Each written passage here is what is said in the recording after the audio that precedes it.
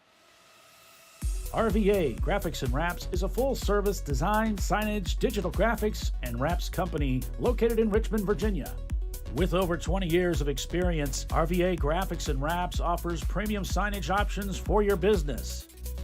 We are dedicated to offering our clients best-in-class service in all aspects of graphic design and application. For more information, visit us on the web at rvagfx.com. Lifeline USA is a leading manufacturer of onboard fire suppression systems. Lifeline's continuous commitment to research and development ensures that we supply the most innovative and cutting-edge products available, used by the majority of the world's motorsport championship-winning teams and constructors. Lifeline has a proven history of success. Lifeline offers a complete range of fire suppression systems for all budgets and needs, and we continue to push development and limits on both extinguishment materials and our patented delivery systems to make the race car environment almost as safe as sitting on your sofa at home. Every kit has been designed for a professional and simple installation. For more information and to purchase your ChampCar fire suppression system, go to www.lifeline-fire.com.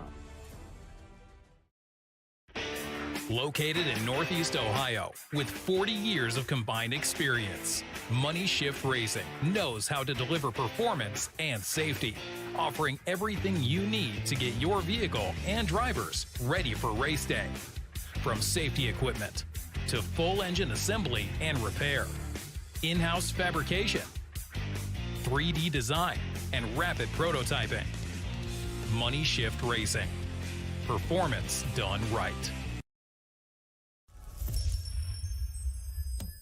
Frozen rotors from Diversified Cryogenics deliver increased performance and a higher level of safety, while significantly reducing braking system costs. So to tell you a little bit about the durability of this product.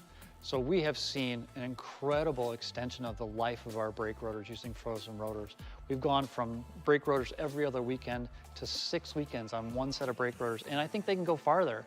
The durability has been amazing. And it's been a fantastic season, and man, a lot of that is due to the way our car can brake on those frozen rotors. For more information, go to frozenrotors.com. Come on, Road. Do your worst. We'll be at our best. Engineered to meet or exceed original equipment performance, exclusively at AutoZone.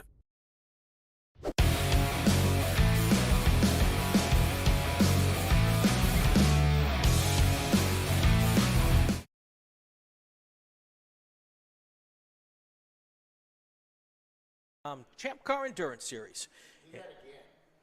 Do that again? And we are back from Willow Springs International Raceway, ChampCar.com Champ Car Endurance Series. This is ChampCar.Live, presented by AutoZone. I'm Brian Bielanski. Bill Strong is here with us, and we are just past the 1 hour mark here, so about a little less than 6 hours to go. Exactly 5 hours and 53 minutes left in this race. Petraholic Racing is our leader right now. Second place, Tangerine Dream. Third place, Team Honda Research West. Zoom Zoom Kaboom. They are in fourth place. Roto Plucker Racing having a bit of an adventurous first hour. They are in fifth. Renegade Motorsports is in 6th, and Fetterhund 7th. Hall & Oates is in 8th. All right, Bill. Yeah, your sound engineer sucks. So, it took a second to figure out why nobody was hearing us. But we got it. All right. We got it. Very nice. We're looking at the Flagtronics software. This is the part of the sausage that you don't normally get to see being made. This is what the Champ Car, the race control uses to help keep track of things on the racetrack and help monitor and alert to the drivers what's going on. Oh, we got a car number 570. Yeah, I don't know why that's that way. Is he stopped over there? It's yellow. It's been that way for a couple of laps. So is 570 over at turn? No. Yeah. It's hung. It's hung up. Okay, I'll sit back down. Let me see if I can fix that on my end.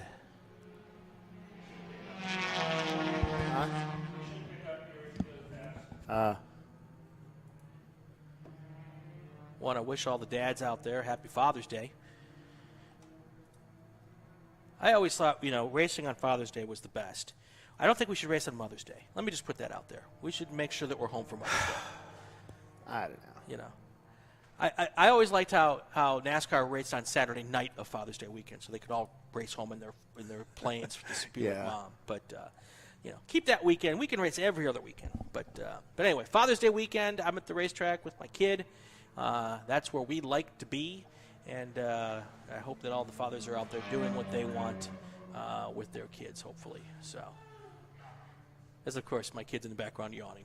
Yeah. It's a perfect day for racing at Willow Springs, and I don't know that those words have ever been uttered in June. Did Tangerine? Right now, the weather is a whole brand spanking 71 degrees outside, and again, it's June 10th, I think? No, I don't know what the heck date. June 19th. We've been out here in June where it's been well over 100 degrees. Our high today is expected to be 83 degrees. Couldn't be better, Bill, for this kind of thing. It's pretty awesome, actually. Yeah. And last year it was, 110? Yeah. Woo. 114, actually. 114? That's like rip the rubber off the tires temperature. Insane. What was the track temperature when it was 114 degrees? Don't know. It hurt. Yeah. I didn't have any gear last year. I just flew out and did the race. And I just remember working pit in. Yeah. And just the wind was blowing so hard. Yeah. And it was like an oven. Yeah. You know when you open the convection oven and you get the air flowing out at you? It's like standing in that for 8 hours. Yeah. Crazy. Now, Sunday's race was better. It was a degree cooler. So not bad. But I'll tell you, there's this feeling you get of your body cooking. And it's deep inside. Roasting its own juices? Yes, it runs deep inside you. Yeah. And it took me about a week to get over that. Okay. It was weird. Yeah. And it could have just all been in my weird head. But no, it was. No comment. It was, I'd felt like that before after a race like at VIR during the summer where it's really hot. But you weren't driving. You were just standing out. Yeah, I was just standing out there. I mean, our car gets about 125, 130 degrees in the car while you're racing. And that's kind of what it felt like. Well, and when you're racing, you're out there for 2 hours, and you have a chance to get in the cool. You can stick your hand out in the wind and get a little cooler air, where here, you stuck your hand out in the wind, and it was just as hot. Yeah, and you weren't moving, and you were out there for a whole 8 hours. So we're showing that car 570 there is highlighted. That car is not.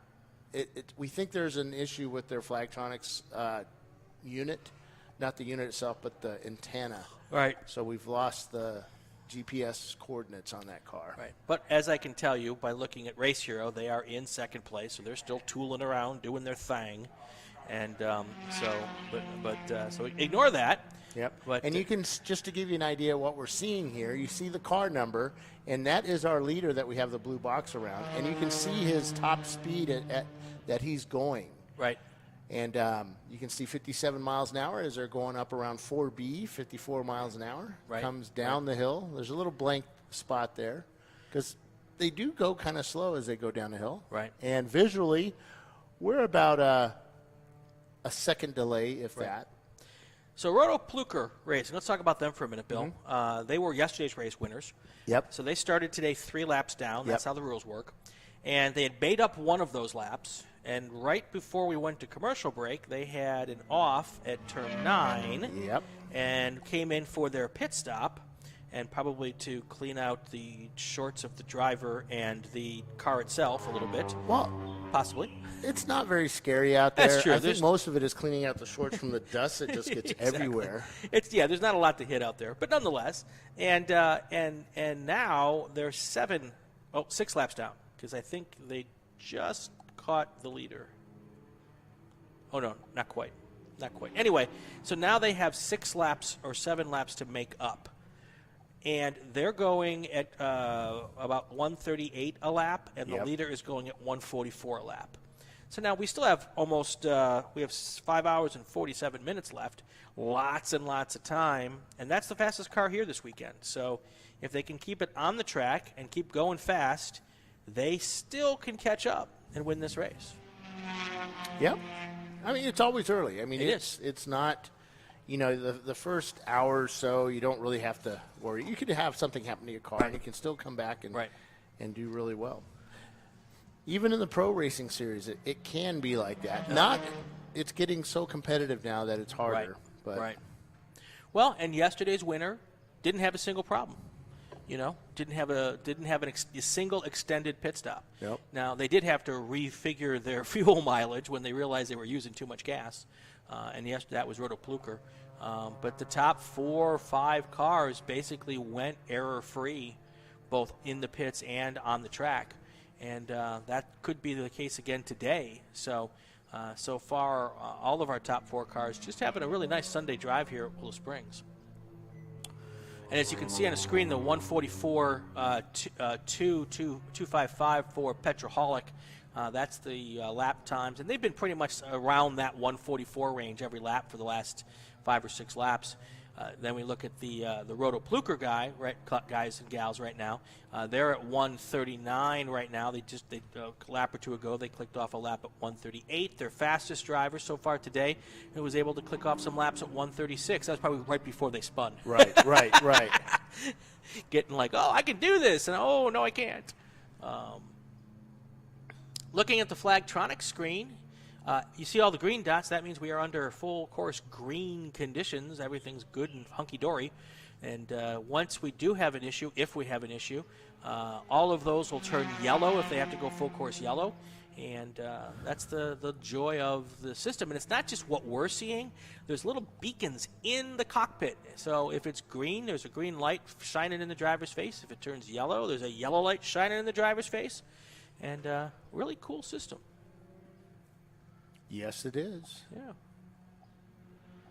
And when we had some issues, I will let you know, it's not issues on how the system was working, it's our interface that we were showing to you guys.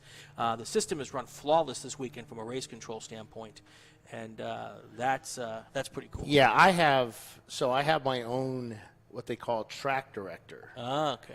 I can't direct anything because something about, we don't want Bill having that kind of power. Hey, I get it. But, in all honesty, they wouldn't give me that power either. Well, so. I said, just give me GM. And they're like, what? I said, just give me GM, God mode. And I could just go, bink. Yep. And guess what? The race is over. We get to go home. But no, they said no. No, it's, they have given me a unit that, a read-only unit. Read-only unit, yes. So the problems that we have had have not been as far as the race control problems. Their system's working great. Yeah, and I'm trying to get rid of a car, which is the 570, that's showing up as a yellow, but we think their GPS unit has fallen off, so we can't see it. It's probably right out there. It might be. No, it's falling out of the position to where a lot of guys will stick it to the dash or whatever, and maybe they hit a bump, and it. Yeah. The magnet's pretty good on those, but sometimes they stick it to aluminum. Yeah. Yeah, it doesn't magnetize to aluminum. No. So that's what they tell me.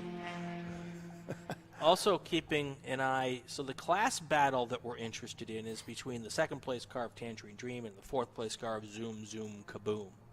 And different fuel strategies, my guess. That's what they did yesterday. So Zoom Zoom Kaboom, if they follow what they did yesterday. And I'm interested to see. And there's Zoom Zoom Kaboom. Where the blue box is? Yep. Okay, there we go. 184. I'm interested to see if Scott joins us today at all, to ask him how an hour shorter race plays into that strategy. It may not be as effective in a 7-hour race, or maybe even more effective. Don't know. Right. But that's something. If we get the opportunity, we will ask that question.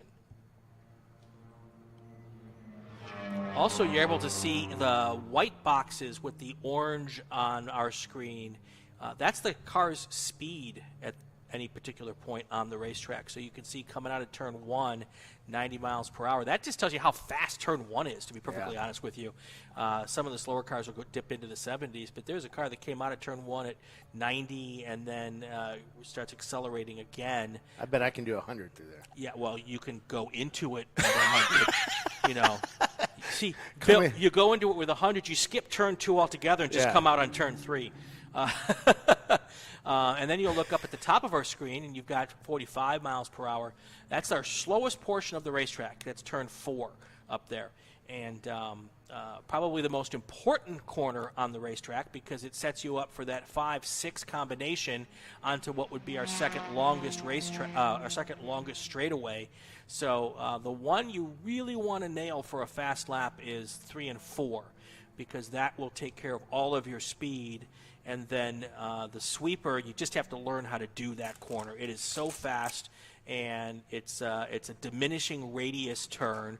There's a little bit of banking, and it's a whole lot faster than you think it is until you get out there and realize that you don't really have to slow down as much as you think you do. So, see car number 184 there on your main straight, 92 miles per hour. It'll get up over 100 here is my guess before they get to turn 1. Or maybe it won't. So the car to watch, there's this Roto Plucker car, 110 miles per hour there on the main straightaway. Probably even now they hit the braking zone and they go back down to 109. So lots of fun to watch this thing here. And a different perspective that we don't get the chance to see most of the time. And the reason we're showing this and not cameras is because we've got some bandwidth issues, like a lot of racetracks out there. Not real good cell service here at Willow Springs, and not real strong internet, regular landline internet. So we're making the best of. We're making chicken salad out of chicken doo-doo here. Yes, we are. Well, we think so. It's up to our viewers to or listeners to give me an idea what they think. Yeah, I'm not making any grand predictions. I didn't say we were making chicken cordon bleu from chicken doo-doo. I just stepped up the chicken salad. So, still not a whole lot of changes here. Petroholic first, Tangerine Dream second, third place Team Honda, fourth Zoom Zoom Kaboom. And Roto Plucker trying to make their way up through the field here. It's got to be demoralizing. You make up that lap and you're ready to go, and you're only about 15 minutes away from your pit stop, and all of a sudden you slide off the track and you're like, oh man, all that work, and now I've got to go back and do it all over again. And that's one of those situations where having an hour shorter race today could play into it.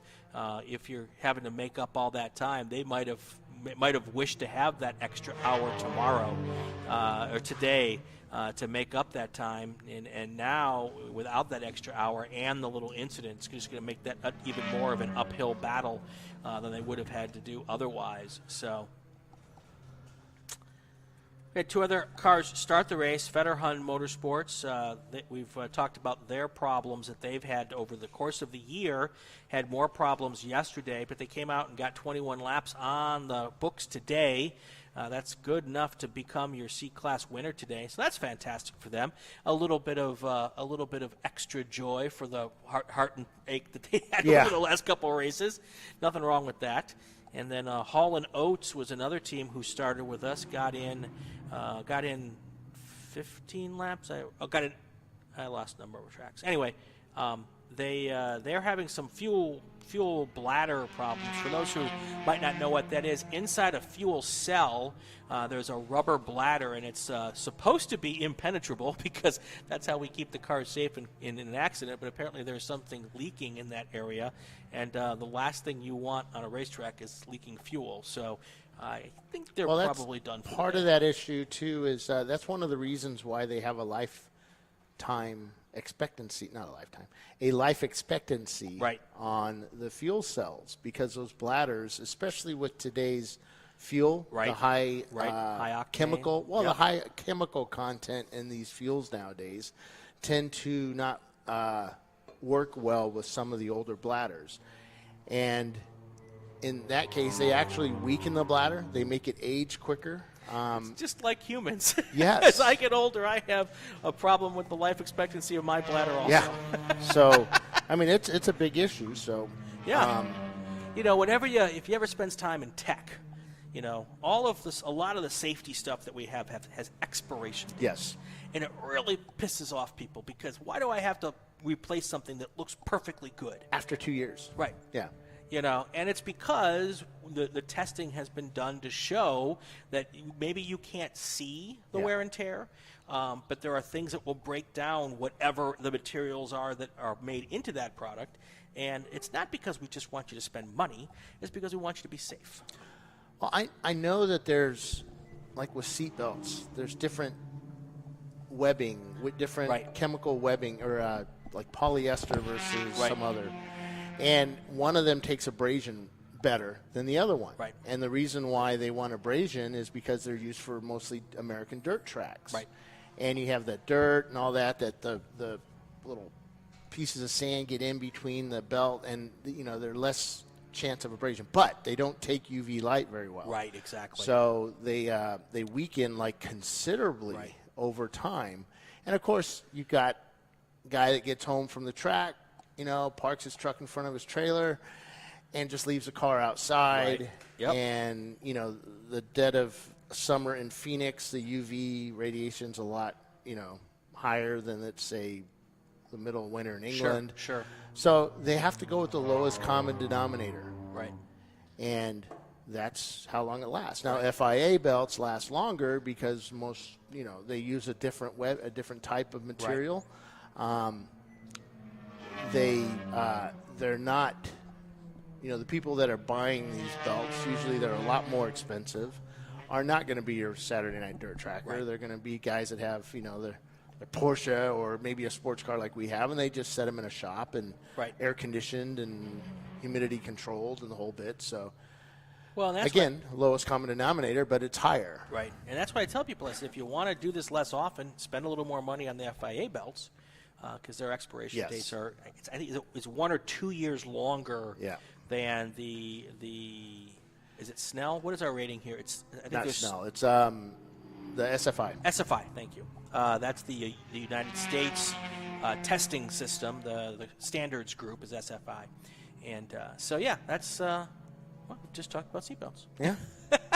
It's the same thing with fuel cells, and there's SFI ratings for that, and FIA ratings. And the FIA ratings, usually those cells cost a heck of a lot more money.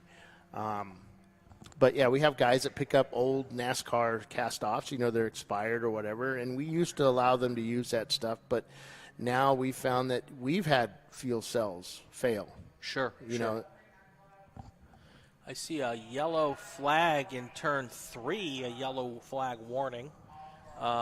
Somebody went 4 off. Yeah. Doesn't look like they're still there, though. Looks like 19, our leader, Petroholic. Nope, they continued on. Oh, they were in that. They were in that zone. That's why they showed being yellow. Got it. Okay. And the flag went away, so we have sectors set up for the flagging. And again, that 570 is. We think we lost GPS on them, so. There you go. Curious to see which was the car that caused that corner to go yellow.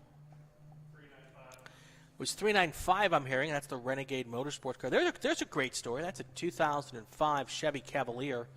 That team, it's a bunch of students out here, and yesterday was their first race ever.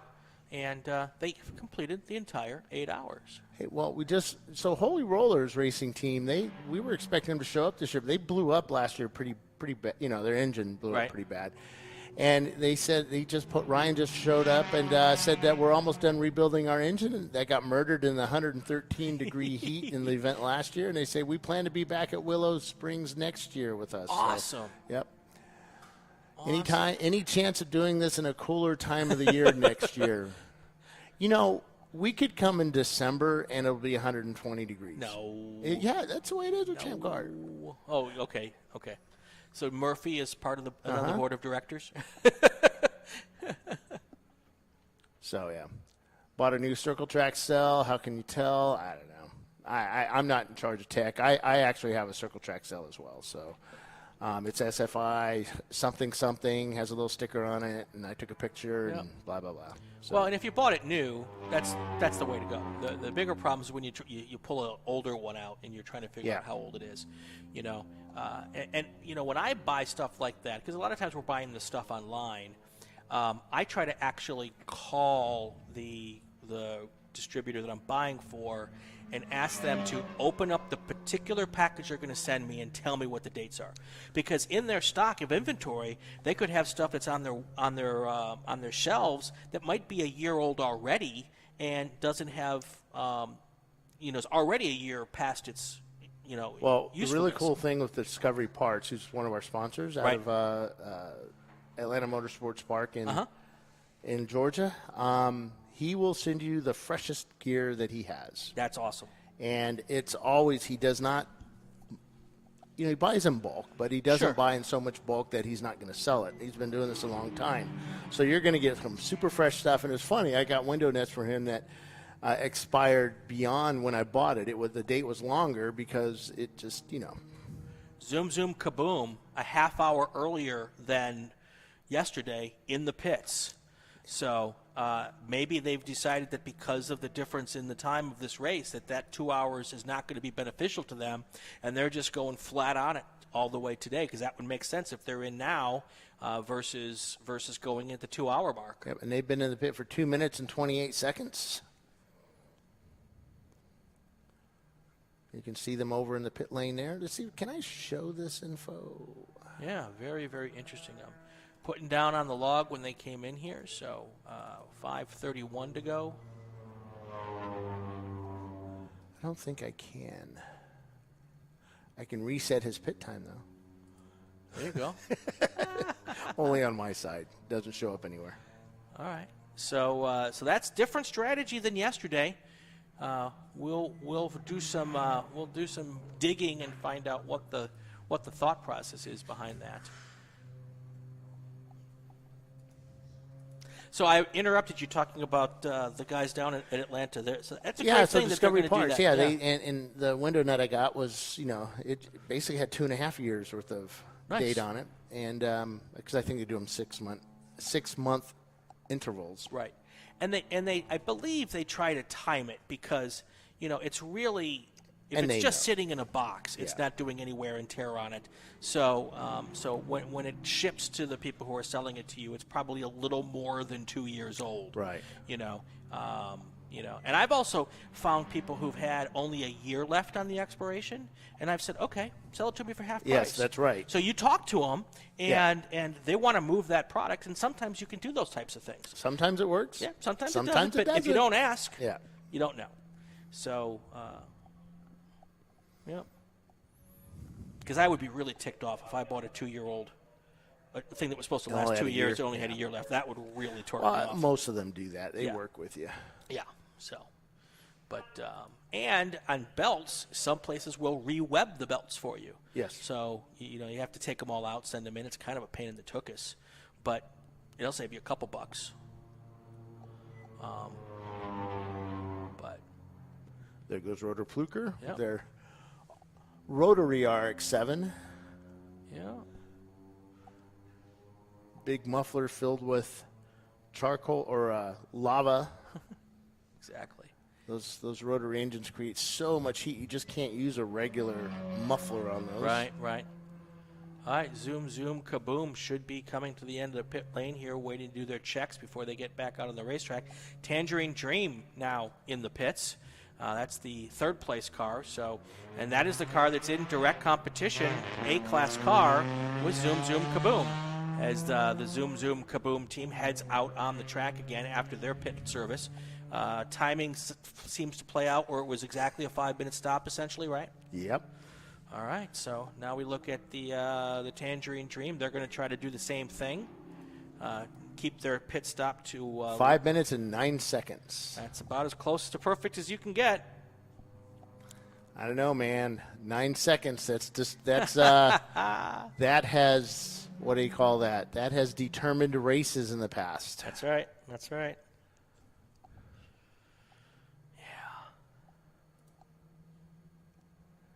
19 is our leader, right? Yes, 19 is our race leader. 37 is the car trying to make up all those laps. That was your race winner yesterday. And still got a lot of time to go, though. So the cars who haven't made a stop yet, Petroholic, Team Honda Research, and Renegade Motorsports came in really early, I think. Did I write down their time? No, I didn't. Maybe they haven't come in. Anyway. Trying to keep track of these pit stops so we kind of have to, so we can kind of get a guesstimate of what their strategies are and when they're going to have to make their last stops. Because a lot of times, whoever makes your last stop first has got a pretty good chance of being the first one to the finish line. That's right. That's right. So, you know, and they start thinking about that like weeks before these races. What's the best? What's going to work?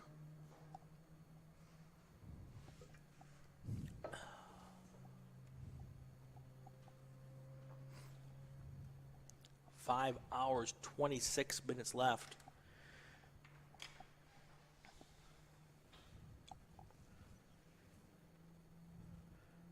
So now zoom, zoom, kaboom. Depending on how many laps they can click off here, probably should be back on the same lap as Tangerine Dream after this pit stop. Probably be behind them still, but maybe on the same lap.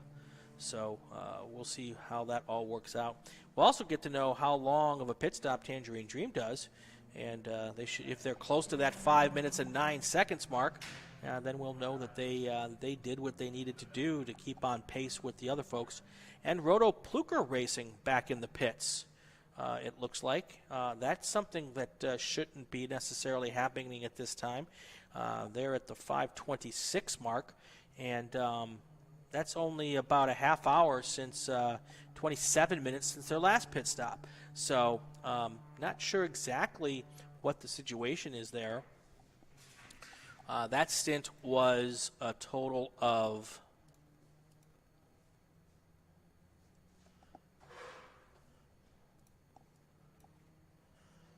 where the heck is my sum button here? Anyway, keeping an eye on that. We'll see. But yeah, it was 27 minutes for that fuel stint. That's definitely not the way they want to do that, and we will we'll keep an eye on that and see what the situation is there. That could also just be the driver change too, because they had an incident at 6:01. I think I know what happened here. They had an incident an hour in where they had to do an unscheduled pit stop there at that point in time. They may have now come in to do a driver change to keep all of that working out. But we will see how long they stay. But to get back on pit sequence, they might be filling up as well. Interesting to find out what that's going on there, and we'll see what we can learn over time here. There is the zoom, zoom, kaboom guys going by while Tangerine Dream is still in the pits. So at some point in time, they should be able to make up at least probably 2 laps that they were down to Tangerine Dream. A typical pit stop here is going to be about 2.5 laps on the track. So right now they're 1 lap down, and if they can come around one more time before Tangerine Dream comes out, they'll make up the lap. Now the question is, will they be able to come around enough to be able to basically take the lead from Tangerine Dream? Not sure. We'll know here in just a few minutes. You're listening to TireRack.com, Champ Car Endurance Series. This is the California Grand Prix at Big Willow. And this is the ChampCar.Live broadcast presented by AutoZone.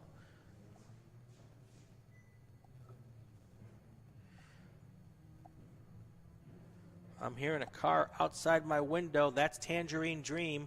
They're just waiting to finish up their pit stop time. And it looks as though that they are not going, they're going to get out before Zoom Zoom Kaboom is able to make up that lap. Because I can hear them already. Yes. Yep, and now they've gotten the green light to head back out. And Zoom Zoom Kaboom is just heading into turn 7, it looks like, or turn 8. So they're not going to make up that lap at this point in time. That's how the strategy is working out. Roto Plucker still in the pits. This will get them back on what's probably the pit sequence they want. My suspicion is that they had to make that stop for the driver change. And that's why they're back in again after only a half hour of racing after their last pit stop. So, Petroholic Motorsports, Petroholic Racing, Team Honda, they're the 2 teams who have yet to stop. I imagine we should be seeing them pretty much anytime. Oh, as I speak, Team Honda Research in the pits. I don't imagine that Petroholic will be out there too much longer. That Ford Mustang is not easy on the gas chug, so we will wait for that to happen. So now Team Honda is in, and they were 2 laps ahead of Tangerine Dream. That should be, depending on how things work out, Tangerine Dream should be able to come fairly close to making a pass to move into second place. I think they were in second place before they came in for their pit stop. So this could be kind of a leapfrog situation here.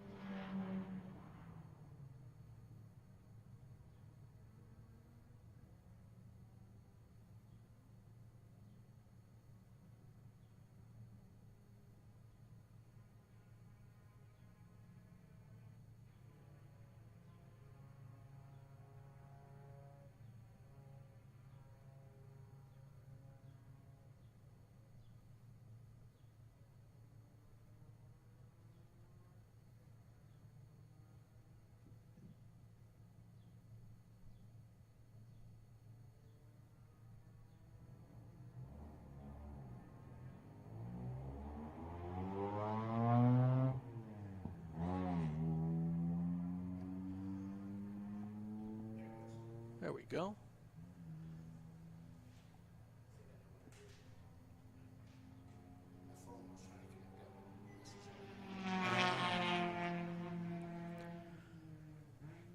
All right, Team Honda Research looking like they should be getting ready to finish up their pace or their pit stop. Completely lost my mind. I have to go find it.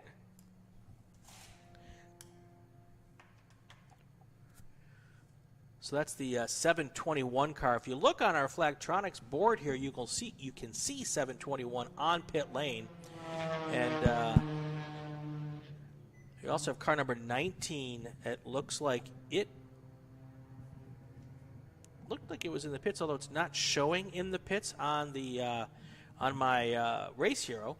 But it does look like it's not moving, and that will be the place for it. And which is interesting is that that means that the Roto Plucker team, they can start continuing to make up some time if, in fact, they are on pit lane. Yeah, it looks like it. Can you hear me? Yes, I can. Okay. I'm going to head out on pit lane, and we'll give you a little update. I might just interrupt you because I don't have any feedback to you. All you just need to do is start talking, and I'll shut up. So, all right, so our crack pit reporter, Bill Strong, heading out there to find out some doodads and D-dots for us. And hopefully you can go down to the Hall and Oates folks too, Bill, and see what their situation is.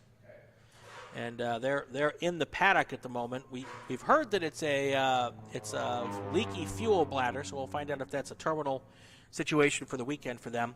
And now Petroholic Racing, the 19 car, does show up in the pits on my little board there. So, and the 721 car, Team Honda, just released from pit lane.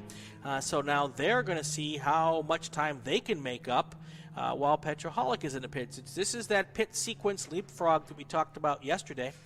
And it's really cool to kind of see how everyone's strategies work out here. And this will be the last pit stop of all of the folks for their first round of pit stops.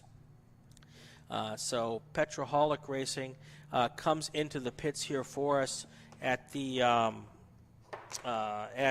5 hour and 17 minutes to go mark. And then Team Honda came into the pits at the 5 hour 13 minute mark.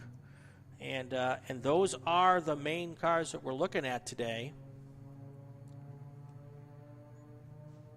And I missed Renegade's pit stop, so I know they've stopped already today at least once, but they're out there in 6th place right now. So once we cycle through on this last pit stop, I will give you a rundown again, because it'll change here probably in the next 5 minutes or so, and we'll see if Team Honda can get out there and make up a couple of laps and get into first place or not. I would guess, though, that Petroholic probably had a good enough lead so that if they didn't have any issues, they should still come out in front. But that's why we run the race here, and we'll see what happens. Can always have some sort of hiccup on pit lane.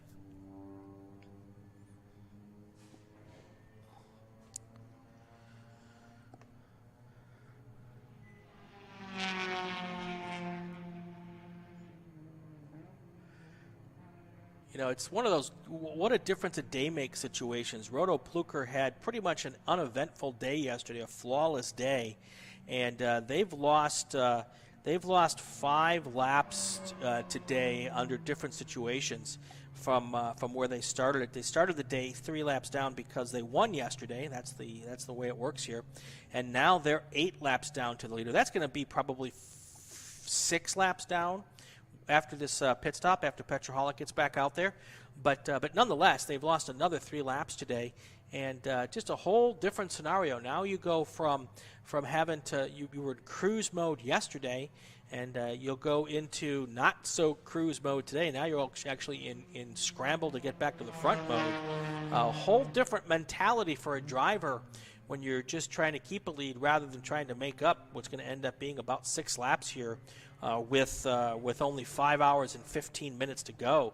So they're going to have to do a whole different idea of how they drive that car if they want any chance of being able to get back and do what they did yesterday, just take home that big trophy. Petroholic Racing still in the pits. They should be coming out here in about 2 minutes looking at the clock.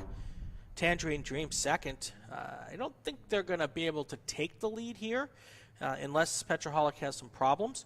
So we'll see that. And it looks like it's possible that Roto Plucker is back in the pits. All right, so there's Tangerine Dream. They're back on the lead lap now, which is what I expected to happen. The question is, can they make this entire lap before Petroholic comes back out? I don't think so, but we're going to see in just a few minutes here. We should know the answer to that question in about a minute and a half.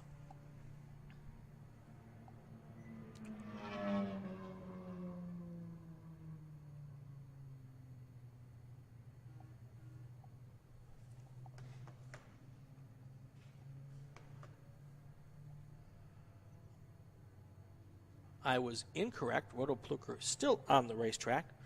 So, all right, the number 19 just finished their pit stop, and they're headed down to pit out right now. Headed down to our folks here at Honda. Let's see how they're doing. Bill Strong is here, guys. You guys all work for Honda. How's the Honda car doing out there? Nobody wants to talk. Oh, the team captain. So what's your name, man? I'm Colin. Colin, so how's the car doing out there? Really good today. We found a few more laps on each tank of fuel, so we'll be good all 7 hours, we hope. All right, so the plan is going well. It's all this first pit stop. Were you out there the first? Yeah, I just came back. Okay, so what's the track like right now? It's beautiful. A little hotter than yesterday, but beautiful sun, not too hot. Car is running under temperature, so yeah, good temps. So what do you guys do with Honda? I mean, why do you come racing at Honda? Racing has always been kind of Honda's DNA, right? Mr. Honda essentially founded a company to fund his racing, right? He wanted to go race, so he started his own motorcycle and car company. So, yeah, it's like I'm in the design studio. A few of us are. There's members from other parts of American Honda here. So this is just a chance to experience our products on the track. Appreciate what the engineers and the designers did. So, yeah, it's we're out here for a little PR for Honda, but also to experience our own products and find ways we can maybe make them better. So are you the guy that we complain to when people haven't made the Civic look like something super racy from the 1990s? I'm not an exterior designer. I'm an interior designer. So you can complain if your dashboard is ugly. Oh, okay, there we go. So I thought that was pretty funny because I've seen some posts where people want, I'm a Toyota guy, and people are still expecting like the Toyota MR2 to be this like supercar, like a Ferrari, and I think they think the same thing with like the Civic. They still want it to have that supercar look from the 1990s, even though something like that today would look really. Well, we got two generations of Civic out there. We got the old EF, and we got ours, which is a 2012. So if you want to do a little design comparison, you can see them both on the track right now. What's so good about this car? Well, this is our first year racing it for Champ Car. We previously had a Fit, which met an untimely demise at Virginia. But this one we dragged out of the desert earlier this year. It was kind of mothballed up at our test track. And, yeah, this one's great. It's one of the last NA naturally aspirated Civics, so you get that. It'll run all day, no problems with boost or temps or anything. But we raced the Turbo ones too in other series, and they're great too. So it's just kind of two different sides of the same coin, right? Boost and NA. But yeah, this one handles great. The engine pulls really well in the straights. So yeah, it's a fun car. Now, being it's a Honda Civic, do you guys still get 40 miles per gallon out there? We are getting better gas mileage today. We found we have a few more laps even when the tank's reading E. So yeah, it's doing all right.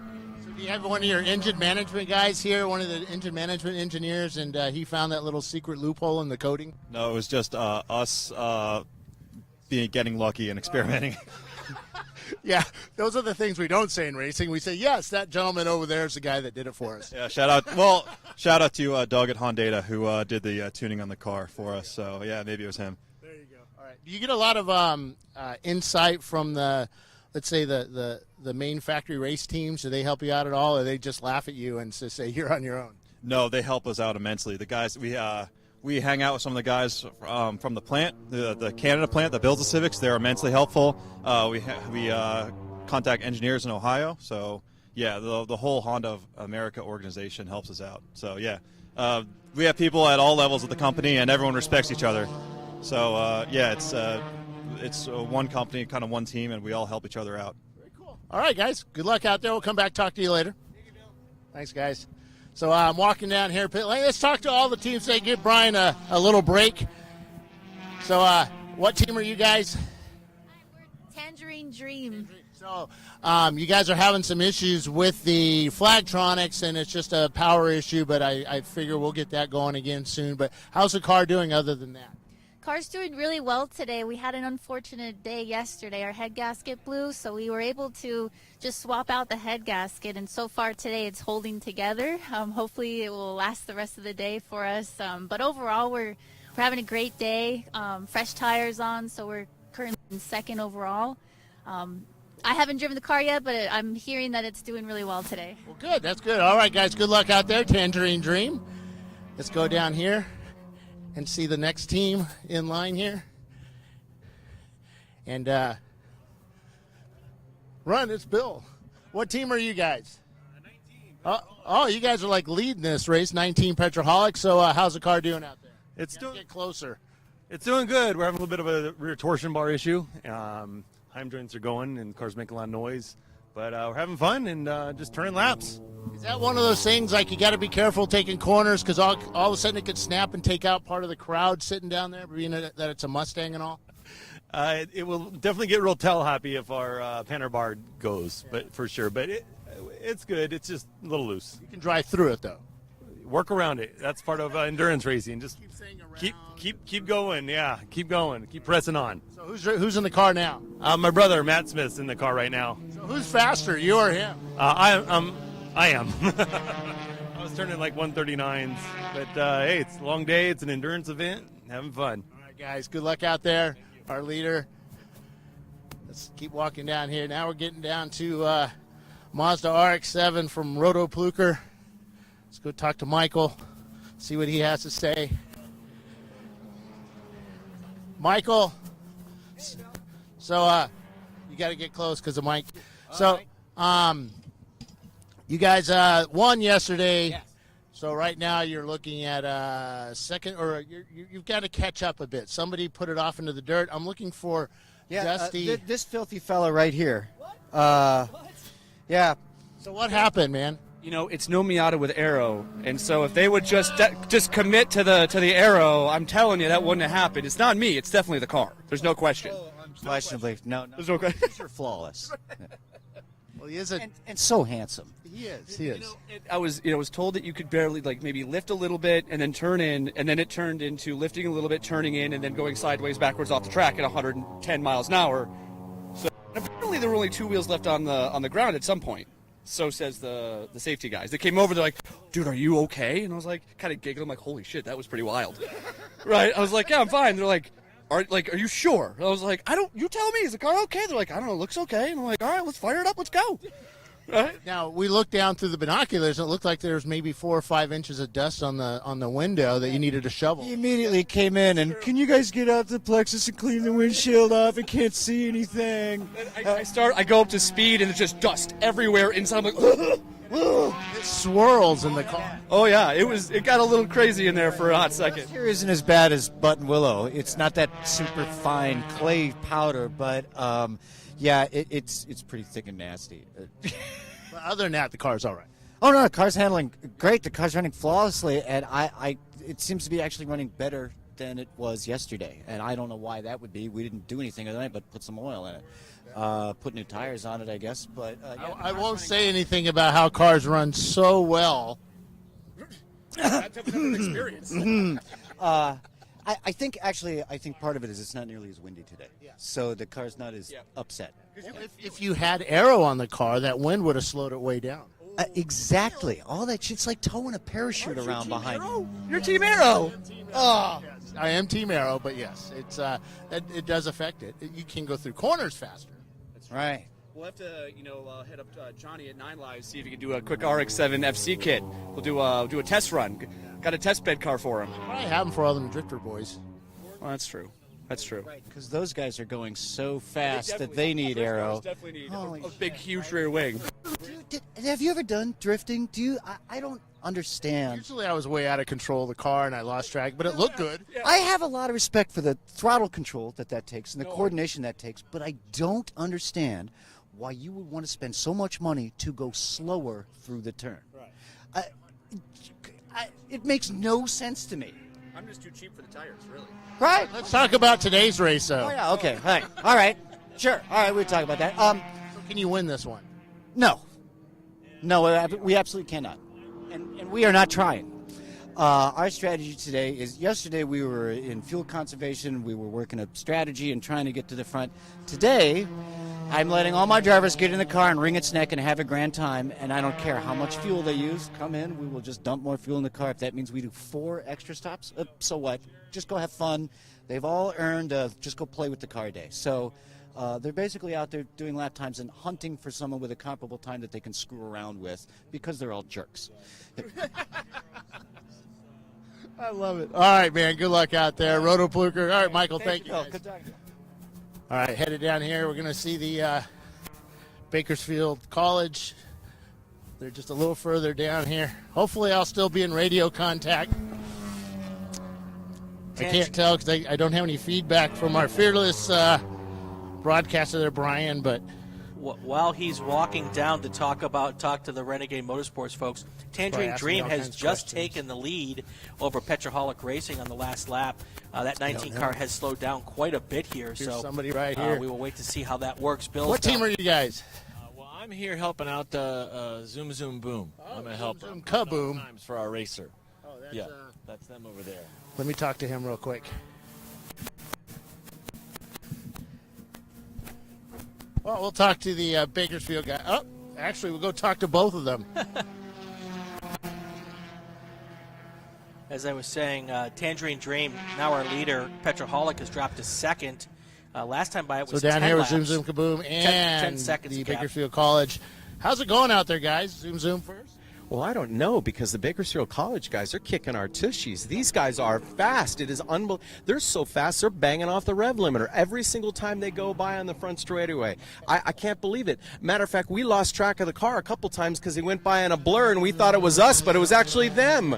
I did that all day yesterday because they're both white. Exactly. So one of the things that I said to the guys yesterday was that they would after they got out of the car, after the first or second stints, they'd have time to think. And so that would allow them to think about the mistakes they made or what they did good.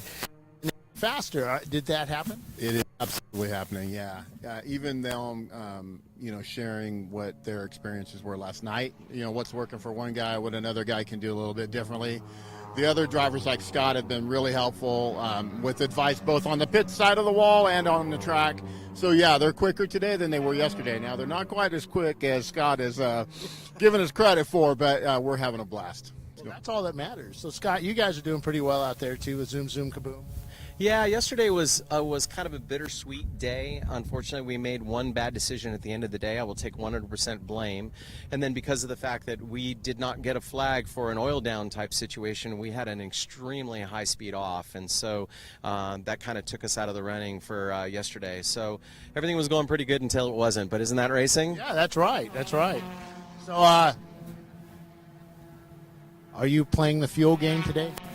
A little bit. We are watching the rest of the teams, and so today's strategy is going to be a little bit more, how should we say, manipulative, depending upon attrition, and and I don't know. It's interesting because I was actually talking to Bakersfield. I said, for all intents and purposes, if there was a way that you guys could continue to keep the wheels turning and have really, really good, solid pit stops, they would actually be doing incredibly well as well. Unfortunately, they've come in a little bit more often because the drivers are still kind of getting acquainted to the track and getting acquainted to doing a 2-hour stint. But they have the capability of doing really well as well. They're an automatic little GM product cruising around, and people don't realize that keeping the wheels turning and really working on fuel strategy, it really goes to your advantage. I'm proud of these guys. That's kind of cool. You guys running an automatic transmission, 2-liter GM 4-cylinder, which isn't known as the Iron Duke of racing. No, but it's what we had at the time, and it's serving its purpose. We're grateful for that. We've tried to do our homework with maintenance and prepare oil changes every night. Just trying to be smart about it and make it last as long as it can. So did GM Racing get involved with this at all? Or? No, it was a product of circumstance. We've actually got an RX-7 we're building, and Mr. Kingsley's been a great help for us on that so far. But this little Cavalier was dumped in our lap by a supporter of our program, Motor City, down in Bakersfield, and it was too good to pass up. It was easy pickings, you might say. It was a old mini stock at one of the circle tracks down in Bakersfield, and so we had to update it and get it ready for Champ Car and endurance racing in general. And it came together pretty quick, and it's been a good learning platform for these guys. Easy to drive. It's not intimidating. So it's lasting so far. We with the automatic transmission and the Champ Car rulebook, we are actually below the VPI index on the thing. So I think you guys are in negative territory. We should have got a head start, I think, at the beginning. Exactly right. Give them 10 laps, please. Give them 10 laps. No, it's great. That's funny because my Opel GT is 75 points. Don't you get a 75-point hit for automatic discount? You get it back, yeah, right. Yeah, so I would start at 0. Oh, my goodness, man. Exactly right. You could be a rocket ship in that. Good, yeah. All right, guys, good luck out there. And, Scott, good luck out there as well with your fuel. Yeah, sort of, kind of, yes, wink, wink, nudge, nudge. You get the idea. All right, guys, we'll be back down later to talk to you. All right, back to you, Brian. All right, we've had changes up at the front here. Tangerine Dream is now your race leader. Petroholic Racing, they were talking about that problem with the rear end of the car clearly making issues for them. They have slowed down dramatically from where they were earlier in the race. And even in the 3 or 4 laps since Tangerine Dream took the lead, they've now opened a gap of 37 seconds over the second-place car. Team Honda Research, they're your third-place car. They are circulating now in the 1/4 1:47 second a lap range, and they're now another 38 seconds back from second place, a minute 15 back from the leader, and then if you look at Zoom Zoom Kaboom, which is the actual class competition for our race leader, they're in fourth place, waiting for them to come across the line, but it's definitely more than one lap gap between the Tangerine Dream folks and the drivers on Zoom Zoom Kaboom. So we'll kind of see how the fuel strategy is playing out. The fastest car on the racetrack right now, in Tangerine Dreams, they're actually moving pretty quick too. 1:42 was their last lap, and that's 8 seconds a lap faster than Petroholic, and 5-6 seconds a lap faster than Team Honda. But you look at the fastest car on the racetrack right now is the Roto Plucker Racing guys. That would line up with what their team principal just told Bill. They were just hauling the mail, bringing it today, not worrying about fuel saving. That will probably keep them fast, but it will probably also make them have to do maybe an extra fuel stop. And as we know, fuel stops are just sitting slow and not even slow, stopped for 2.5 laps. So even with 4 hours and 56 minutes to go here, that's going to be a situation where an extra stop at this point, if in fact that happens, will be the end of any chances that Roto Plucker has. But they said that they have no anticipation with how they're running the strategy of this race to be able to win it. They're just out there to have fun. And heck, isn't that why we're all out here? Have fun. Also, a great discussion with the Renegade Motorsports guys and gals. They're running in 6th place here with, like I said, just under 5 hours to go. Their first race weekend in this car. It's a Chevy Cavalier automatic transmission, and they're just keeping on making laps, and they could work on fuel strategy a little bit and make up some places here at the end as well. So that's what's been going on while Bill has been running up and down pit lane. What a great conversation with some of those guys, and it was fun to hear all of the Team Honda research folks talk about the history of racing with Honda and all of that, and then the conversation with Roto Plucker, that was a hoot. So a lot of good stuff going on. We're 68 laps into this race, 2 hours and 4 minutes on the track. 4 hours, 55 minutes left to go. 11 o'clock here on the West Coast in what would clearly be considered Chamber of Commerce weather. 74 degrees, not no wind, but a lot less wind than we had. Hey, Brian. Yesterday. Yes. I'm going to talk to Dana Morrison now. Sorry to interrupt, but Dana, how's the weekend going so far for you guys? The first thing they teach you in radio is not to let go of the microphone, and we're seeing how far we can pull Bill over the wall. Bill will not let go of the microphone. So, so how's the race going this weekend? I have to put it close. Don't get me started. Just the tip, man. I think it's a really good example of what I said on the board meeting, which is come give us a try. Regardless of what you've heard, or regardless of, maybe you raced with us many, many years ago when Champ Car, or what Champ Car is now from then, was run by different people and different structure, just come give us a try. Everybody's out on track. Everybody's having a good time. Everybody's enjoying some fantastic weather here, best we've ever had at Willow Springs. The people who came and gave us a try and race today are having a really, really great time, and I hope they continue to for the rest of the day. Yeah, it's good. So what's coming up? We're at Carolina Motorsports Park next weekend. Carolina Motorsports Park, and then Sebring right after that, and then we get a couple of weeks off, and then we go to Nelson for the first 24. Champ Car is sanctioning the return of the longest day at Nelson Ledges. So we'll be the sanctioning body for that. So we're looking forward to that event. We have 2 24-hour races for our summer 24s. We got a special kind of mini championship going for that with some special prizes and awards for those people. So, quite a summer of interesting racing coming up. Good. All right, we're going to get back to Brian, and thanks for talking to us, Dana. Bye, Bill. Thanks for coming by. All right, back to you, Brian. Always good to have the big boss join us on the broadcast. Good to hear from Dana talking about all that's going on out here this weekend. And that's right. Come on out for a race weekend, and when you split up the cost between a couple of 3 or 4 drivers, it is really the best bang for the buck in many cases out there. Tons and tons of track time over the race weekend, racing at some of the premier tracks across the country.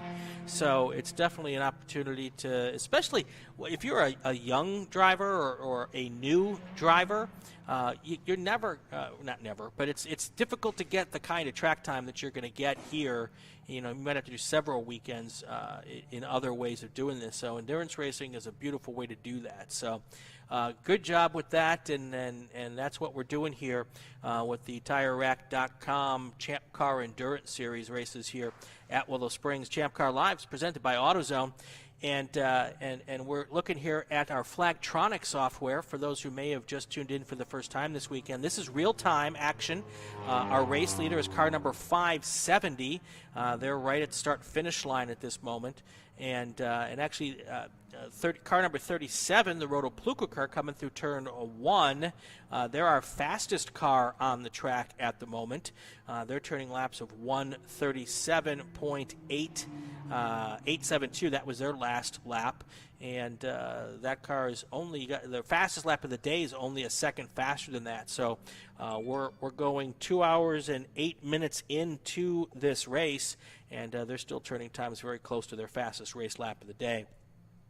Tangerine Dream took over the lead here, I'd say about 10 laps or so ago from Petroholic Racing. We just heard from Bill Strong talk with the Petroholic folks, and they're having problems with the rear suspension of the car. I think it was their panel bar, their torsion bar in the back is giving them some issues, and that's pretty clear because they were really fast here in the first couple of hours.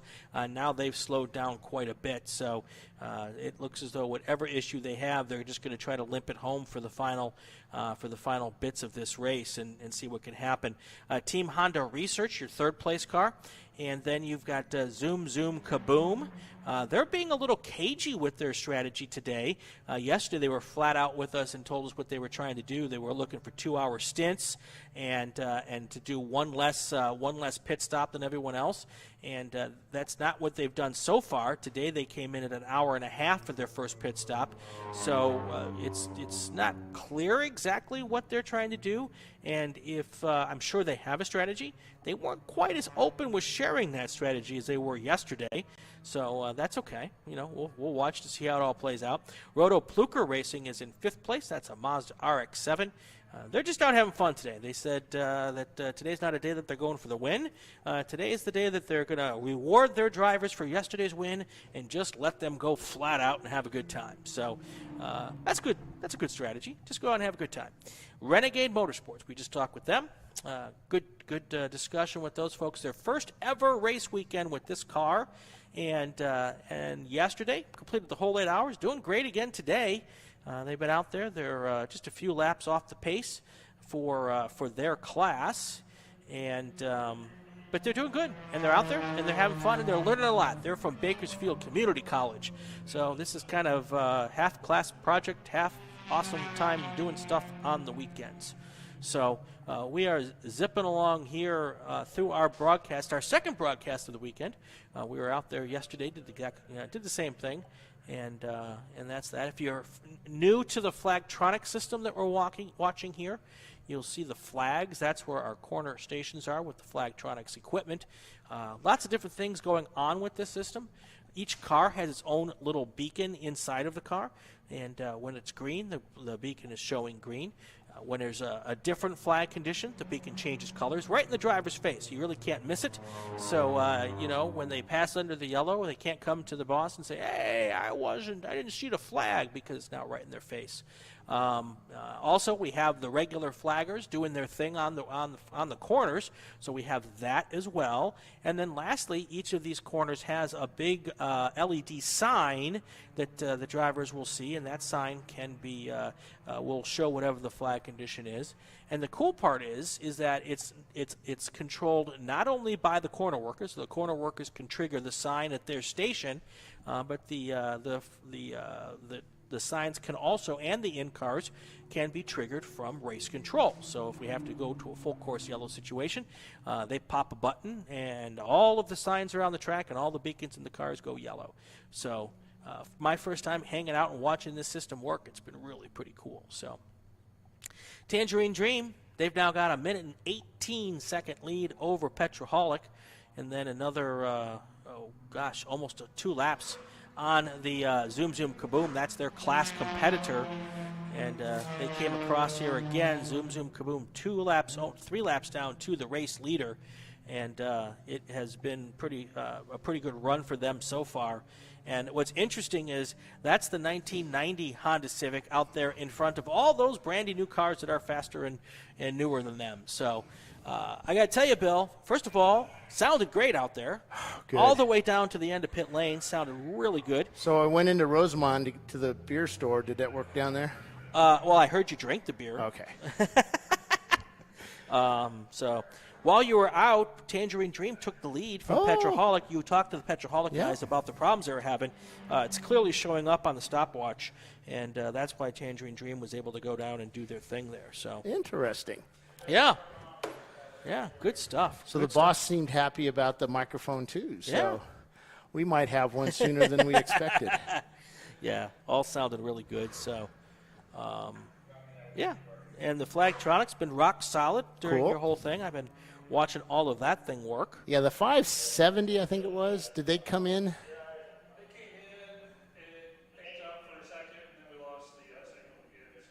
Yeah, they were having sort of connection issues. And Yeah, they might have a dangling participle. Yep. So we'll see. All right. Not a big deal. No. So, but now they're at a 1:23 lead, so it's not going to be long before they've lapped the second place car as well. And they're giving the valiant effort in car number 19, trying to just keep that car on the track until the end of this race. But that is going to slowly drop down through the pecking order. Almost every car on the racetrack is faster right now than the 19 car. Roto Plucker Racing just entered the pits, and looking at the timing for that at the 4-hour 45-minute mark. Why did Roto Plucker come in? Because they're running faster than they were yesterday, and they're sucking up a lot of fuel. Oh, because they said they were just out there having fun. Right. Okay. They They went off track, so they have to clean the window off again. I love it. That's good stuff. Oh, unless you're in the car. Well, that is true. Yeah. All right. So, but that's almost. Where am I at here? That's about a half hour for between stops. So, they did not put fuel in because they weren't in the pits that long. So, clean off the windshield, go back out, stay on the track. Clean off the windshield, go back out, stay on the track. Sorry, I'm working with Rinse, Flagtronics repeat. right now at these holes that we have in the track. Okay. All right. So anyway, I do think, though, Bill, we missed our commercial break. Yes, we did. We'll come back. We'll do it again. Okay. Hold on. Let me take care of something. All right, Tangerine Dream still leading. Petroholic Racing second. That gap now has grown to, we'll see here, Team Honda is now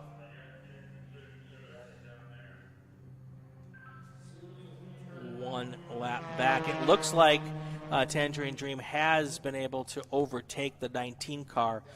So now the entire field a lap down to Tangerine Dream. Dream would be exactly how I would describe their day so far. That is a 1990 Honda Civic, old school Honda. Well, I guess not old school, go all the way back to the 70s if you really truly want to go old school Honda Civic. But that's the Honda Civic that was around when I was a kid, and pretty cool to see that car's out there doing so well. And it's funny because that car is 2 laps ahead of the 2012 Honda Civic, which in theory should be quicker, faster, and more reliable. But Tangerine Dream's done a great job so far.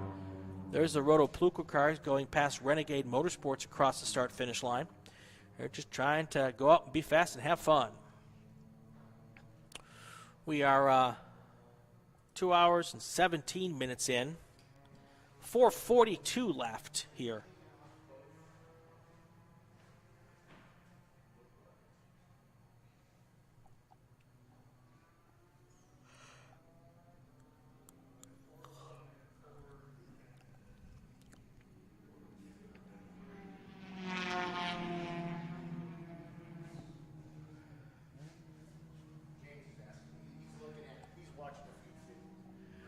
Tangerine Dream. Now, I don't know why I didn't put this together yesterday.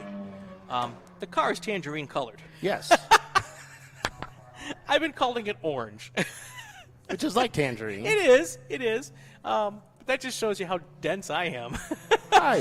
Didn't put any of that together. I just thought, I don't know what I thought. But I guess now I'm focusing on it more because it's leading the race. But...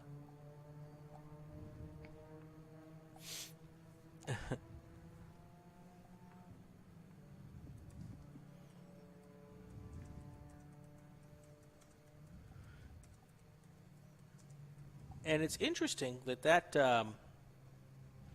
car, the 570 car, Tangerine Dream, their laps right around a 140, and they've been really consistent. 141, 140, 141, 140, lap after lap after lap. And then you've got the Team Honda Research. They're circulating pretty consistently in the 144, 145 range, and it looks like they've got the drivers who are in the cars at this moment have come to their rhythm and are just clicking off their laps and doing their stints nice and clean. So, and then Zoom Zoom Kaboom, they're doing their thing. They're showing up with lap times in the 148 range. I know that car's got more speed in it, so it's interesting to see what they're going to do here as the end.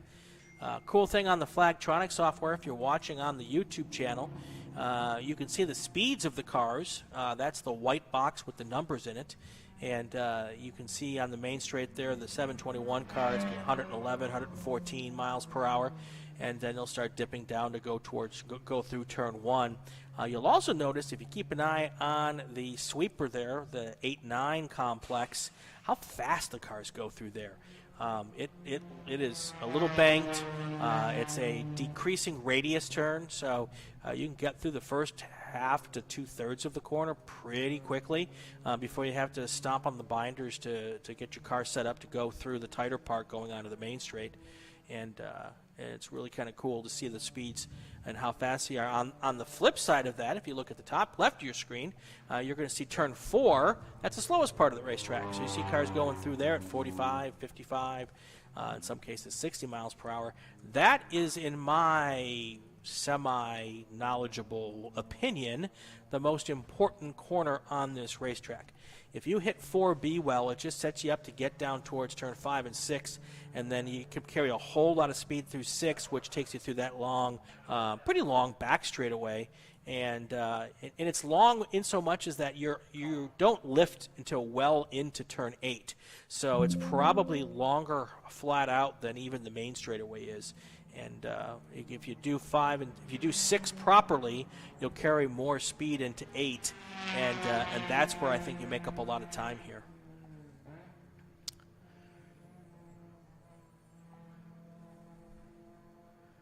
I may have made it better. You may have made it better. Maybe. Okay. I thought it was pretty good to start with. Well, Ballinger and Alaric are showing me some screens from some screenshot settings here a little better. Right. Yeah. This is the system that Race Control is also looking at. They have access to the buttons. They don't give Bill and I access to the buttons, which is probably a really smart idea, I got to be honest with you. But Race Control can go full course yellow from the system. They can send that information to the corners as well as the drivers. So it's really a pretty beefy system, all things considered. And, Yeah, it's a really nice situation for the drivers here to have this kind of quality, communications with race control. Just makes the races just a little bit better, not better, but safer. A lot more information for the drivers, and drivers can make decisions based on that. Hopefully, they're making the good decisions. Yeah. But that's sometimes the discussion point. Yeah, ChampCar.Live here, presented by AutoZone, and this is the TireRack.com Champ Car Endurance Series. We're out here at Willow Springs International Raceway, out here racing since 1953. One of Southern California's premier road racing facilities, and the oldest one on the West Coast. It's been out here since 1953. Laguna Seca, that came in at 57, so got a couple of years the senior, and I think Sonoma was into the 60s before Sonoma popped up. So it is the oldest racetrack on the West Coast, and the history involved here. Great drivers like Mark Donahue and Ken Miles all raced here back in the day. They had Can-Am and Formula 5000 races here. Formula 5000 must have been completely crazy watching those cars come around this racetrack. That would have been so cool. But lots and lots of history here, and we did 8 hours yesterday. We're doing 7 hours today, and from everything I've heard, people are having a good time, Bill. I love this track. I really want to come out here with my car, either the Opel or the MR2, preferably the MR2, because this straightaway and being able to take that carousel part, the 8, 9, 10 section would be, I think, so scary at the speeds that car can run here. I think you need a full broadcast team. So we just get out of the car, come put the headset on, and then we just rotate through. Yeah, there we go. That'd be good. Get 2 hour stint in the car, 2 hour stint up here. That's right. And 2 hours to take a nap. God, it'd be stinking up here after a while. Yeah. Well, it's all good. It's all good. Just got to make sure none of us eat those beans. That's always the fun thing about doing interviews after the race. It's like, I guess you just got out of the car. Exactly. You don't say that, of course. Yeah, well, as windy as it was yesterday, we weren't smelling anything. It was blowing. Probably not. It was doing its thing. So you were out there, not as windy as today, right? No. Yeah. No. Did you hear the wind on the microphone? The microphone sounded fantastic. Okay, good. Yeah. So Ryan Harmon asked, can you get Flagtronics in-car indicator the day of the race? Well, you'll get it on Friday when you check in, and you'll have it all set up in your car, which is basically get a USB plug in your car, plug it into the USB cord, mount the indicator, the flagging indicator, right in front of your driver, like right on top of the dash. We've got some Velcro in it. You could screw it down. We have Flagtronics can sell you a mount that you can mount it to the roll bar with. I'm actually in the process of making a mount. I have a roll cage mount for my AIM, and I'm going to make an extension that will also hold the Flagtronics unit. Oh, cool. So it's going to be my AIM and the Flagtronics will all be in one unit. So when you come in and say, I didn't see the yellow flag, Dana's going to hit you over the head. No. It fits right in front of me. Okay. So I race with some teams that have that center bar on their window, the roll cage bar. Yeah. So I could just mount it right there. And it's my unit, so I can take it and boom, done. And it's right in the window. And I can move it from each of my race cars as well. What does a unit cost? $249, somewhere around there. And that's everything. Yep. But if you want the brackets, the roll cage mounts, it's a little bit extra. Well, and every car's a little different. Yes, so yeah. one application might work for your car, and one application may not. So, and it's the whole thing. I'm looking at it. But right now, when you go to the track, there's no cost. Okay. We're renting you one for El Frio. Right. Which is kind of free. Right. Yeah, but it's got to be after a while of paying. You have a car off track somewhere. Turn 1, it looks like. Yep. That's the yellow flag that I'm seeing on Flagtronics. Oh, Petroholic. Oh, well, that makes sense if they're having. Oh no, not Petrol. Tangerine Dream. Oh, well, that's interesting. They do have a fairly large lead, so if they were able to get going, that's not going to hurt them too badly. They got going again. Yeah, that shouldn't be too big of a deal for them. So, as long as they didn't spend too much time out there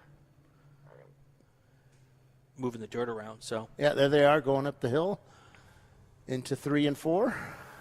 So I'm trying to figure out how to describe the size of this thing. It's probably, I would say, the size of... Well, you can go to Flagtronics' website, and they'll actually, even our rules, actually, the BCCR actually shows the size of the Flagtronics unit, the measurements. Yeah, it's a little bigger than one of those old school, like razor blade dispensers. That's about the size. Yeah. Maybe just slightly larger than that. Looks like it's an aluminum housing, and it's pretty cool. Pretty cool deal. Wait a second.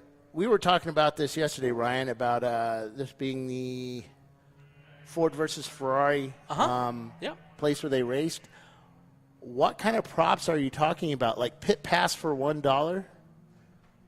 Are you referring to me? No. Ryan says, fun fact, some of the props from the Ford versus Ferrari movie are still at the racetrack. That's probably one of them. Yeah. Because I'm like, pit pass for $1. Holy cow. Yeah. That'd be awesome.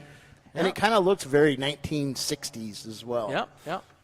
So, it was really cool. Really, really cool.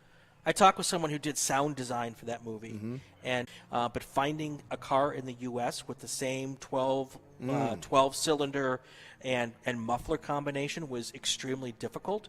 And apparently, they found one car for in the Ohio Ferrari, for the Ferrari, right? Because the Ferrari was that 12-cylinder with that special exhaust collector system. They found a car in Ohio. So they rented Mid-Ohio for like 4 days and just drove around the car just to collect sound. That would be Can you so imagine how much fun. expensive that was? Just think of how many times, oh, man, I forgot to turn the damn thing on. I know. We're going to have to go out again. Going to have to go out one more time. I don't think I got it exactly correct. So, all right, Tangerine Green in the pits. We'll see if this is just a short, quickie, clean off the windshield stop, or if they're going to do their whole pit stop here. They had just had an off-course excursion here at the exit of turn 1, and this could be just a quickie, or it could be a little bit longer. Looking at the time, it's been an hour since their last pit stop, so they might just fill up here. It's a little early, but if you're in the pits, then you're in the pits. Are they in the pits? Oh, they're in the garage now. Oh, well, that's not good. Something happened because it took them a while to get around the track, too. All right, well, this could be an opening for Team Honda Research. They're on the tracks trying to make up a couple of laps here. All depends on how long Tangerine Dream stays in the pits. Petroholic, they're the cars with the rear suspension problem. They're slowly dropping back through the field. So right now, we'll see how long Tangerine Dream is in the garage area, and Honda Research now trying to make up 2 laps. So last gap was 2 minutes 22 seconds between first and second place. So let's see what's going on here. Oh, okay. Sorry, James is talking, and I thought he was asking me some real technical questions. I'm like, how am I going to answer that question? But it's he's actually asking one of his programmers.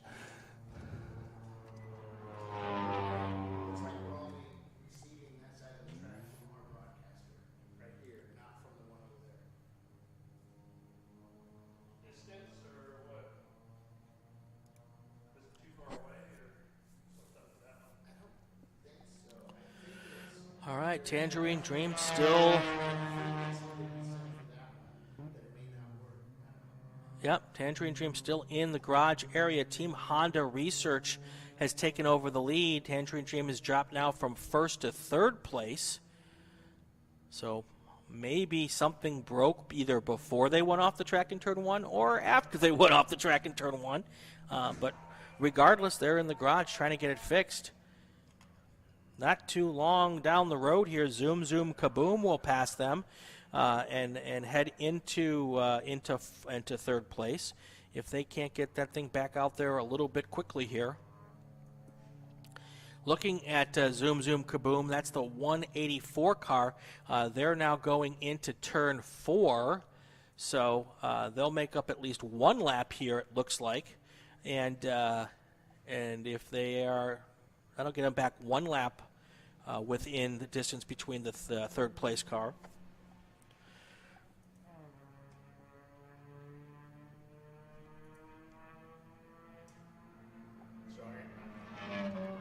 I'm working here now with the Flagtronics. I'm not talking. We're trying to make a better system for you guys. And, And it's easier to work on mine to where we're not interacting with the race, where we can't really get the info from, the God mode one that that David's using. So.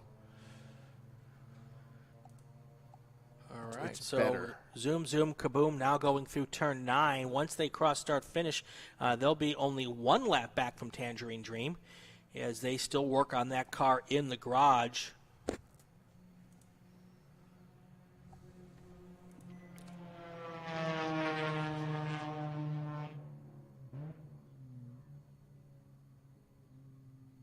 Okay. Got it. Somebody went yellow. So 80. All right, 184. Zoom, Kaboom is 371 or 37 did something. Off and on. All right, maybe not off long enough to trigger the Flagtronics yellow. So that's an interesting situation there. So Team Honda Research, really the beneficiary at this point of the problems by Tangerine Dream. They went off at the exit of turn 1 about 3-4 laps ago. And it's interesting, I don't know what the situation was. Either the car had an issue before it went off or it had an issue because it went off. But they are in the garage area working to change whatever it is they need to hopefully get back out on the racetrack. It'd be a shame to see them have to be done for the day, but we'll check that out as well.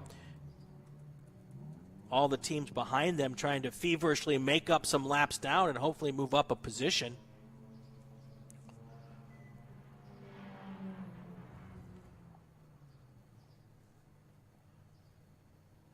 And then you've got Renegade Motorsports just out there having a good time, circulating all weekend long. No real problems for them. They've been doing great here. Their first outing with Champ Car in this Chevy Cavalier. There's the Zoom Kaboom guys, and they're now able to take over third place with that trip across the start-finish line. So Tangerine Dream continues their drop through the field.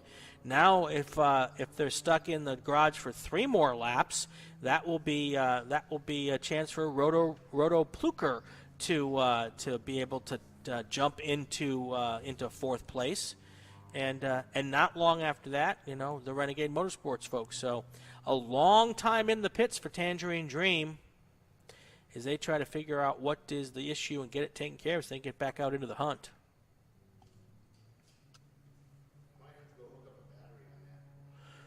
Team Honda Research now, 145 is their fast laps. Petroholics picked up the pace a little bit. They're doing 146, and they're only 0.4 of a second behind Team Honda Research. So now we actually have a battle for the lead in this race. 2 cars that were, much, much slower than Tangerine Dream, but now that they've had their issue, you've got the Team Petroholic Racing Team and Team Honda Research. They're going to start battling it out here. Team Honda Research just slightly faster. That lap almost exactly 1 second faster than the second place car, the 19 car of Petroholic. And then Zoom Kaboom, they're 3 seconds a lap slower than Team Petroholic. And so not really in and out. And they're 3 laps back, too. So, this may be one of those pit stop type situations. And it might also be that now that Zoom Kaboom sees that they're 3 laps back from the leaders, now they might skip into that fuel save mode and try to skip another pit stop, because that would be able to get them potentially the lead here at the end. So this is one of those situations, Bill, where the possibility is there that they've now they can rework their strategy now that seeing how the race is playing out. And sometimes you go in thinking one thing, and then you're going to have to do something else, and that might be what they can do here. This would be a situation where skipping a pit stop now could win them the race. Or Renegade Motorsports suddenly finds themselves in first place. That would be so fantastic. I'm not allowed to root, but that would be – I root for stories. So I don't root for teams necessarily, Right. but when I hear a team out for their first time and they're college kids doing a college program, I'm going to root for that story. and that's what I'd enjoy to do. All right, I have to draw a map. I'll be right back. Uh-oh. Bill's going to get out his Sharpie, and hopefully it will actually look like what it's supposed to look like. So, anyway.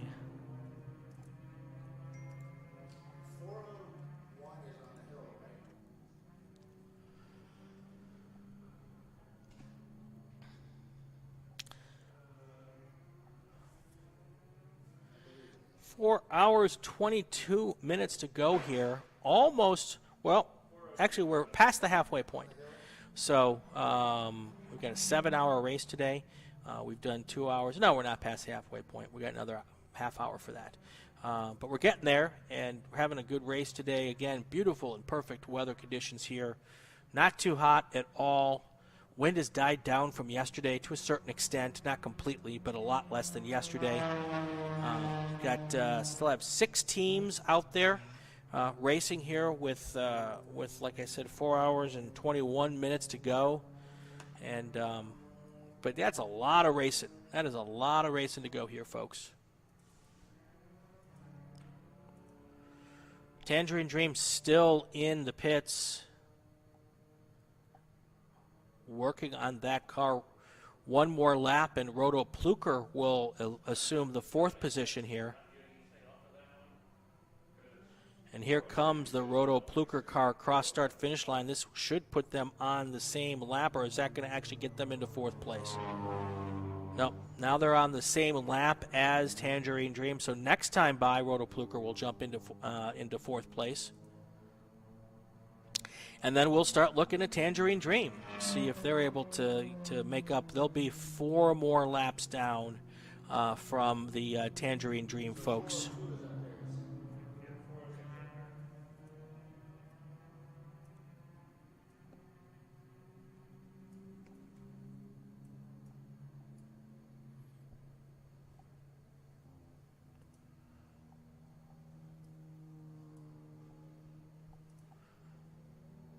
And looking at the lap times, right now Roto Plucker is the fastest car on the track. You know, even though they're 5 laps down from the leader, they're running at 137s. Your leaders are running at 144s, so they're a good 7 seconds a lap quicker. But I think that even in the best case scenario, that's a lot to overcome here with 4 hours to go. But again, any of these cars can have a problem. Team Tangerine Dream was having the ride of the weekend there for themselves until they weren't. So it's all looking like, you know, it's all about attrition. It's about how well you prepared that race car. It's about staying out of trouble and not getting caught up in someone else's mess. And all of those things are still out there with all the time that we have left here. Roto Plucker going through 8, heading towards 9. Next time cross the line, they will move into 4th place. And they just did.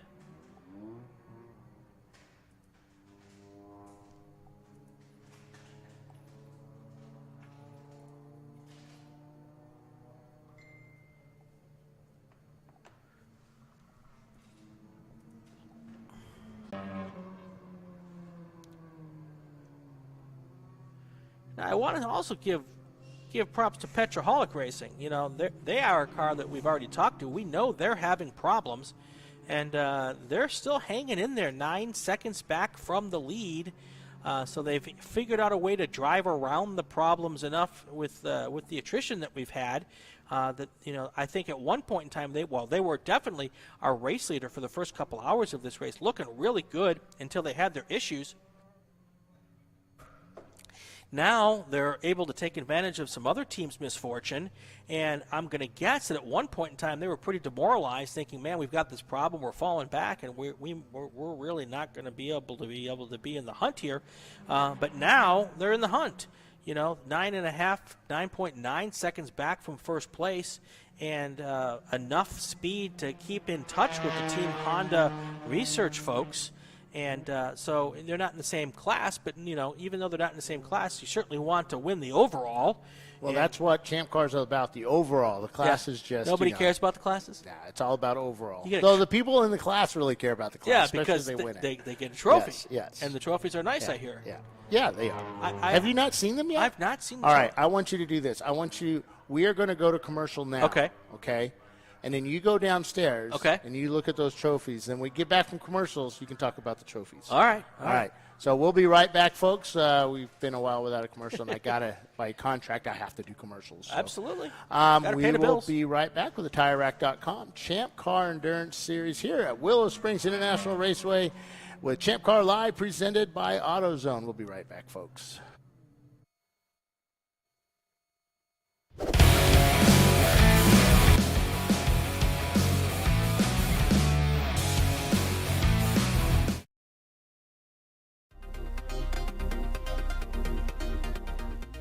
Welcome to TireRack.com, revolutionizing tire buying since 1979. With our unmatched selection of branded products, finding what fits your vehicle and is right for you and how and where you drive has never been easier. Through helpful online shopping tools that include our professional hands-on reviews done at the introduction of a tire and consumer reviews that give real-world feedback over the life of the tire, you can make the right tire choice and find exactly what you need. Prefer to talk to someone? Our tire testers, our sales team, are available on the phone. And that's how we get you the right tire for you and your vehicle for where and how you drive.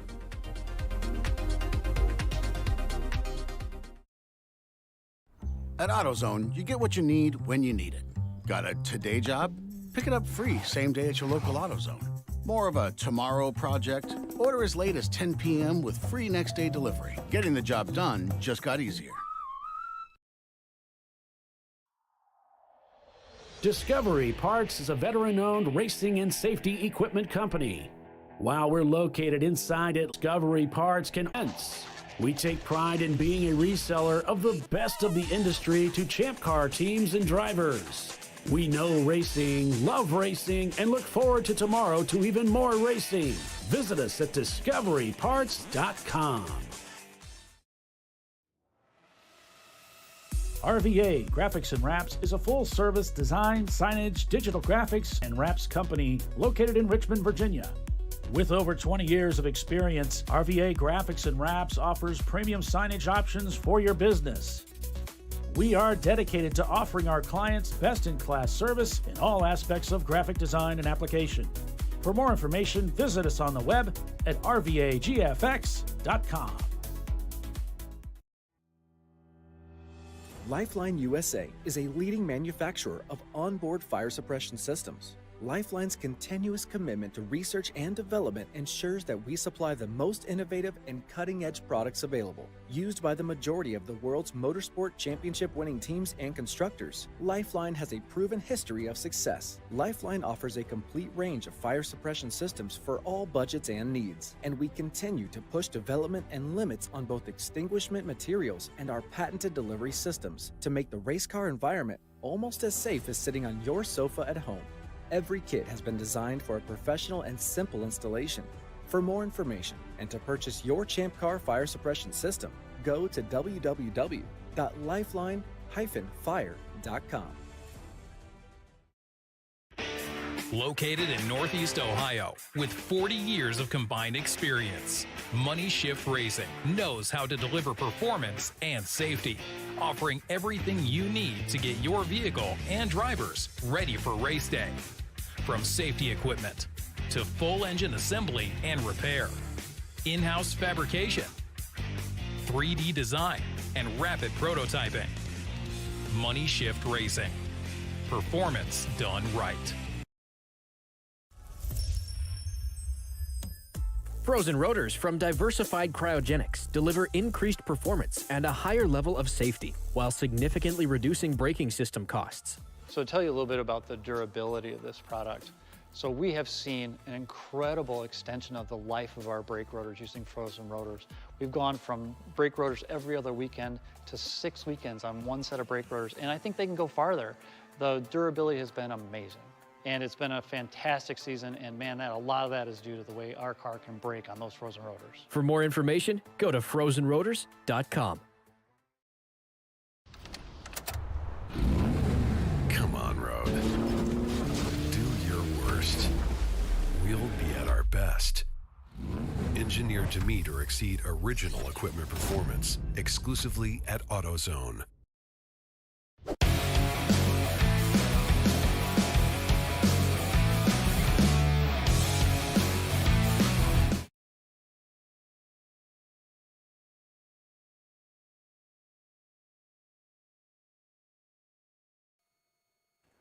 Hey, you're back here at Willow Springs International Raceway with Bill Strong, Brian Bielanski, and we are under local yellows for lunch delivery to the corner workers. So we're looking at Flagtronics now. We're seeing a yellow at turn 3 and 4B. Jackie is up at 4B delivering the lunch to the corner worker, and they will follow her around with the yellows, and you can watch that live. But we're looking at, sorry, I'm having to catch up here. And let's see, Brian has stepped out for a few minutes.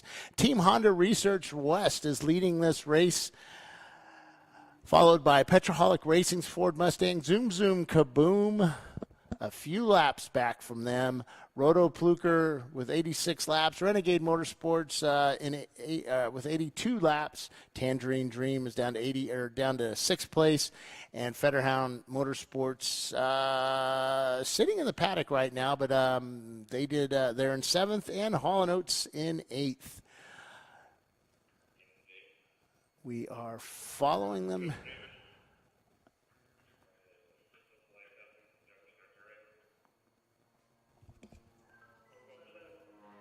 So we're showing,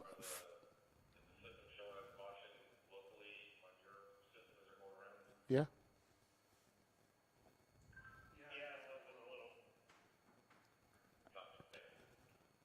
So Dana's checking in with Dave here to make sure that the Flagtronics units are working as Jackie delivers the lunches to the corner workers, just verifying that everything's working. And it's doing exactly what we're wanting it to do.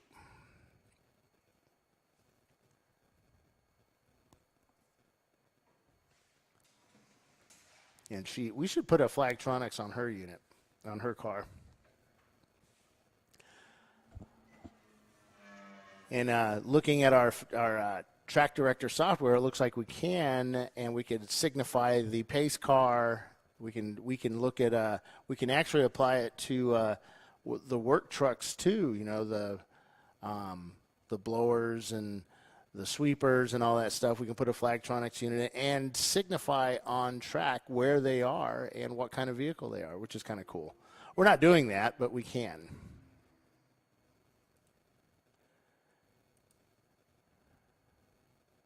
It's been fun working with Brian Bielanski this weekend.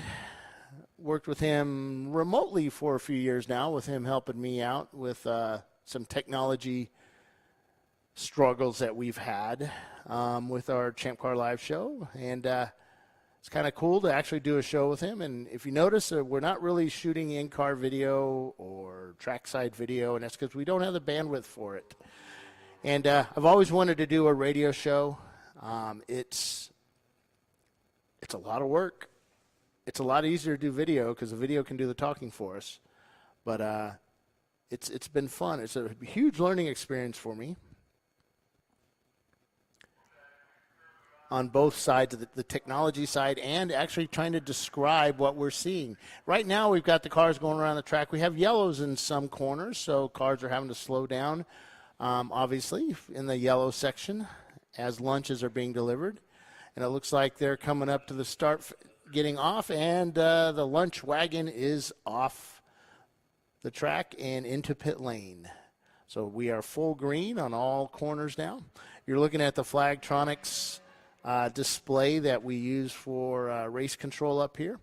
And you can see in the orange lettering is the speed of the car. The green is the number of the car, and you'll see a flag with a number as well. Those are the corner stations that are equipped with the Flagtronics panels. So not only do you have a flagger sitting there waving, but you also have a panel on the corner that lights up with the current status. As with Champ Car, with any of our races, no flag is green flag. So once the green flag flashes on the panel, it shuts off and goes to black. Now, the refresh rate on these is not like you'd see on Formula One or maybe NASCAR, IndyCar. The follow me or the ants going around the track, as some people call it. That's going to improve over the next year or so. We've got some really cool people working on it, and it's going to be Formula One stable, I think, by the end of the year. It'll be pretty cool.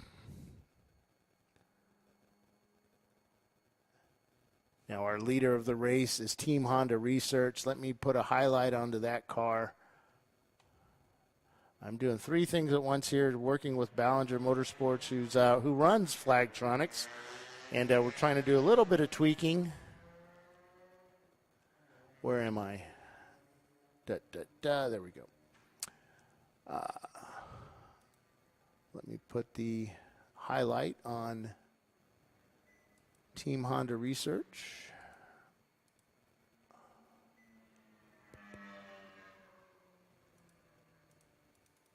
There they are right there. See them going around the track.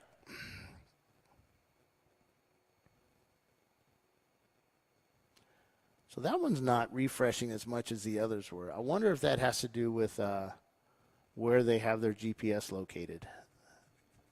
That might be.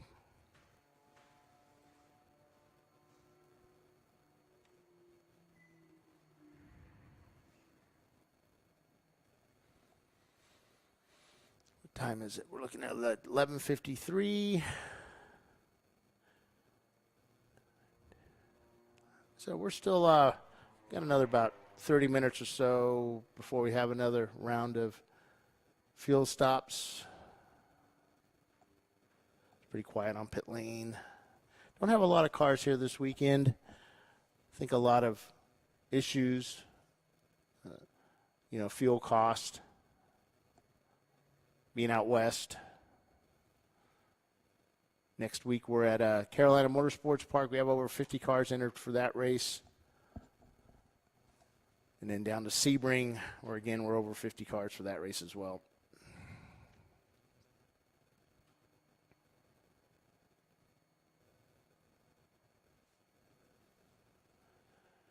So 145s being set around now. 145s, 148s. There was a 139 by Roto Plucker last lap. Looks like Roto Plucker has the fastest lap of the race at a 136.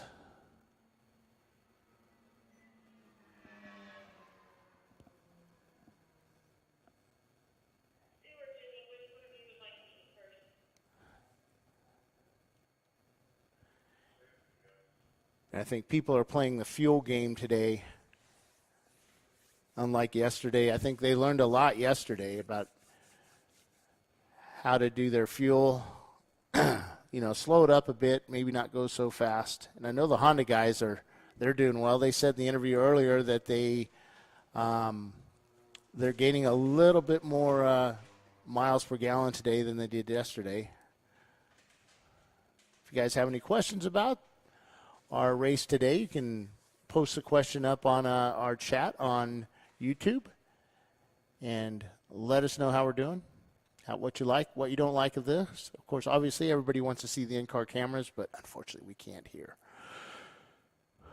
We should have everything up and running for a show at Carolina Motorsports Park next weekend. I believe Paulie and Tiffany will be back for that.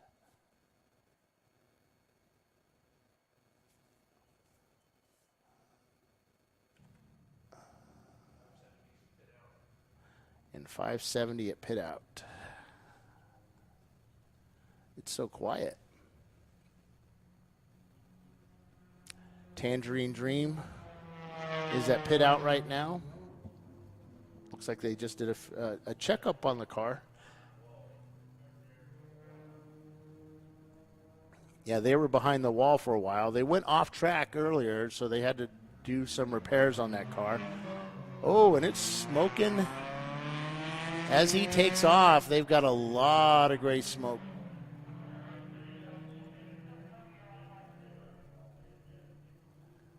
They might have another blown head gasket on that car.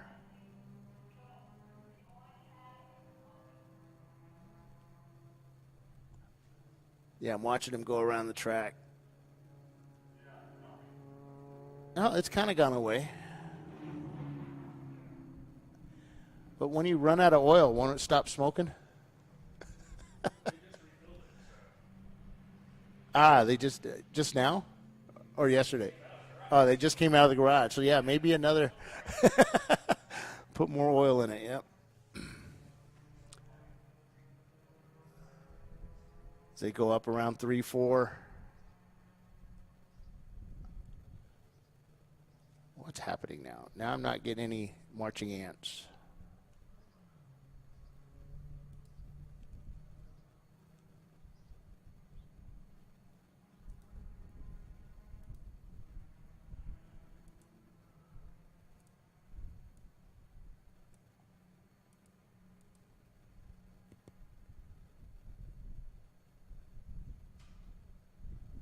Sorry, guys, I'm doing some technical stuff here. Hard to think and talk at the same time.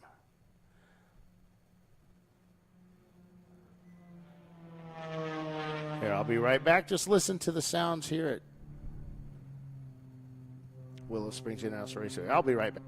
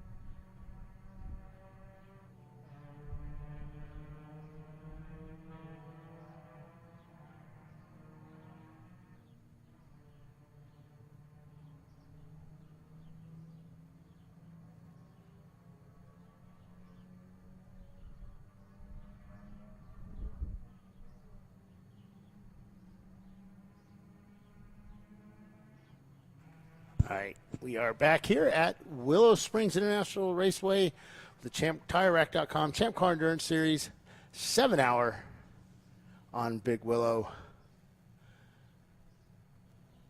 As Team Honda Research, where are they on track right now? They are,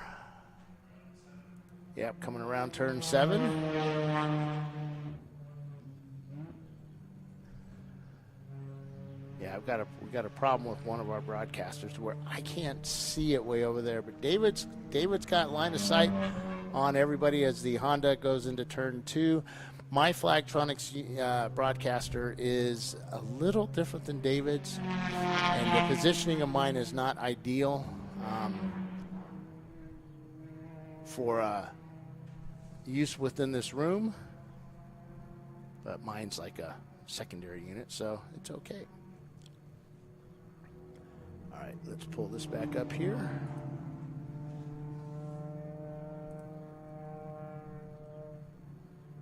All right, make sure everything's good. You guys can hear me. All right, we're 12 o'clock noon on the dot. We have this race ends at 4 o'clock or 3 o'clock. Darn it, 4 o'clock. This race ends at 4 o'clock today, Pacific time.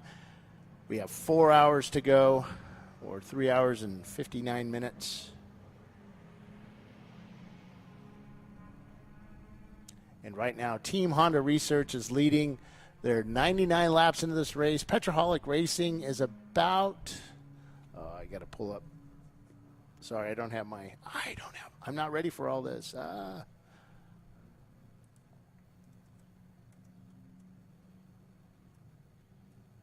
Yeah, Brian had to step away. Let's see where we're at here.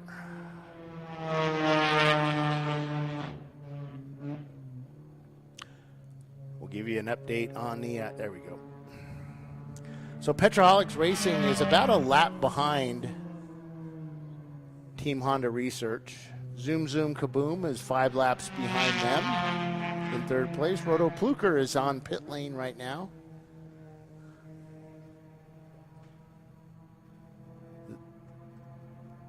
Renegade Motorsports still on track. They just passed the start-finish line. You can also follow along on racehero.io or race-monitor.com. They have web apps that you can click on and take a look at what's going on. We had 9 cars start this race today, or 8 cars start this race today. Knucking Futz, they ended up blowing up yesterday. Their engine kind of let loose. Corner worker said it made a heck of a sound when it let go. They kind of left a lot of oil dropped on the ground.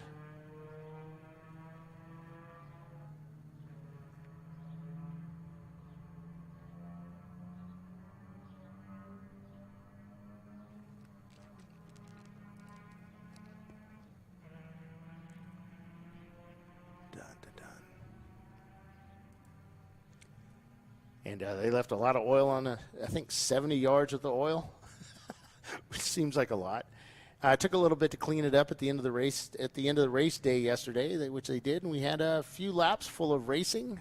I think 3 or 4 laps before the checkered flag dropped. With Roto Plucker taking the win. Today, those guys say they're just out there having fun. Everybody seemed to think they were just out there having fun right now. Team Honda guys, though, they have something to prove. They've tried for a couple of years to win this race, and they're doing quite well today.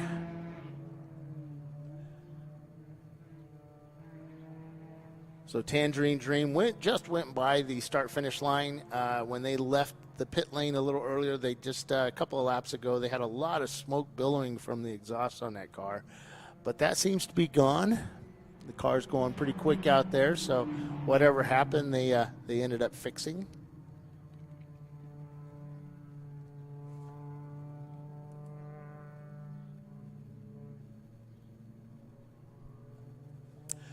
So we're being told by Ryan Harmon that there's still some props from the Ford versus Ferrari movie. They're still on the track to this day.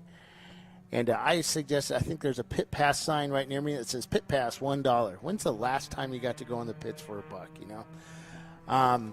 It's very 1970s hand-drawn signs, and it's kind of cool looking. You know, right next to it says drivers and pit crew only. And you saw that, the scene in Ford versus Ferrari when, what was it, the driver threw the wrench and broke the window of the Cobra, trying to mash down the trunk lid because they had to fit some sort of case in the back of the trunk back then. And the official said that it wasn't big enough, so he took a hammer and bashed it around and got it to fit. But that whole scene was filmed along the pit wall here at Willow Springs.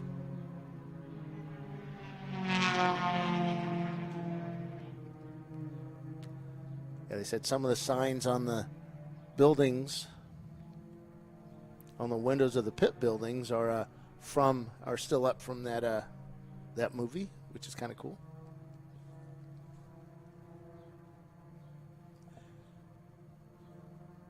Back to the race. We've still got Team Honda Research up front. Nothing really, just, you know, the guys are just putting laps down. 145s, 146 from the Team Honda Research team.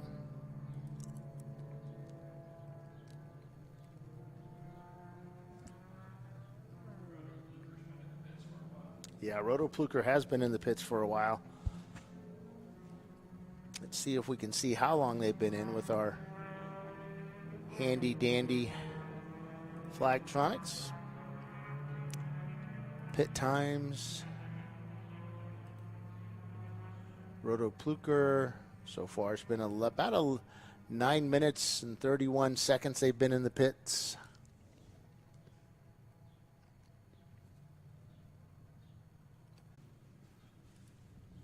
Something about Union says we have to eat too.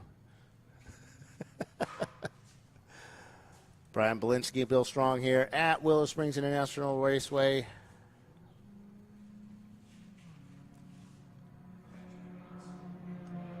So looking at Roto Plucker being highlighted there. Flagtronics on Team Honda.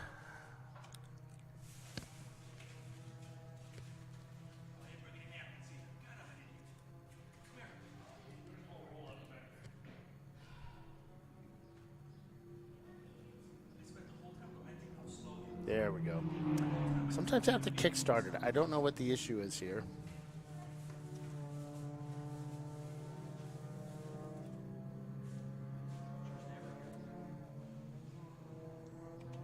All right, folks, we are going to take a break here. We're going to take a break for lunch, and we'll be right back. And we've learned from yesterday we can't do this full bore, you know, the whole thing.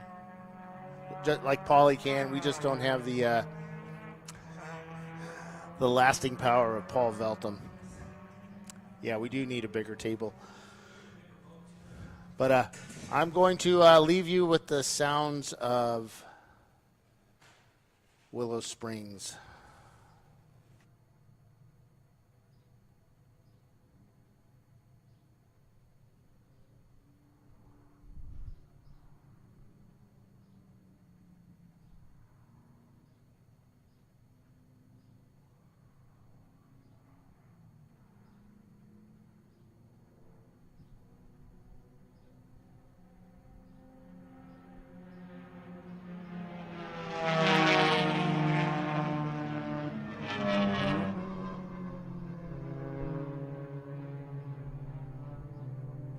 So real quick, we just had a question asked by Ryan Harmon. Any plans to return to Auto Club Speedway in Fontana once it's torn down from a nice roval and turned into a little short track? I would love to do a short track. Unfortunately, the majority of our membership said no to short tracks. We'll find out what happens with Auto Club. I'd love to go back there. I'm from Southern California. I'd love to go back and see some racing, but it's not up to me. But, yeah, I don't know. We'll see what they do with the road course there. I'd love to go back, but right now we're just looking at Willow Springs. Maybe Buttonwillow. We're kind of looking at that place as well. We'll see what happens. Like I said, though, I'm not in charge of setting up the races, but I can send feedback to the boss. But you guys have to sign up for them. That's a big thing. We can do these races, but you got to sign up. So. All right, going to break away for lunch here. I'll be right back. You're going to see the sights, and you'll be able to hear the race cars going by every now and then. All right, thanks, guys.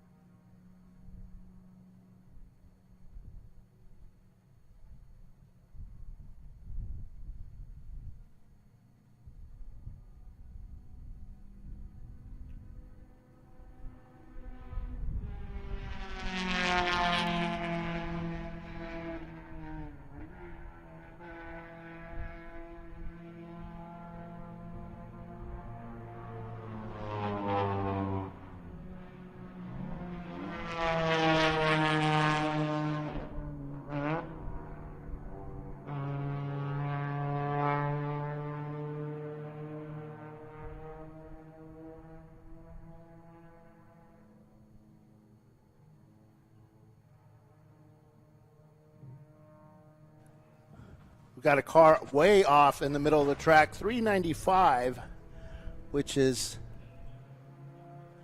Renegade Motorsports. They're way off in the middle of the track there, coming out of 9. You can see them coming back on slowly. Lots of dust everywhere. I'm pretty certain that driver cannot see where he's going. It looks like he's going to try and cross the track and get back.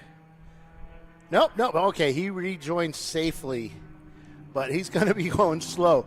As he picks up speed, there is an absolute ton of dust coming from inside that car. This might be a good reason to have windshield wipers on your race car. The other issue is that you would need one on the inside of your car as well, because that window is just, you cannot see out that car.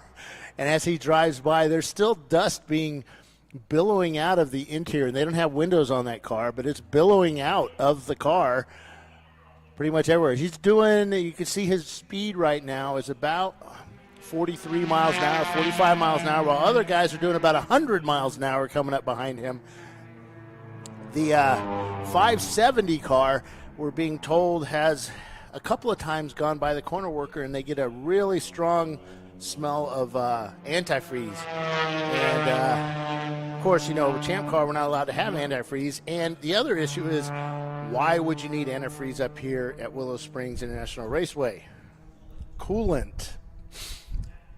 So, but yeah, it's I think it's like residue, because even mine, with just water, it's been in it forever, you still get that residue somewhere, and it smells like antifreeze. Let's see, where are they now? Yep, they're going slowly up the hill. Whoa, he just spun it. Oh. At the top of the hill, the Renegade Motorsports car just completely spun. He's doing maybe 40 miles an hour in a position to where he should not have spun, but it did. It's like the whole rear end came out from under that car. Well, he's got it turned around.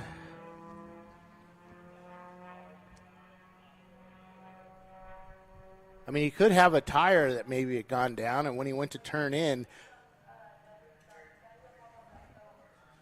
let's see what they're saying on the radios.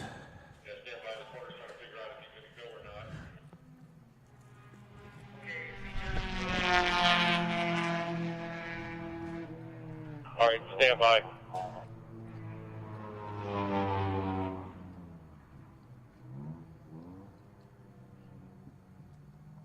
That was really weird. I mean, he just completely spun.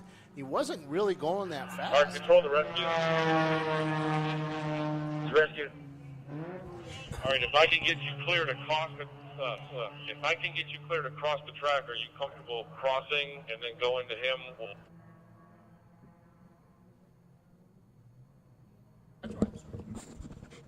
I'll see your motion as a yes. You are clear now if you want to go. Go now and cross the track right there. Go now.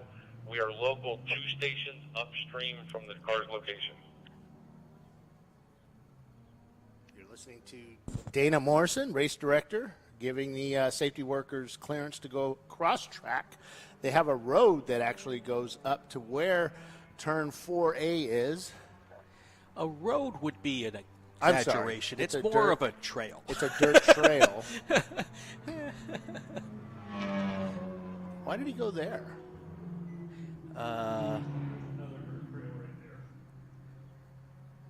Weird.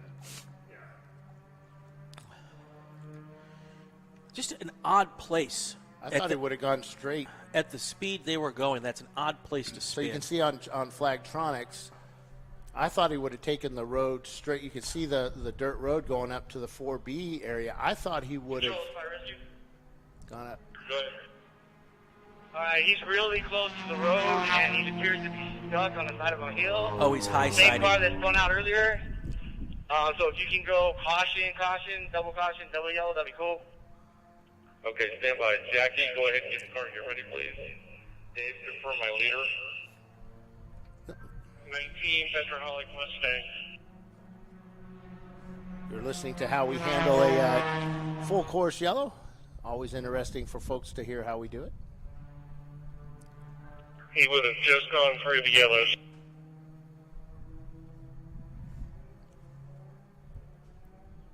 Leader's Petroholic Racing, so they will wait for him to come around. Jackie will pull out right in front of him, and she's pulling out now. You got him there on the back stretch behind 721. She doesn't have her light on. There it goes. It's on. You can barely see that one, but.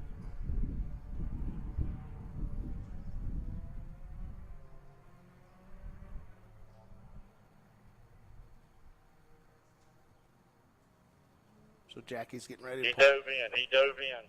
Oh, he dove into the pit. The next car is Team Honda Research. Gets one. And she's picked him up.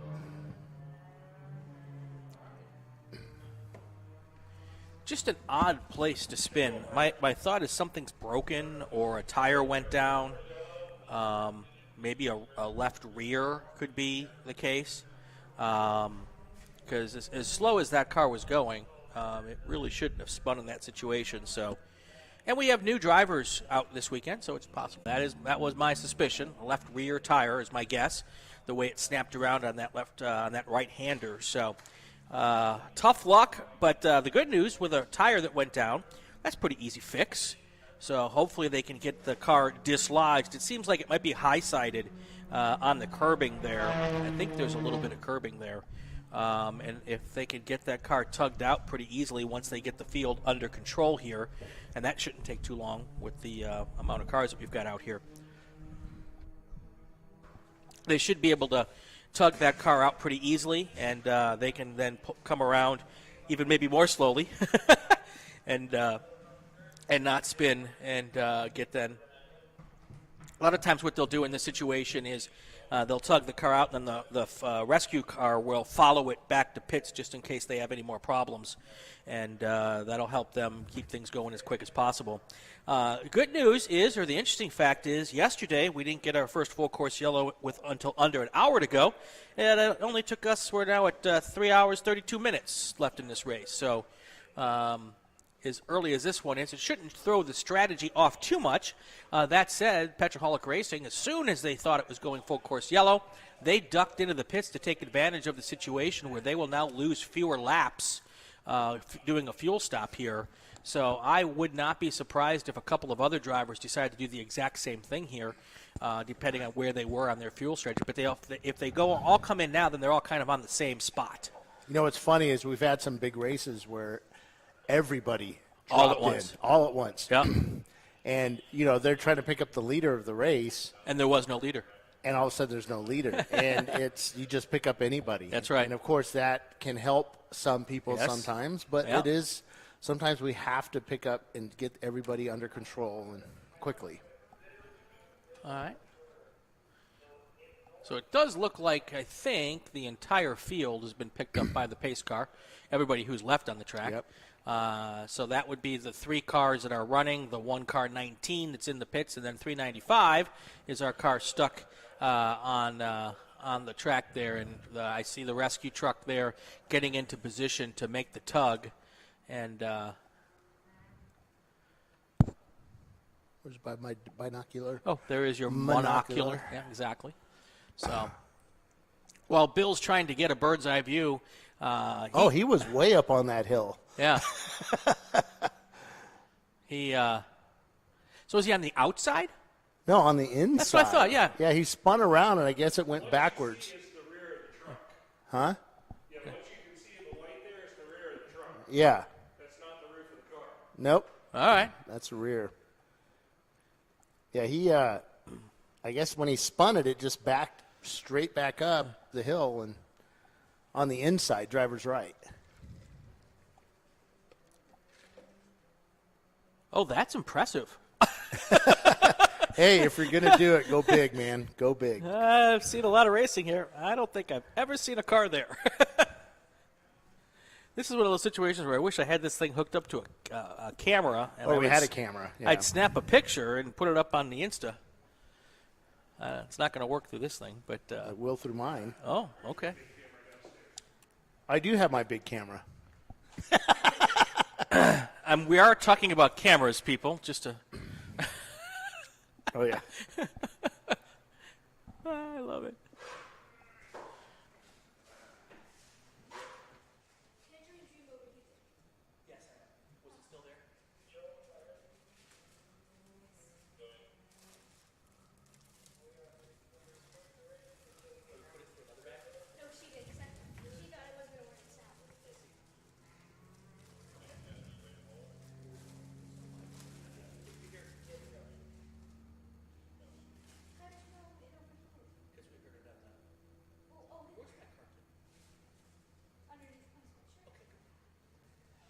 Oh, they got it out. I didn't get a picture. That's okay.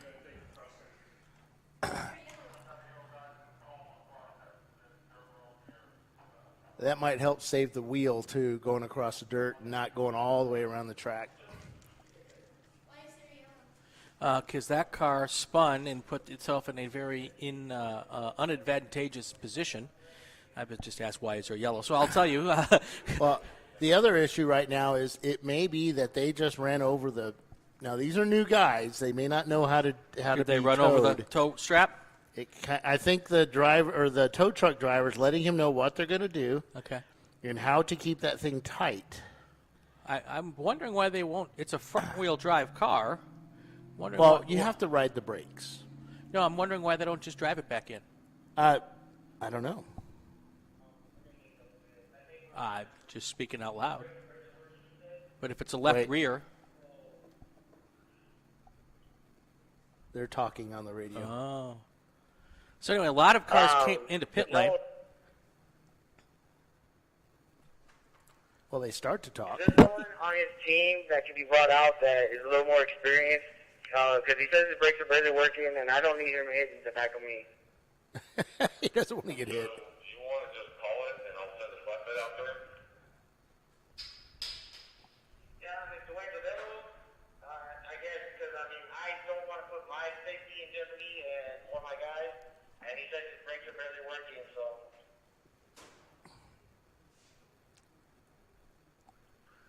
All right, so that car now they has have some brake issues, too. Right. Multi-system failure. Yeah, I mean, it could be. And that may be, when your brake system suddenly dumps fluid all over that back tire or something like that, Yeah, they could have broken a brake line when they either spun it either the first time or the second time. And, you just never know how, when it got up in that precarious position, pulling it off that hill could have done a little more damage. Oh, yes, that's right. Yeah, so and any of those. And a lot of American cars have those brake lines going down the sides, don't they? And sometimes they come up underneath the in the rear, that's a drum brake system on that car, unless they've upgraded, because that car. I don't think they have. It's probably drums. Looking to see how old is that Cavalier? That would be a 90s Cavalier. It would still have drums. It says 2005 Chevy Cavalier. They didn't make that car in 2005, did they? Yep. I still think it's probably drum brakes. Yeah. And those Chevy drum brakes are infamous for having the steel drum, the steel brake line comes up and under sometimes. So if you're bottomed out, you could pull that brake line right off there. So, interesting. Very, very interesting. So now would have been a perfect time to break for lunch. It would have but been. We've already done that. So I took your challenge, Bill. What do you think? I think that they're friggin' awesome. Our trophies sent Brian down. He hadn't seen our trophies yet. And you know what else I did, Bill? I took some pictures. There you go. And they're going to go on the Insta. Maybe now I'll do that while we have a few seconds to breathe. The Racing Wire Instagram That's right. network. The Racing Wire Network's Instagram. Well, they're towing him. He's coming down the hill. It could be that he thought his brakes were bad and he just needed to pump them a little bit. Well, the other issue, too, is these are young guys. Yep. They don't have any experience at racing. And how many kids nowadays, I say kids, 20. Right. How many people these days have experience at towing, being towed by a rope? Well, anybody, honestly, who's new to it. It doesn't matter what the age is. Well, I was brought up, we'd have to push start our car all the time. we'd have to, because Yeah, but when you were brought up, we were actually cranking the front of the car to get him started, Bill. So you are not a good case study here. Okay, that's true. You are not a good case study. As Dana puts it, how many of these people have actually been towed at 60 miles an hour down the highway, 3 feet from the back of your buddy's truck, being towed by a rope? Hardly anybody. I've never been done that. We have. Not at 60. Oh, yeah. I've been rope towed at Because 30. You're like, okay, that's good, and you're doing like 40 miles an hour, and it's like, well, maybe he can go faster. And you're just like, okay, yeah, it's 60. And then you see you could see them in the rearview mirror with the fear in their eyes as they're doing 60 miles an hour being towed, 2 feet or 3 feet from your bumper or your tailgate.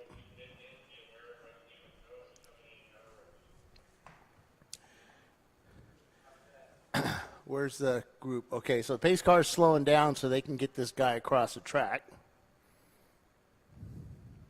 Maybe.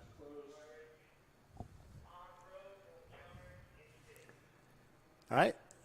They're pulling him across the pit, going counter. And the pace car has slowed down to not a stop, but maybe 5 miles an hour. What's it show on there? You can see 395 being towed backwards.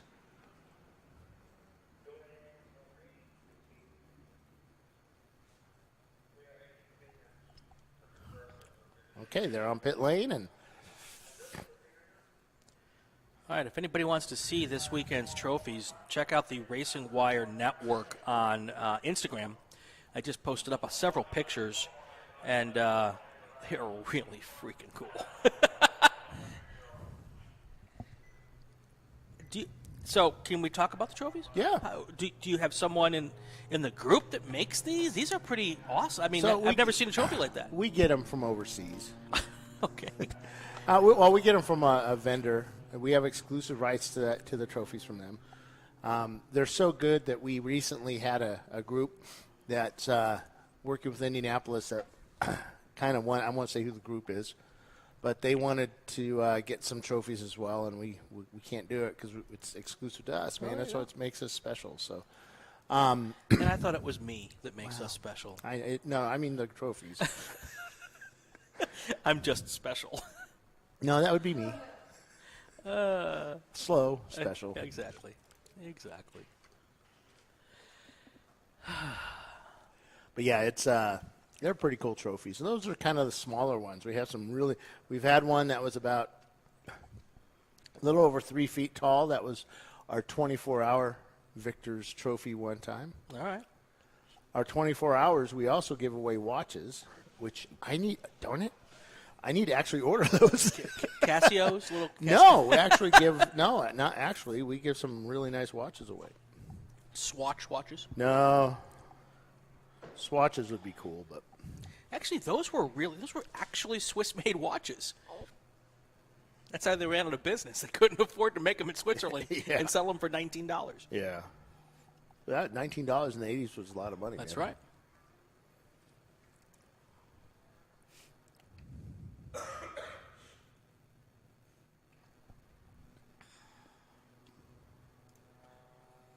All right, so we are under yellow flag conditions here. Watching on the Flagtronics, folks, you can see it's kind of cool. We've got double yellow flag icons at the flag stations. You can see that, and then the cars have the yellow flag are in yellow because we're under the full course yellow condition.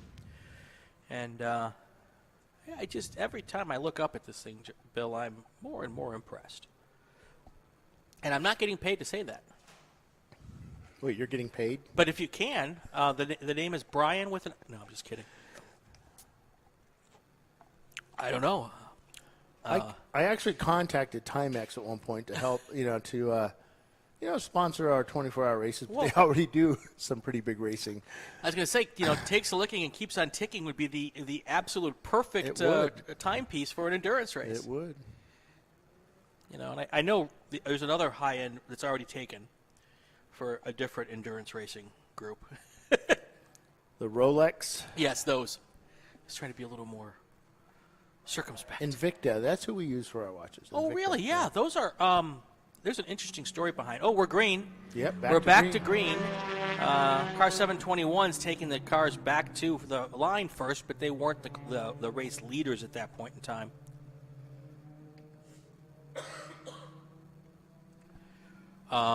Yeah, that was just because the leaders, car number 19, ducked into the pits as soon as the course went full course yellow. So they were not the first car on the track, but 721 was the first car behind the pace car, and when we went green, they're now heading up into turn 3 area. Be interesting to see that area where they pulled that car down might have a little dust on the track, so people hopefully will be a little slow going through there just the first time to see when they pulled that car back on the track if they were able to do that without yanking too much dust with it. First 2 cars look to have made it through there okay without any problems. Here comes the 3rd car through there. Not a problem there either. So at the moment, we only have 3 cars on the racetrack. Tangerine Dream suffering for some cooling issues. Now we've got Roto-Rooter back on the racetrack. Or Roto-Rooter, I did it again. Roto Plucker. That's the name, and away go troubles down the I'm drain. sure they love me now. So Renegade Motorsports, that was the car that went off first at turn 9 and then again at 4. And they're now in pit lane figuring out their issues. Tangerine Dream, they were out there as well, and that's the car we were hearing was having some possible cooling leakage problems. And they're in the pits getting that worked on. Very different today from yesterday. And maybe it's the fact that we're now, we're now 12, 13 hours of racing into this weekend and pretty much the cars with the same stuff on them. And the added wear and tear of an extra 6 hours or an extra 3 hours here on these cars is maybe that's what's taking its toll, Bill? Do you see this typically that Sunday you have more attrition than Saturday?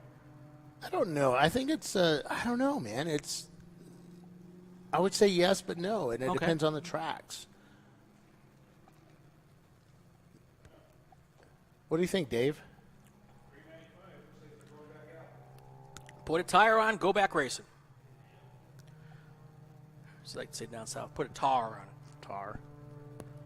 Right after you fill it up with Earl. We got to call. Hey, Jimmy, say oil. That's right. That's right. I miss living in Georgia for about 5 minutes. Yeah. Till you go outside. Oh, yeah, I know.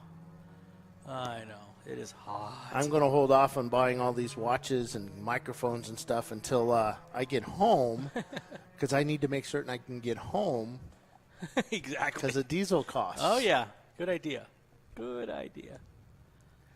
And there's a 395 Renegade. A little dusty around the edges, but for the most part. Come on, buddy. Accelerate. So you're going to get home, do laundry, and then head right back out again? No, I'm headed to skip the laundry part? No, I'm actually I extended my hotel tonight here. Okay. It's cheaper here than it was to get back on the road to get a hotel because I get one in Riverside. Right.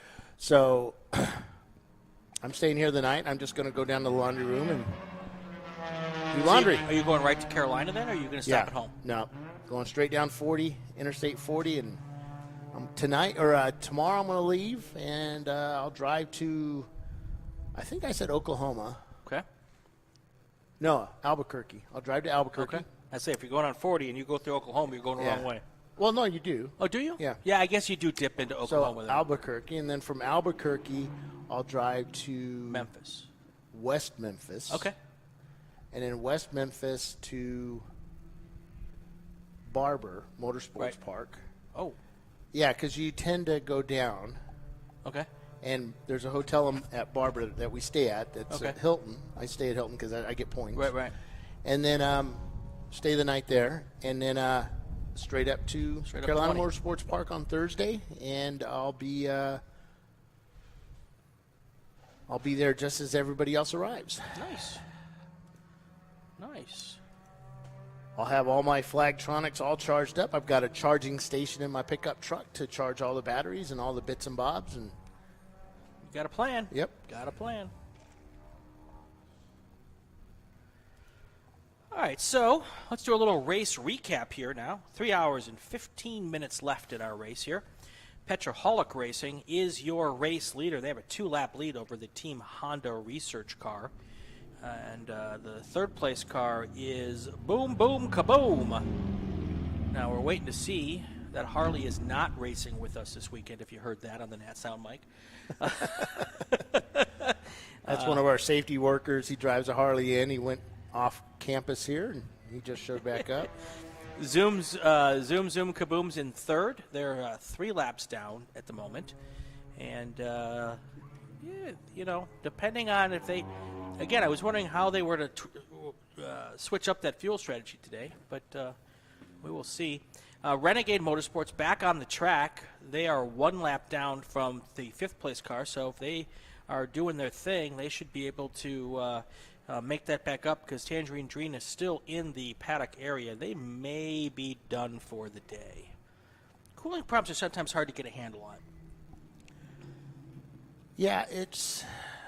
We had an engine that we replaced all the head gaskets and just everything, and it would always run hot, and we could not figure out why. And ultimately, we just took the engine out, trashed it, and got another one. We could have done the pressure. I mean, we did pressure testings, could not figure it out. We suspect somewhere it had a crack. Yeah, or it could have been one of the a freeze plug that was going bad, or no, this was sort of interior somewhere. It just wasn't right. Interesting. Yeah, you just don't know how bad that cooling problem was. Yeah, it could have been a simple problem, but then they cracked the head or they blew a head gasket, and that was another thing. Could have been a cracked head, but and at the time I didn't have any of those non-destructive testing dyes that you can spray on it, and we ended up getting that when we kept breaking hubs. So every hub that we would get that were kind of used, we'd clean up and then spray this dye onto it. And then I think you put a cleaner on the dye, and then a black light, and then what do they call that? Another spray, and then you put the black light on. Right. It. Yeah. And I think we were getting ready. Troy and I were getting ready for a race, and he came over, and we put the we're putting the new brakes on it. He's like, "Dude, your rotor's bent." I'm like, "I can't be bent." Rotor bent? The rotor was bent. I've seen a rotor. It can't be bent. It's a warped. new rotor. And, well, even warped, it's rare. They get pad buildup on them, and they vibrate back, and that's what people think are warped rotors, but it's just pads and stuff. So I'm like, there's no way. So we took a run out of it. So we pulled the rotor off and everything, did a run out check on the hub. Sure enough, there's a crack right around the center edge of the hub, the wheel center part. Right. And it was cracked. And the hub and the rotor wouldn't seat properly. It was 2 laps away from losing the whole front wheel. Well. So, yeah, that's kind of when we discovered that Toyota had done a fix to or an update to all the hubs, and they added more oomph to it, and more metal to the hub itself, and we didn't know that at the time. So 93s, they put bigger brakes on them, so they saw that they needed to be more, robust. Right. But they still weren't robust enough for what we were doing, because we ended up getting rid of the MR2 brakes and putting Toyota Supra stuff onto it, because we can fit them on there with some adapters. And that was a lot more weight. So guys that run the stock braking packages on the MR2 have no issues, but in endurance racing with the V6s, we needed more material, bigger brake package. So sure. Yeah. Yeah. But we fixed it. We made some new uprights, and we used 370Z hubs on it now, and the whole bearing package that bolt on, and it works. Team Renegade Motorsports, after all of their little schmozzle, were able to get back on the track. They've now passed the Tangerine Dream team, which was in the pits at the time. And they are now, 20 laps down to first. They are 8 laps down to the next car in their class. But they are the third place car in Class B. And I'm going to guess, does third place in Class B take home a trophy?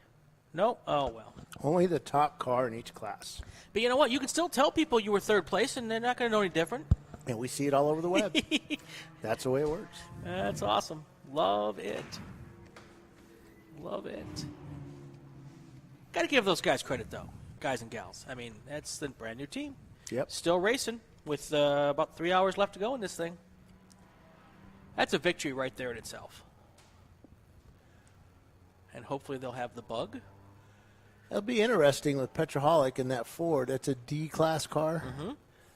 We don't normally have D-class cars win because they just have to stop so much more. But with with Roto Plucker and that Miata, they pretty much get the same kind of gas mileage as the Petroholic. Right. But they have big fuel tanks too. Right. Those RX-7s. So, but Honda, I think that if Petroholic can be, we'll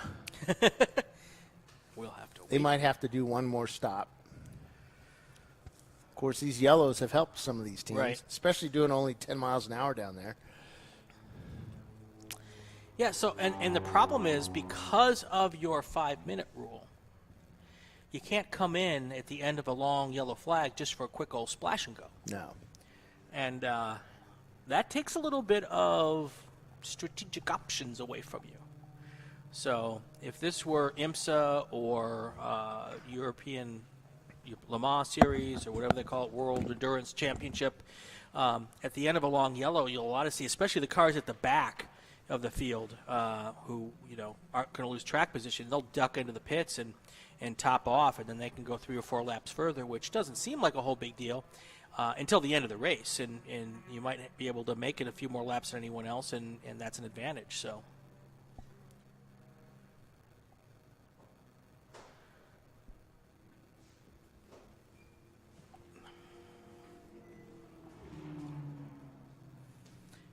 Right now, the Honda research car is about a lap and a half back, so still within a pit stop of Petroholic. So if Petroholic has to make, I'm looking at my timing here, I'm pretty certain that each of these cars, unless there's more yellow flags, I think everybody's going to have to make 2 more stops here. Or go into really, the only team that probably doesn't have to make 2 more stops for certain, if they want to, is Zoom Zoom Kaboom. But we'll wait to see how this plays out. And because I was seeing earlier, I was doing the math and keeping track of things, Petroholic was stopping every 45 minutes. Not Petroholic, Roto Plucker was stopping every 45 minutes, but they've already kind of conceded the win. Tangerine Dream was stopping every hour, and that's another Honda car.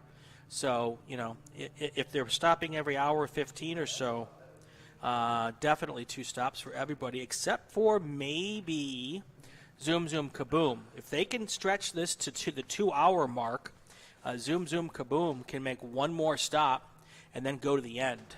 I think that might be the only car who can do it with 1 car left. And they're 3 laps down to P1, to the winner here. So this is not over, Bill. This is not over by any stretch. And right now, Zoom Zoom Kaboom is running as quick as the second place car, and they're only 2 laps back from the second place car. Petroholic is running 12 seconds a lap slower than the second place car. Now that's a car that we know is having some sort of rear suspension problems on it. Panhard rod. Yeah, I think Panhard rod. And the Panhard rod, for those who don't know, is the ding-a-ling thing that's inside the torsion bar. And if that's it locates the solid rear Right. differential. It locates it in the position that it's supposed to stay in. If that comes loose, that whole rear end moves around. That could be fun. No. That was sarcasm, Bill. Sorry. That was sarcasm. Well, it depends. I mean, if you're a videographer and you're trying to get that cool spin or that cool, then it's great. It's a fun thing to do. But, yeah, when you're sitting in that car, it's not. No, not fun at all. But I know where you were going. Yeah, the look on your face was so no. I'm like, okay, Uncle Bill. I just had this thought of what it's like to drive a car when suspension parts start coming loose. Yep. I can drive through it. It's all right. Well, when your rear end crosses the finish line before your front end, that's a problem. What's funny, we've had that happen before. We had at Sonoma a couple years ago. We had a Mustang that crossed the start-finish line and pretty much lost it on that because it's a curve. Right. Lost the car, spun it out, hit a wall. Yeah. It's great pictures. I'm sure it was.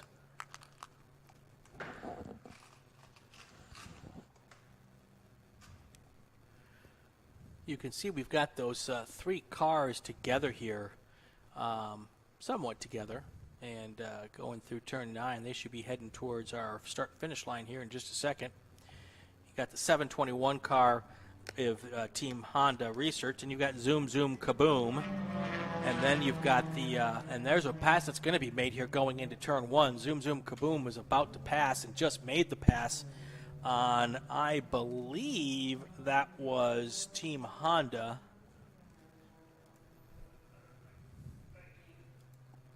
Oh, it was, okay. That was a pass on the Petroholic Racing cars. So those 2 cars just made up a lap on the leader, and you can just see that car is struggling everywhere. It's going fine in a straight line, Bill. It just doesn't like to make a left turn to a right turn.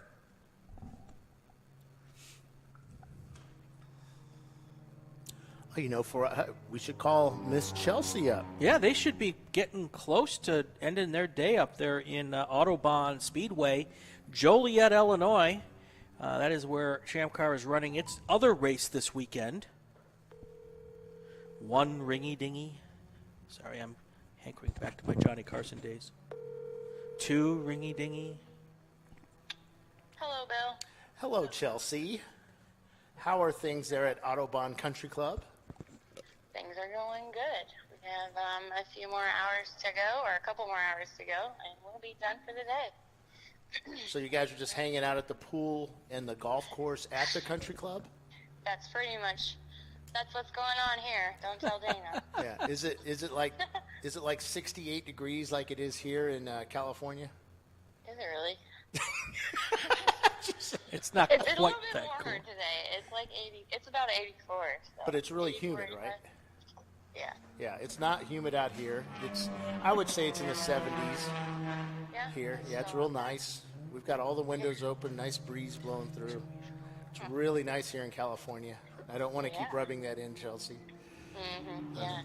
So Well, our top 3, we got our first place is 383. There's Nosy and Mazda. They actually started off first today behind pace, and they've just had such a great run.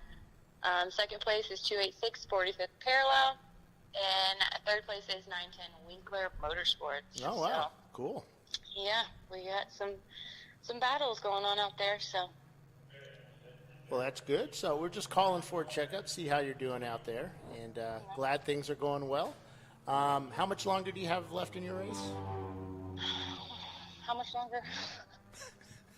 What time is it?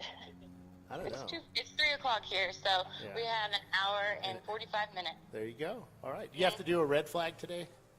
Yeah, we had to do a quiet hour today. Okay. So All right. yeah. Well, cool. How's Andy doing? Andy's doing great. He's learning, and You pull out his hair? you know, his weekend started off terrible. Our timing guy, Chris, his flight got canceled. There was tons of flights that got canceled. So I'm helping him with timing, and we all know how that goes. But it's going great. I'm just clicking the buttons when he tells me to. There you so go. he's kind of juggling, a lot this weekend. He's doing great. So I heard we had a trainee doing timing up there. oh, she's a trainee, all right, for sure. All right, thank Bill, you, you Chelsea. should not refer to Chelsea Thanks, as a Bill. trainee. Y'all have fun. I shouldn't refer to Chelsea as a trainer, is what Brian A just trainee, said. a trainee. All right, thank you, all right, Tracy. Chelsea. Thank you, Chelsea. With an EA. We'll talk to you later. Oh my gosh. Bye, Bill. Bye. I think Chelsea just needs me around to save her from you. That's good stuff. All right. So that's what's going on out at Autobahn Country Club. We are not at a country club, but we are at one of the country's most iconic race courses. Built in 1953, we are at Willow Springs International Raceway. Our leaders at the moment are Petroholic Racing. That is a Ford Mustang with some significant issues, and it is not fast right now. Second place cars, Team Honda Research, they are 10 seconds a lap faster, so it will not be long before they resume the front of this field. And then behind them is Zoom Zoom Kaboom. They may be the only car left who only has to make one more stop. I think, Bill, the big time here that we're looking for is 1 hour and 30 minutes. If any of these cars can make it to 1 hour and 30 minutes, that's one stop for them. Right. Zoom Zoom Kaboom, if they can make it to 2 hours, that's one stop for them. And I think everybody except for Zoom Zoom Kaboom may have to make two stops. If Zoom Zoom Kaboom just makes one stop, that car, that team, they're in line to maybe win this race, Bill. Yeah, good. So, and it was funny. Scott, it's Scott, man. Is that? Yep, Scott. So Scott came up here yesterday, all proud, all big talking, sharing his race strategy, telling us exactly what they were going to do. Did you realize when you talked to him on pit lane that he was not quite so open with the strategy today? No, he was. Did you he notice was that? really cagey. Yeah, he was very. That's the exact word I used. You couldn't hear it because you were down there, but I said he is being awful cagey today because he was awful chatty yesterday. Oh yeah. And a lot of these guys make it seem like, oh, we're just out here having fun. Yeah, no, BS. These guys. Oh yes. Yeah. That is a 100% bullpucky. Yeah, I'm just sitting there, we're just taking it easy today. And, we did so well yesterday. We want to give everybody else a chance. And then it comes down to the end, and they're all banging doors and pushing bumpers. And, fun times. Well, the big question marks here, and it's all going to come down to pit stops now. And who gets to make that last stop first? And I'm going to be pretty certain the last stop first is going to come from Zoom Zoom Kaboom right around the 2 hour mark. They may go to like 1:45 if they can, because then they can just hit the gas and go all the way to the end without having to worry about saving fuel. But if you look at if they pitted under that yellow flag situation, they can get to Zoom Zoom Kaboom can definitely get under the 2 hour mark before they stop again. Right. But I don't think any of those other cars can go one stop to the finish yet. So that's what we got. One of our racers just messaged me saying, hey, I don't know what to get for the Flagtronics. Said the website wasn't too clear or whatever. I just posted up a link to him. But basically you're buying the FT200 kit. Okay. And that includes the Flagtronics unit, the GPS, and the battery plug cable, the whole bit. Right. The battery is used for when you're in pit lane and you shut off your car, right, and you start fueling, that battery controls the Flagtronics. It's only designed to last maybe 20 minutes or something. Right.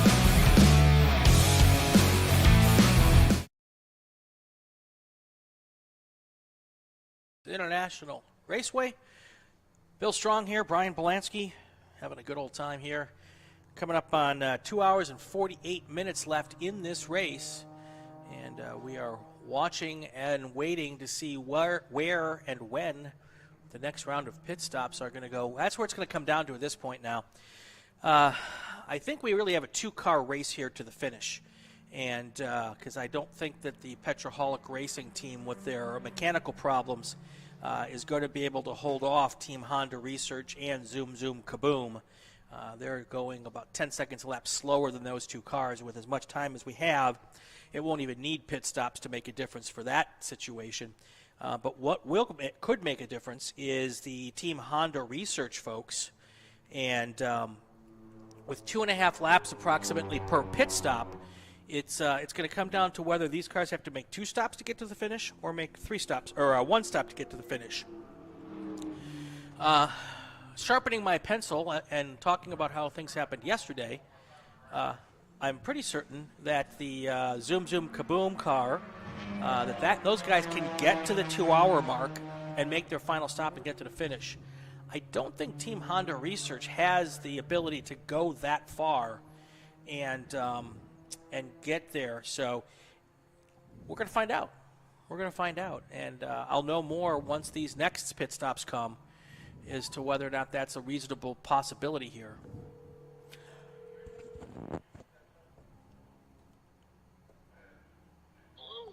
Hey, I'd like to order a pizza. Is this Paul Veltum? Hello? It's here. Huh? How we doing, guys? Hey, Paul, how you doing, buddy? Doing good. How's things going in California today? Pretty good. It's nice, and it's starting to warm up a bit. I just told Chelsea it was in the 60s, but I lied. And it's getting pretty warm here. We're getting some cars that not lasting. Yesterday we pretty much had all cars that started finished, but today not so much. We're having a lot of attrition with either cars going off track or just having engine mechanical issues. So where are you right now? Well, I'm in northern Indiana at my home in Fort Wayne, and I just opened up my browser to see what's going on over at the Autobahn, and our leader's actually pitted, and there's no Z in Mazda has pitted. Yesterday's winter premium dudes had a nice win. Really, they finished up on the field by 2 laps. They're struggling a little bit today. They're not quite. I think they might be having fuel delivery problems again. They're down in 20th place. They haven't been out on the track in a while. So it's rags to riches. You just never know. That's the way it is in racing sometimes, I suppose. But I noticed they were having a little trouble with fuel delivery coming into the pits. I saw them waggling the car, trying to get into the pits during one of the stops. And I saw the Nathan Garner, the team owner for Premium Beats, having to give the car a push start from the stop point when you pick up your clock there as they were headed down pit lane. But they managed to get the car back out there and win the race. But today they're down there in 20th place. There's no Z in Mazda. The leader in the pits, Dirty 30 in second place right now. They finished third yesterday, but probably 45th parallel are probably pretty pleased right now with themselves in third place. They finished 10th yesterday out there at the Autobahn. A 7-hour race on tap again today. And enjoying the footage from one of our team members. Racing is expensive, I mean fun. They've got a good feed on YouTube going, and it's been fun watching them around this really cool little racetrack in Joliet, Illinois. So are you missing the opportunity to pick on Bill for the whole weekend? Yeah, I suppose so. I suppose so. But it's great to hear from you, Brian. How are you doing today? Oh, we're doing good, having a great time, and this whole no video thing's a bit of a fun experiment, and I'm surprised that with 2.5 hours left, I still have a voice after 2 days, but we're having a good time. Yeah, cool. I'm glad you're having fun out there. Looks like the folks at Autobahn are having a good time, too. Looks like the weather's pretty decent. I know it's really good here in northern Indiana, and we're kind of in that same plateau area as Joliet, Illinois is. Not very far from here, only about 2 hours away. Begley Motorsports has ducked into the pits in their Datsun 510. They did pretty well yesterday. They're inside the top 10 again today. This is really good. You know, that team's had just a tough start racing in Champ Car over the last 5 years or so. But it seems like they finally got things pulled together with that car. There was a rash of mechanical issues. They've had some contact on track, just a lot of bad luck. But I don't know. It looks like 2022. Maybe things are coming together for them. They had a nice race yesterday, kept it clean, and finished the race nicely. Today they find themselves leading B class, so they're going to be pretty happy with themselves right now. So are you ready to are you getting ready to broadcast the Carolina Motorsports Park race next week there, Paulie? No. Good. That's what we like to hear. Prepared as always. Prepared for Sebring, though, July 2nd coming up. Oh, wait, are we not doing a show at CMP? Well, that's what my boss told me. Oh, duh, I did, didn't I? I don't know, man. I've been on the road so much. I have no clue what I'm doing or talking about sometimes. So, all right, yes, Sebring. That's right. Sebring is the one we're doing, and that's going to be a fun race, actually. Oh my gosh, Sebring is always so awesome. Bill, you got that Emmy award-winning camera positions with the telephoto lens as the cars come down the front straightaway. That's always a beautiful shot seeing the cars coming down that epic racetrack. One of the oldest endurance racing venues on the planet, Sebring. I mean, so much history out there at that place, and we get to go back and go racing there again. It's going to be a lot of fun. Yep, we. I know that we'll have a full camera placement set up on there. We're going to try and integrate some of the things that we're learning about this weekend with Flagtronics, and it's been working pretty good, and it helps us tell the story. Yeah, it really does. So it's just one more nice element, and I think we're going to see Flagtronics continue to grow in Champ Car and in the sport, and it's just going to be an indispensable tool for bringing us information. It's really going to help us out as broadcasters, bringing the listeners more and more information about what's happening out there on the racetrack, and that just makes things a lot more fun. You know, the more information we can bring, the better. Winter Motorsports setting the fastest lap time of the day out there at Autobahn at 1:37.7. And I've been watching yesterday's winner. They just don't seem to have the same pace that they had yesterday since that last pit stop. I really do believe they're having some problems. They're still not turning laps down there in 20th place. Well, not too bad on the attrition side of things for Autobahn, though. They've been able to keep those cars on the racetrack. Chelsea did say it warmed up a bit compared to yesterday, so maybe the heat is playing a little bit of it with older tires. You know, some teams might not be using new tires for every race, so maybe the heat's playing a factor in that with already heat cycled tires. And Zoom Zoom Kaboom just finishing up their pit stop as they leave pit lane in third place right now. They're still 6 laps ahead of Roto Plucker, who went off track just a little bit ago and had a hard time recovering from that, but they're back out. We were just talking about tires, and if there's anybody that knows about tires, it's the Tire Rack guys that are in 16th place, obviously not quite up to speed with what they're accustomed to in that car. But yeah, those guys definitely know about tires. You know, Tire Rack out of South Bend, they have their own testing track there. They do a lot of testing, R&D out there, and these guys really know their stuff. I guess. Well, we're losing you. I think we might have lost Paulie. Yep, there we go. We got you back, Paul. Okay. Yeah. I was just explaining to the listeners that Tire Rack is out here racing with us this weekend in Joliet. It's kind of in their neck of the woods, but I know we're going to have Bob from Tire Rack from the team out there interviewing with you and Brian on the show. Yeah, they're going to be on this Tuesday, and we'll be talking to them and finding out all the little secrets about how to make a car go fast on the tires that they sell.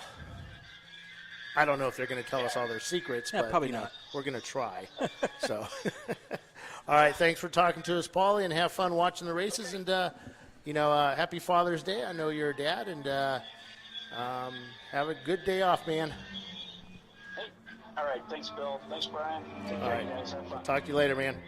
That's Paul Veltum, our ChampCar.Live lead engineer, and good guy all around, and loves racing, loves talking about racing. Gosh, I hope so.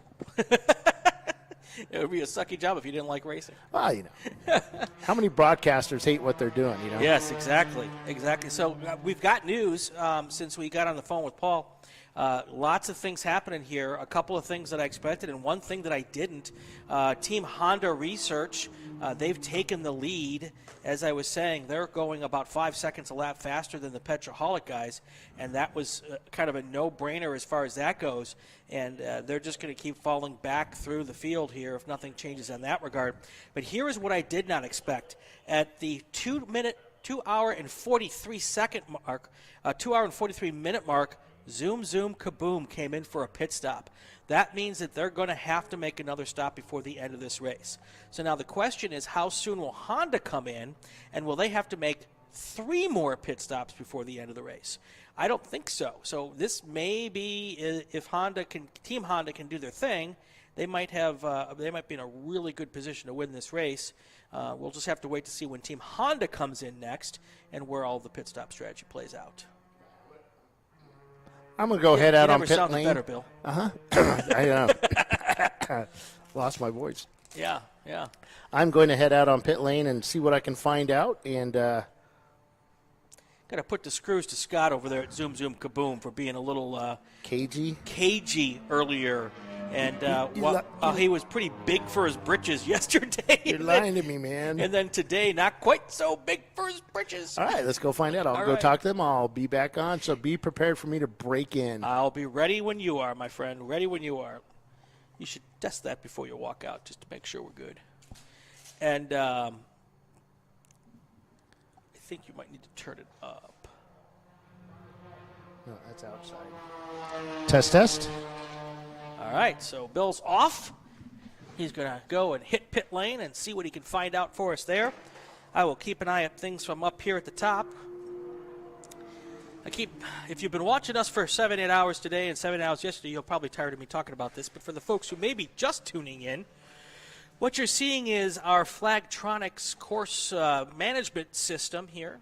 It's a great system that allows us to have LED lights at the corners to let the drivers know what's going on in their section of the racetrack, as well as LED lights right in every single car. And those LED lights right now, they're all green because we have no issues on the racetrack. But if we did, they could go yellow. They could go. They could show a debris flag for the drivers in the car and on the corners. Now we still have corner workers. They're still the eyes and ears and noses for us. You know, we had a call in earlier about a car that smelled like it had a coolant leak. Well, certainly Flagtronics can't relay that information to us, so the corner worker is still very important to us out there, and they can trigger the Flagtronics sign in their corner by themselves, and it can be triggered from up here in race control. Hey, Brian. I'm down here with the number 570 Tangerine Dream team, and all I smell is coolant, and that's usually indicative of not a very good situation. So you guys lost all your coolant? Yeah, unfortunately the head gasket didn't hold today. We also had a hose clamp fail on us earlier, so that further stressed the head gasket that we swapped in yesterday. So better luck next time. We've had probably about 60 to 70 racing hours on this engine alone. So it's been great, but it's time for a refresh. Is there a guy that's in charge of hose clamps that you're going to yell at later? No, we don't need to yell at anybody. Trying to create drama because that's what you do when you do this kind of job. Carla was in charge of those. Oh, okay. Whatever. No, sure. Your organization. Sure, I'll take the heat for that one. All right. Well, we'll see you at the next one. And sorry about your end, but you guys looked really good out there today. Awesome. Well, thanks for having us again, and can't wait for the next race. All right. Back to you, Brian, and I'll go find somebody else to chat to in just a moment. Okay, so there's the big story on Tangerine Dream. They had the head gasket problem yesterday, and they had the head gasket problem again today, sadly. But a good effort, and especially an effort trying to get that car put back together for today. So good job by those folks. Petroholic Racing continues to drop back. They're now back 47 seconds from the leaders, Team Honda Research. And once they make their pit stop, it'll be possible that Zoom Zoom Kaboom will be able to take over that second place spot as well. And the good news with going slower is they should be getting better fuel mileage, and they'll be able to go a little bit longer than normal. But still, with those Mustangs, they do like their gasoline, so they will be coming in probably in the not-too-distant future. And again, we just saw Zoom Zoom Kaboom come in not too long ago. It was at the 2-hour and 42-minute mark. So, that means that the top that car can go without refueling is 2 hours. And so now their fuel strategy has changed, I'm sure. It's going to be pit halfway between now and the end and just go and see what happens. Roto Plucker Racing, they're several laps down, 12 laps to the leader. And we'd heard from them earlier that they're just going out and having fun. So, and I'm sure we're going to catch up with them here in just a few minutes as well. And then the Renegade Motorsports folks, they've had a bit of an adventurous day. They're 22 laps down from the leader. They're 10 laps down from the next fastest car in their class.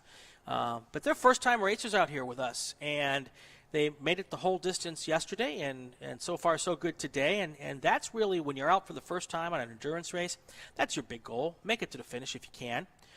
They did it yesterday. We'll see if they can do it again today. Bill is out on the pit lane trying to track down some folks to talk to for us. And considerably a smaller group of people than it was a couple of hours ago when we was out there. We've got 10 cars still on the track. We've had now 4 retirements today, 3 retirements. And so Tangerine Dream, Fetterhun Motorsports, and Hall & Oates, those were the 3 cars that started who are no longer racing with us. Mechanical issues, the problem for all of those cars. But yeah, it was good to see everyone out there playing around with us today, and we appreciate all of you coming out to have some fun. If you're looking at the Flagtronics feed on our YouTube channel, if you're actually watching it, the white boxes with the numbers in them, those are the speeds of the car at that particular point on the racetrack. So if you look at just past the turn 1 area, car number 37 was clocked at 86 miles per hour, and then 395. All right, Brian, I'll give you a count of 5. 4, 3, 2, 1. Hey, I'm down here with Team Honda West, and you guys are doing pretty good out there. Do you have to pit 3 more times, or 2 more times, or 1 more time? How many times you got to pit now? We have to pit 8 more times. We have 8 drivers here. Goodness, so nobody is telling me the truth down here, man. Maybe we're working on our strategy, but it could involve anywhere from 7 to 10 pit stops. Yeah, y'all are engineers, right? So I have to speak Californian. All you guys are engineers, right? All you dudes. So a lot of us are in the design studio, so that does involve a little bit of engineering. It's kind of a. I'm just wondering why there's so many slide rules and calculators down here. Well, we're Honda, so it's all metric. So we had to convert from Champ Car inches to Honda's metric. Yeah, that's. I think we get a lot of lost in translation when you start doing that. But it is what it is. And so you don't know how many times you're going to stop. Just basically, you're going to stop when the fuel runs out. Basically, but we will strategically stop when the fuel runs out. There you go. Strategically. God, got to use these big words. So, what do you do for Honda as you record me? Oh, are you the media guy that makes sure we're all saying everything correctly? I'm a designer. What do you design?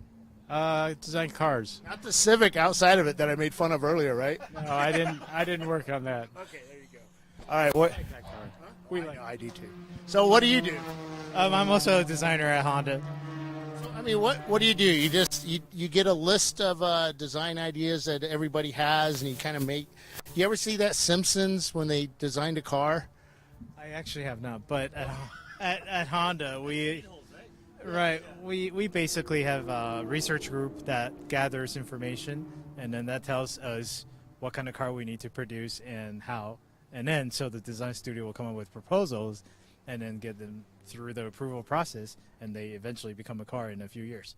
So that approval process also includes the guys with the money that say, you can't put that 300 horsepower K-Series motor into a super lightweight. The good thing about Honda is that the design studio actually think about and design cars for the customer, where we do have, sales guys that said, no, I actually need to sell this car for this much money and this and that. So we eventually reach some sort of, agreement, and then that's how cars are produced. Okay, let me turn this mic off. So what's the supercar that you guys are doing? Oh, every car is a supercar, depending on the aspect that you're looking at, right? It's either a supercar for a family use or a supercar for a individual use. So depending on our customer, we design a supercar for each and every one of our customers. So you're telling me Honda's coming out with a Honda NSX wagon? In each and every one of us, it may actually be like that, but then we want to stay sane and not turn ourselves into crazy people. But how cool would that be?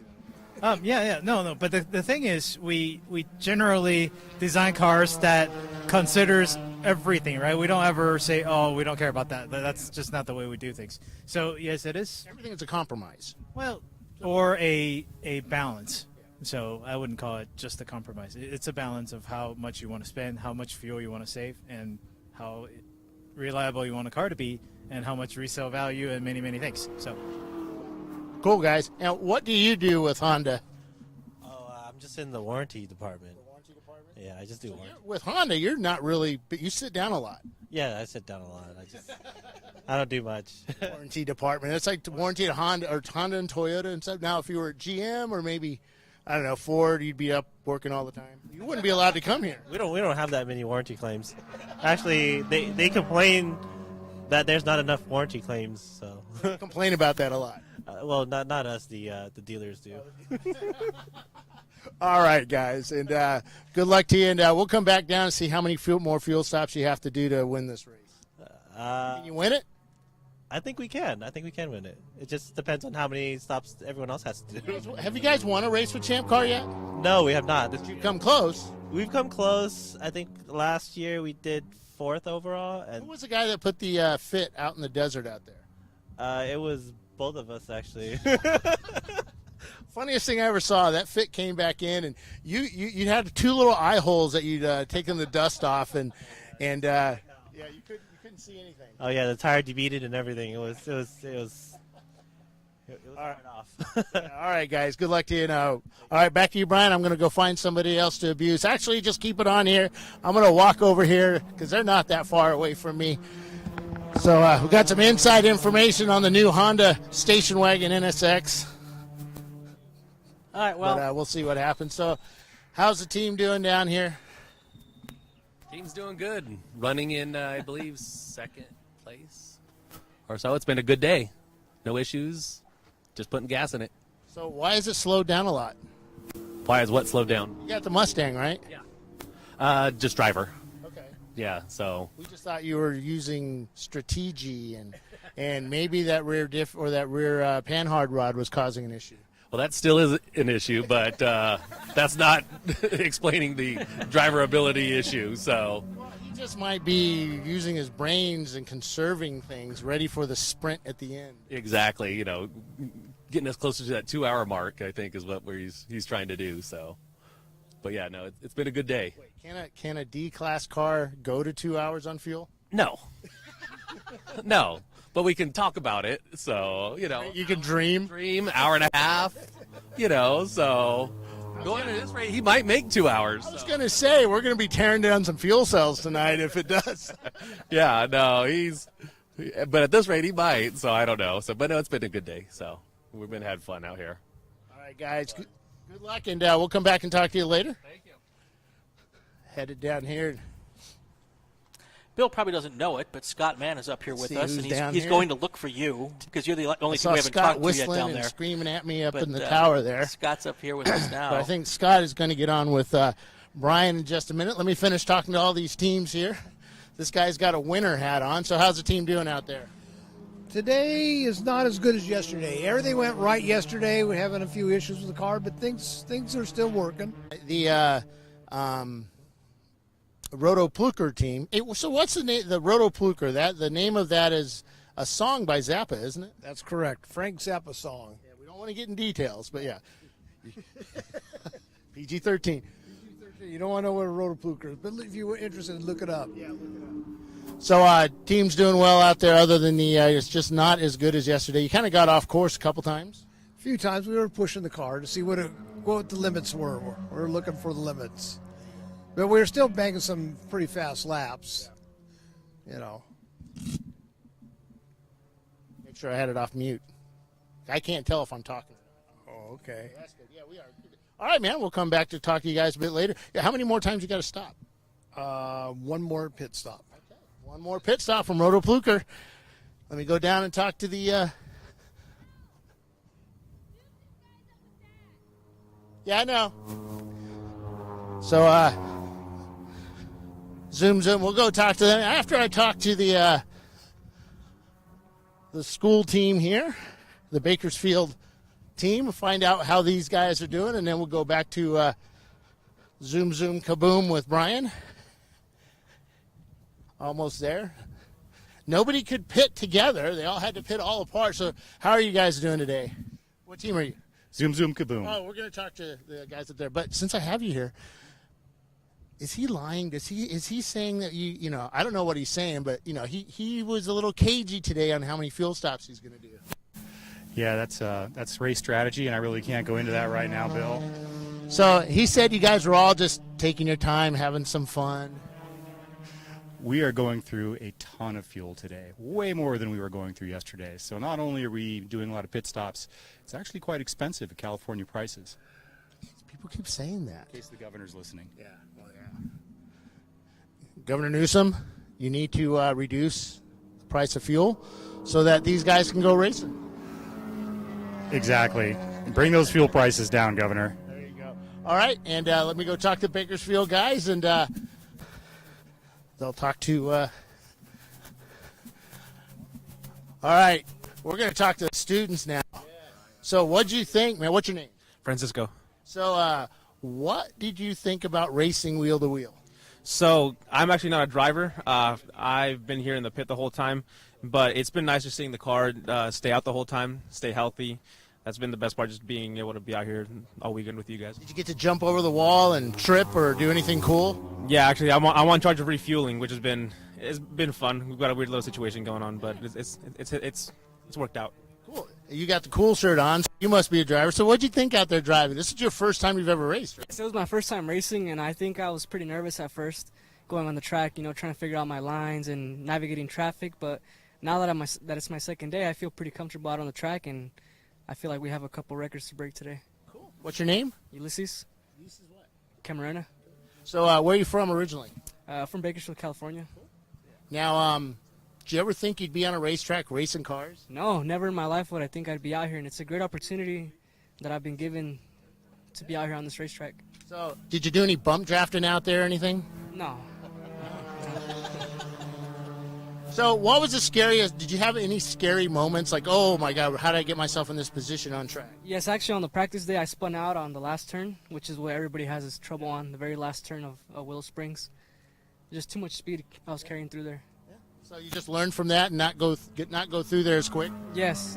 A lot of learning to do, a lot of learning of the car, of course, because it is the first time that we've taken it on the track. So did that help? Now, there's a lot of guys that make fun of guys driving automatics. I personally think that an automatic is the way to go now, mainly because there's just not enough people that drive stick shifts. And were you okay driving an automatic over a stick? Yes, personally, I can drive a stick shift, so there's no problem with that. But automatic, I feel like, is pretty easy for a beginner, learning the track and the lines. You don't have to concentrate on what gear I'm in or anything. Exactly. Cool. Now, are you the data guy? Yes, I am. So what are you dataing? You got a stopwatch going, you got laptops here, you got big screen TVs surrounding you, all the latest and greatest technology from Bakersfield College. So are you part of the IT program there? No, I'm just a guy who likes numbers, and I'm putting together lap times and sectors. I'm splitting the track into two pieces and tracking how the drivers perform on each half of it. I'm also tracking fuel mileages to see how the car's performing as we push it faster and faster and longer and longer. Cool. Now, have you been talking to the Honda guys down there with the slide rules and calculators? Not yet. No, I haven't been informed that they were doing that. Yeah, well, I mean, you're all high tech. I mean, they've actually got slide rules and calculators down there. Well, do you know what you're young? Do you know what a slide rule is? I'm familiar with it. All right, guys. So who else drove the car? So is that the first time what's your name? Miguel. Miguel. So what was that like driving the car for the first time with cars all around you? I was super nervous. Just had to get used to people passing me. There are a lot of them. Try to keep them behind me a little bit. I got a little competitive out there. Spun a few times. Found myself in the dirt, but we kept it on the track, and it was super fun.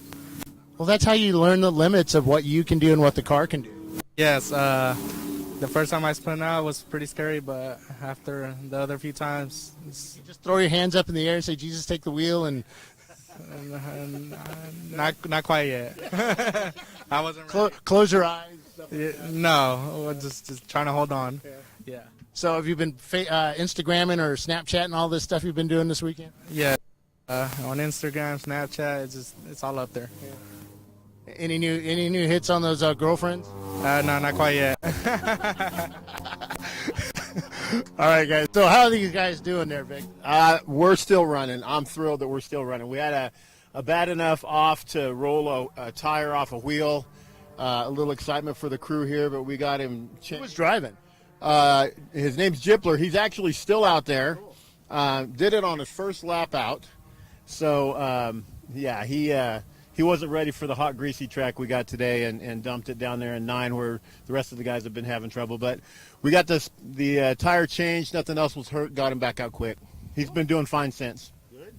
And what do you do with the team? I'm Vic's wife, so we've been doing this for a while. Sandwich maker. Yeah, I'm in charge of making sure everybody gets clean, fed, and gets home safe. So you get to yell at him a lot? Oh no yelling in the pits. No yelling. Is that a rule he put down? I need to use one of those. If we're yelling in the pits, it's usually about the car. No, it's really fun seeing the kids out here, and they're doing a great job. It's awesome watching them race because these guys are actually doing really, really well. I don't think they realize how good they're doing.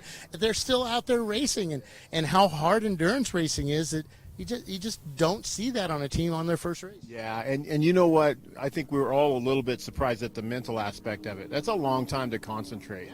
And we don't have any radios, no communication with the guys, so they're out there locked in their own little box, thinking about all the things that's going on, and that's a pretty big mental strain that we had to come to terms with today. But they're doing great. Super proud of them. Good. All right, guys. Good luck. We'll see if we'll come back, talk to you later. I'm going to send it back to Brian, who's up there with Zoom Zoom Kaboom.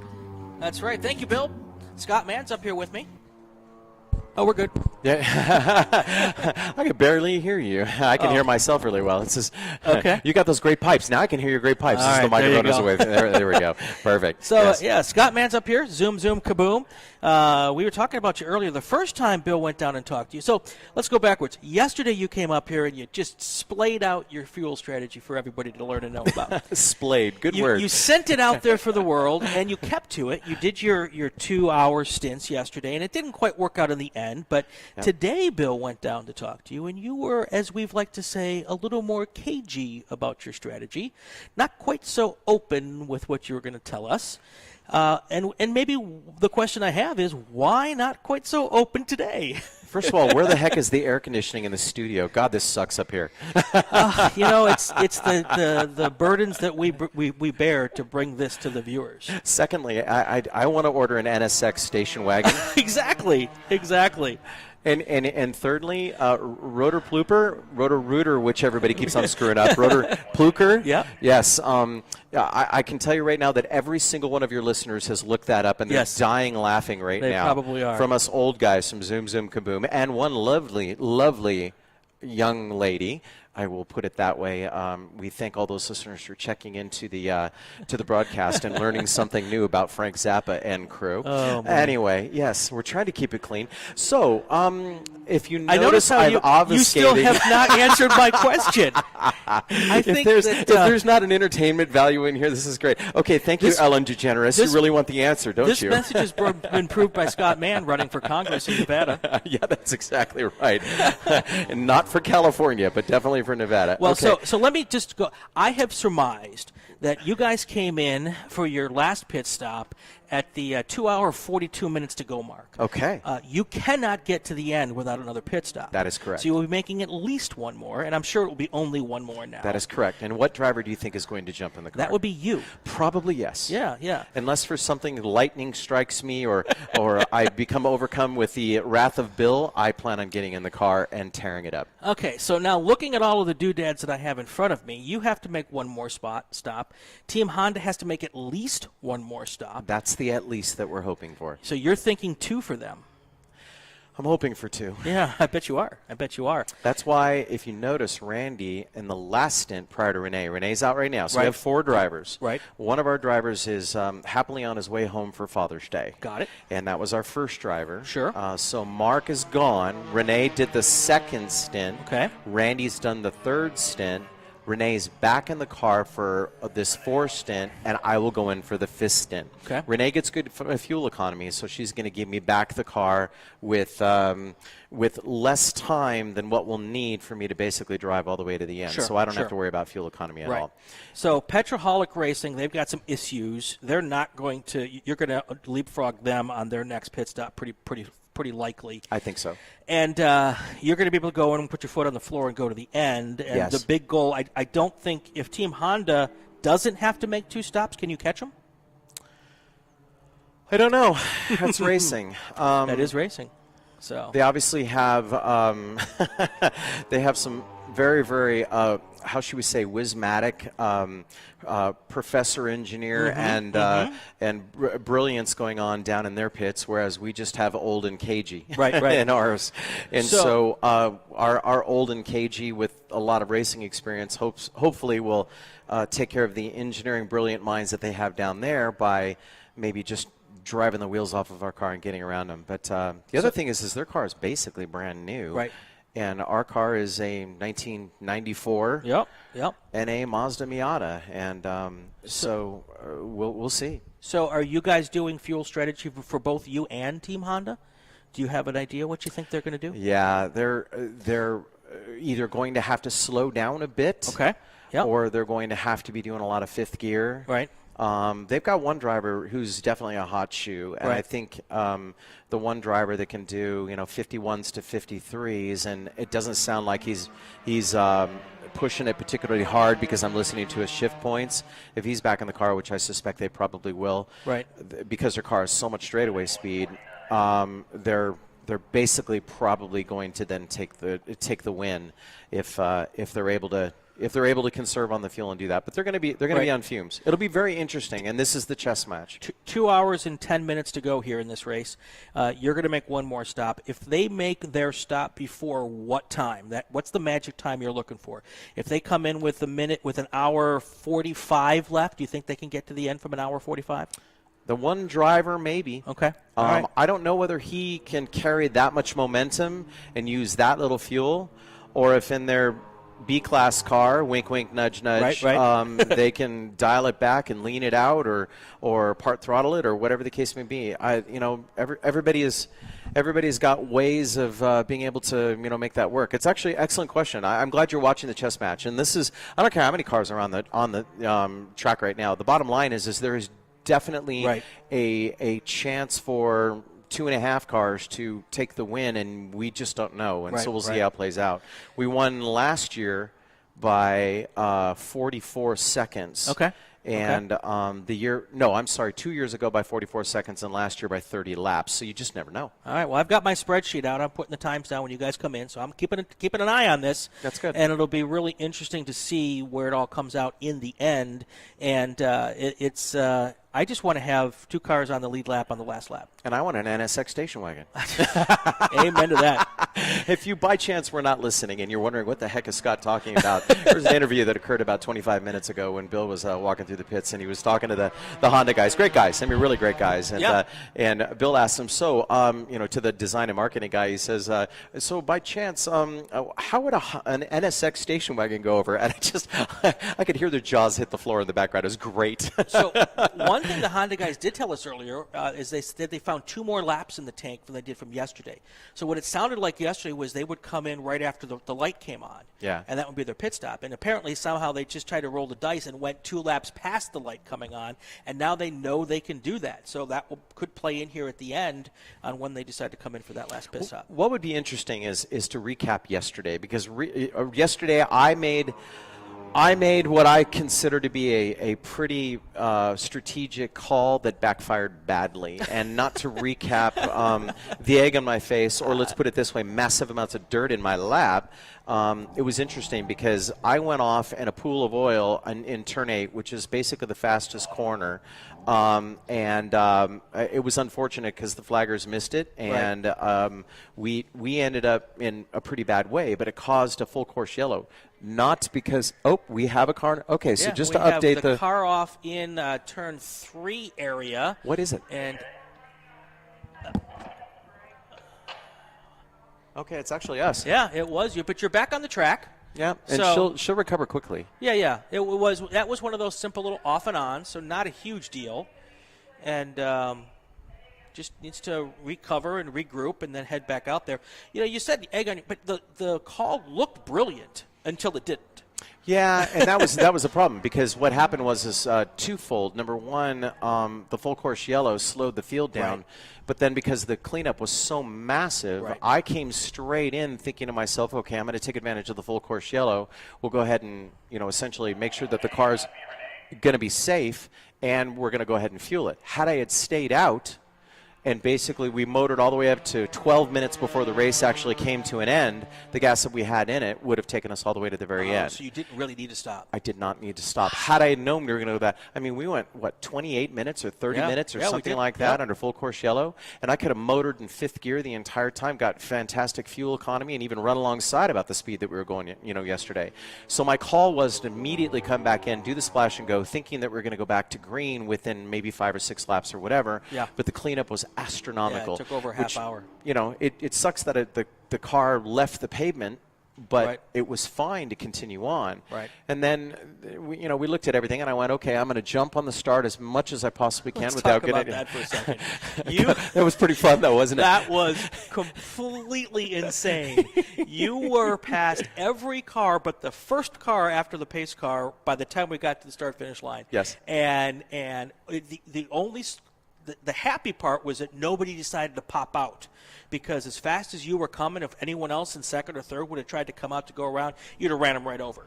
Because you were there's room. flying. You were flying. Okay, so I'm the last car on the line for those people. This is radio, by the way. Actually, all three of us, we all have a how should we say, a face for radio. That's why we're not doing TV. That's right. But And a anyway, voice for newspapers. just right. That's exactly right. So here we are, front straightaway. I'm sandbagging way back. Yes. I was probably 35 car lengths behind. Well, they have Flagtronics. Flagtronics, for those people that don't know, is basically an LED display that indicates what's going on anywhere on the track, depending upon your geolocation on the track. And so I know when it's going to go green because they press a button simultaneously when they drop the green. Well, sometimes they press the button a little earlier because they can't do both at the same time at start finish. It doesn't matter. I already had a head of steam, and by the time I passed the first car in the line of succession, I was already doing at least 50 mile an hour faster, and it was green as green can be. Yep. I went flying all the way down on the right-hand side on the front straightaway, all the way down past everybody, and I actually did pass the first car in line as well, but that was going into turn one. Right. And then I literally walked away. Well, my goal was I wanted to come back and lap the Honda car. Right. And when I realized that was not going to happen after about 5 laps because they were matching my pace pretty carefully, then I went, okay, we're 8 laps in front of 4th place. Why do we continue to keep on driving? I just came in and parked it for the last couple of laps of the race to preserve the gear. And Absolutely. so in every way, shape, or form, I tried, and then when it was not possible, we accepted third, and that was good. But first in class. So first in class yesterday, which we'll get it again today. Yep. And then third place overall in an A-class car, and legitimately an under 500-point A-class car for those Champ Car listeners that are out there that know all about the classing and stuff like that. We happen to be incredibly happy about that. And now, you the should Honda, the B-class car, the fact that it's a brand new spanking, we'll call it factory sponsored, not really, but yes, it's Kind of, yeah. yeah, kind of, and the fact that we're doing so good against that, I'm very proud of what we're able to do. I just wish it was 108 degrees outside. I'm serious. I really, because the attrition would be great, except for their brand new Honda that's out there. All right. But anyway, so that's the long and the short of it. Cool. Well, you got a car to go drive. Yeah, I got to go jump on my other set of pajamas that happen to be a little bit dirtier, There you go. left over from yesterday's off-track excursion. All right. And we'll go check it out. So please, for all those folks that are out there, continue to keep listening. Hopefully, hopefully we'll give you a little bit of fireworks towards the end. Tell them about your websites real quick before you go. Okay. I am the inventor of a trailer called Stacklight. For those folks that want to haul around 2 cars behind a half-ton class pickup truck with a 10,000-pound towing capacity, stacklight.com. That's L-I-T-E or L-I-G-H-T, stacklight.com. And I am the owner of Renegade Hybrids, 40 years of converting V8 converting Porsches to V8. That would be LS V8 conversions. And I can actually hear people going, what? Yeah. In the background. Okay, Especially so once again. Porsche loyalists. Yeah, right, exactly. Exactly. The purists that are out there. LS conversion V8s into Porsches, Renegade Hybrids with an S.com. Check us out. We're located in Las Vegas. Cool. Thank you, everybody, for checking it out. Thank you for having me. Absolutely. And could you please fix the air conditioning in this damn place? I'm comfortable. It could be 110 degrees outside. I have nothing to complain about. Amen, brother. All there right. we go. Take All care. right, that's Scott Mann from Zoom Kaboom. He's out here Still in third. But you're not far behind. Not far behind. Third place, I'm not too far out of second, and then it becomes a pit stop game. We're looking to see when Team Honda Research comes in for their next pit stop.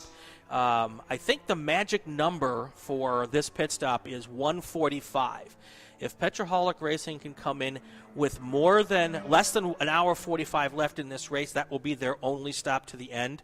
We know Zoom Zoom Kaboom can come in and do just one more stop and get to the end. And that's going to be the big question for Team Honda Research is will they be able to do with this on one more stop, or were they going to have to do it on two more stops? And I know that Scott just said that they're really hoping that they have to make two stops. And if they do make two stops, I think Zoom Zoom Kaboom takes the win today, unless, of course, making sure that nobody has any huge mechanical issues that we don't expect or any kind of incident. But so that's where this is playing out here.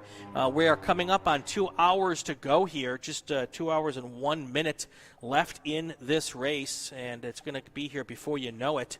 And we're just doing our thing. 4 hours and 58 minutes into the race. We've got 5 cars still on the track. We started today with 8. And I think I didn't ask Scott about this, but I would think that some of this attrition could be on, now we are, for some of these cars, we are 14 hours into this weekend. Brian. Oh, yes.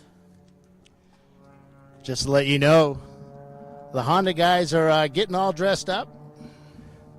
Looking like they may be coming in here soon for a fuel stop.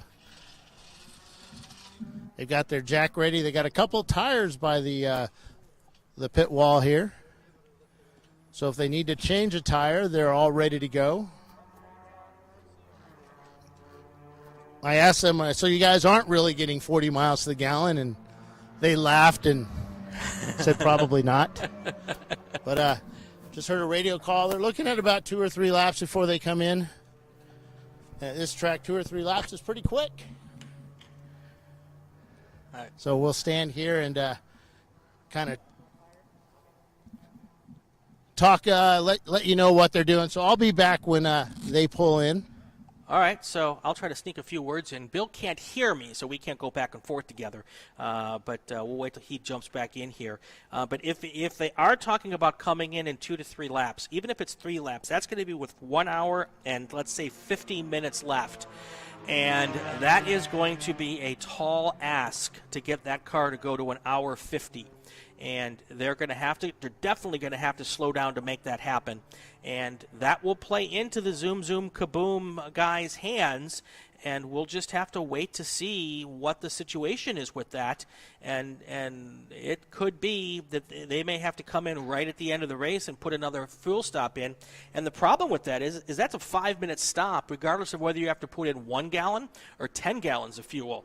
So, or the other option is they know they have to make 2 stops, so they're going to fill it full now and just go really, really hard, not have to worry about saving any gas, and hope that it all works out in the end. So, this is why I love endurance racing, folks. It is a magical little bit of strategy. You're running the numbers. This is if you got a kid who doesn't want to, who is maybe a STEM kind of kid and wants to find a cool way to teach him math and engineering and all of that kind of stuff, have them get involved in endurance racing, because right now they're using their engineering skills, they're using their math skills.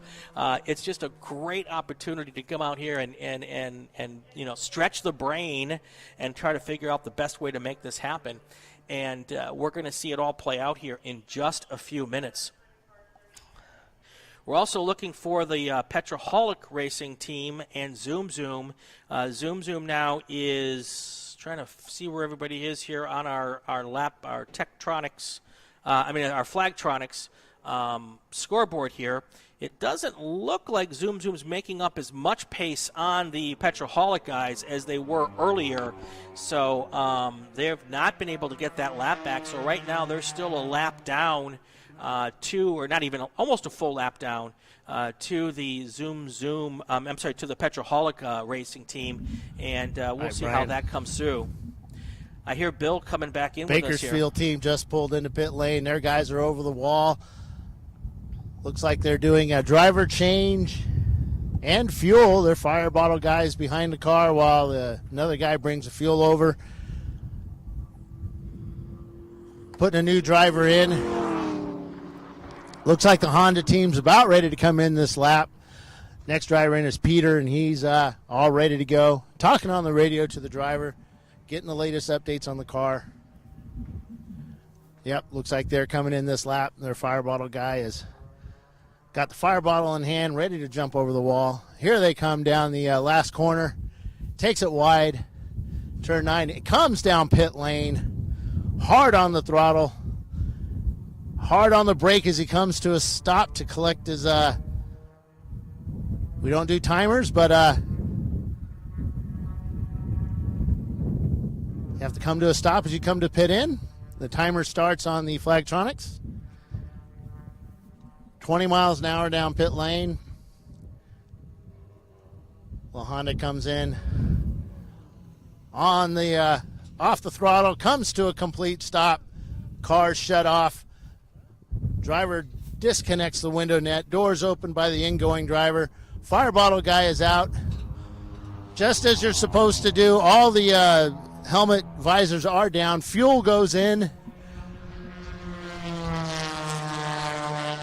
Putting fuel in the car, and those jazz cans are loading up this car pretty quickly. Driver's out. Looking for a seat pad for the new guy. The guy getting out's a little taller than the other guy going in, so he needs a seat pad to lift him up a little. Guy gets in the car. Peters gets in the car, and now they start putting the seatbelt on while a second gas can goes in this Honda i-VTEC double overhead cam 4-cylinder engine. Fuel goes in. Driver's getting his seatbelt on. Putting they've already got the lap belt on and the sub belt. Now they're putting the shoulder harnesses on. Car's filled up with 2 bottles of 10 gallons of fuel. Fire guys are back over the wall. The jack man is under the front of the car with the jack, placing it at the jack point. As he starts jacking it up, they've got 2 Honda-powered there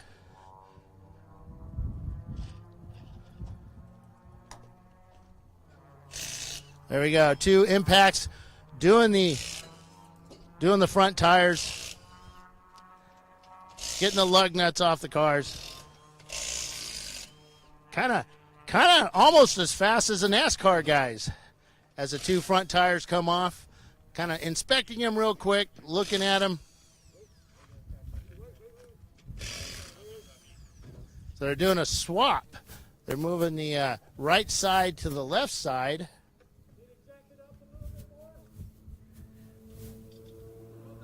Taking some weights off the tires. Don't know why they're doing that. Or they're taking all the weights off the tires. Might have had a vibration issue. Yep, they're just swapping left to right. Looks like the right side or left side tires are getting used a little bit more than the right side tires. Putting the right side tires going back on as they're just finishing up getting the weights off the left side tire.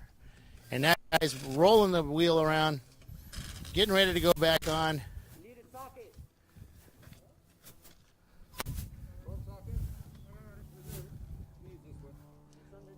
Like I said, almost NASCAR quick.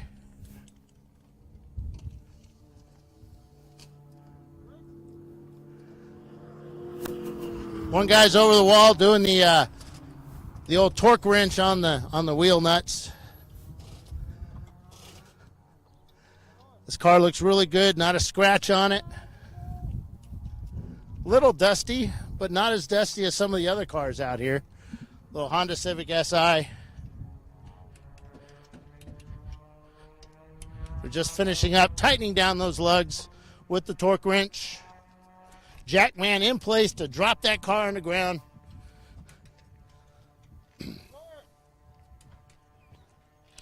Got the car back on the ground. Jack is coming back over the wall. Doing a real quick tire pressure check at the same time. Still got time with our 5-minute pit stop. Now doing radio check.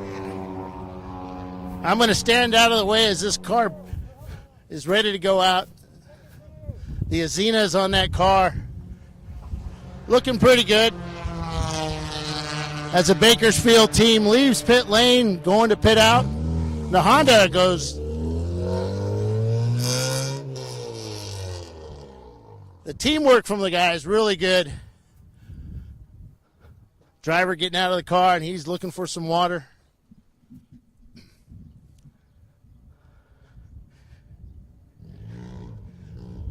All right, back to you.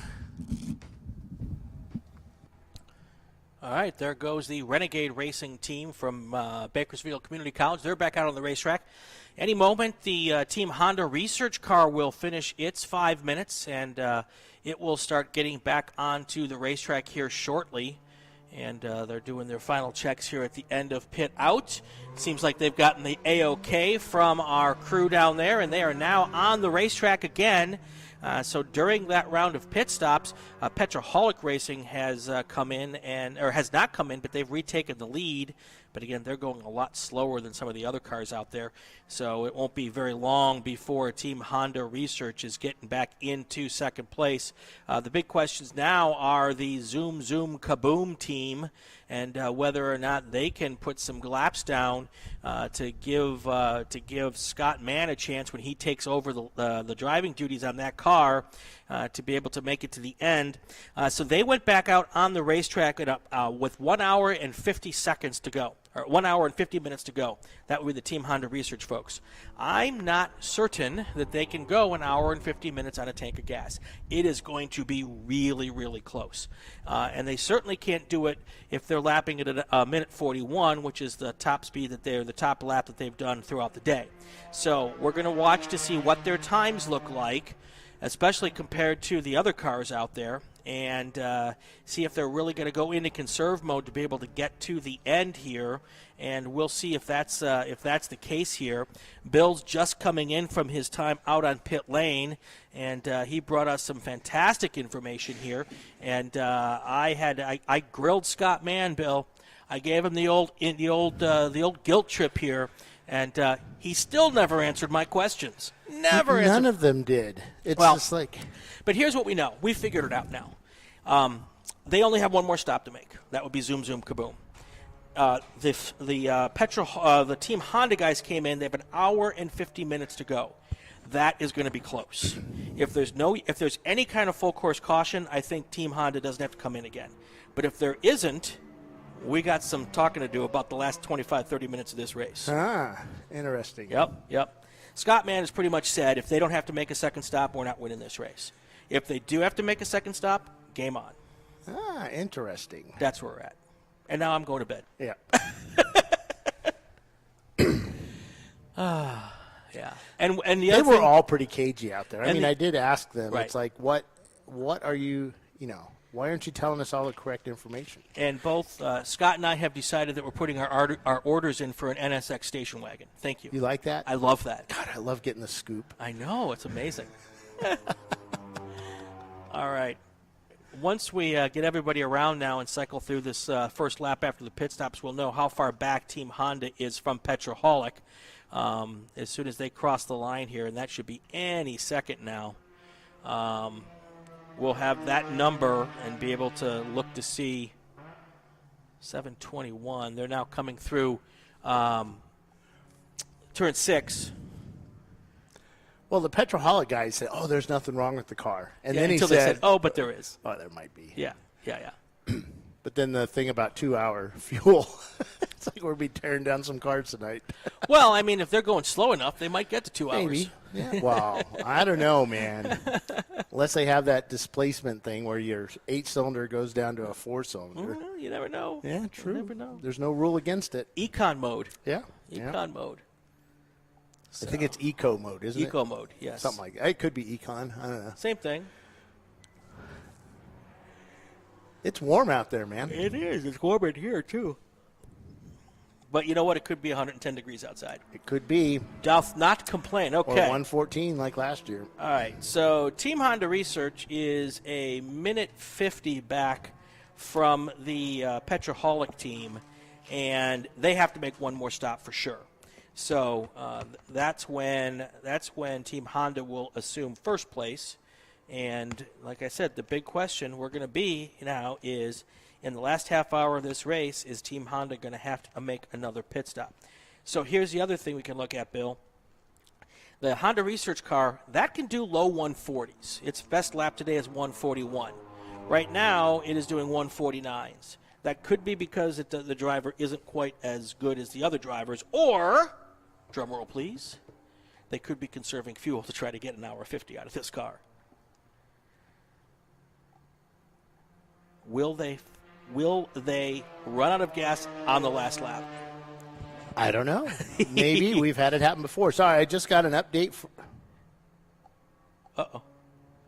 Bill, stop talking. Oh, no, I need to go down and see Sue for a minute. But got an update at 1:28 our time, which was about 45 minutes ago from Chelsea. There's no Z in Mazda, is now P5. They had to do a brake change. So she said brake, B-R-E-A-K. So, I don't know. They might have had to have a break. I don't know. Or maybe they were break dancing. They could be. Yeah.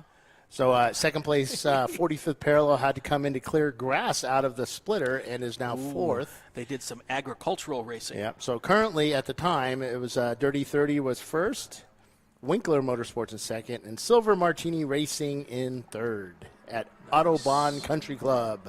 Nice. So everybody was on the same lap as well. So I am going to go see Sue real quick. Okay.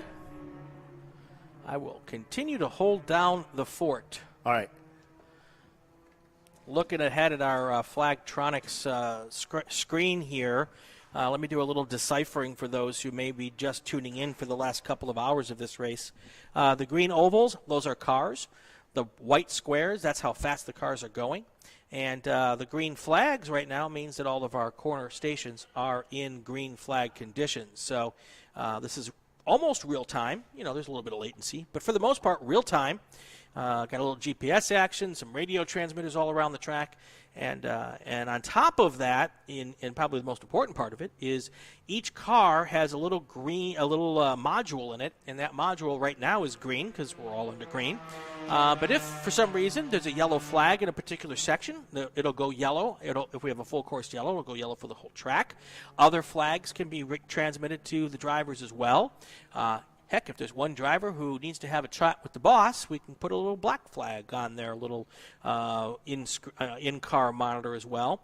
There's also big LED screens at the corners, so we can display the flag condition at that corner on that screen. So really cool system, and we're having fun using it to show you today. The reason we don't have any cameras is because out in the middle of the high desert here, we don't have very good cell signal.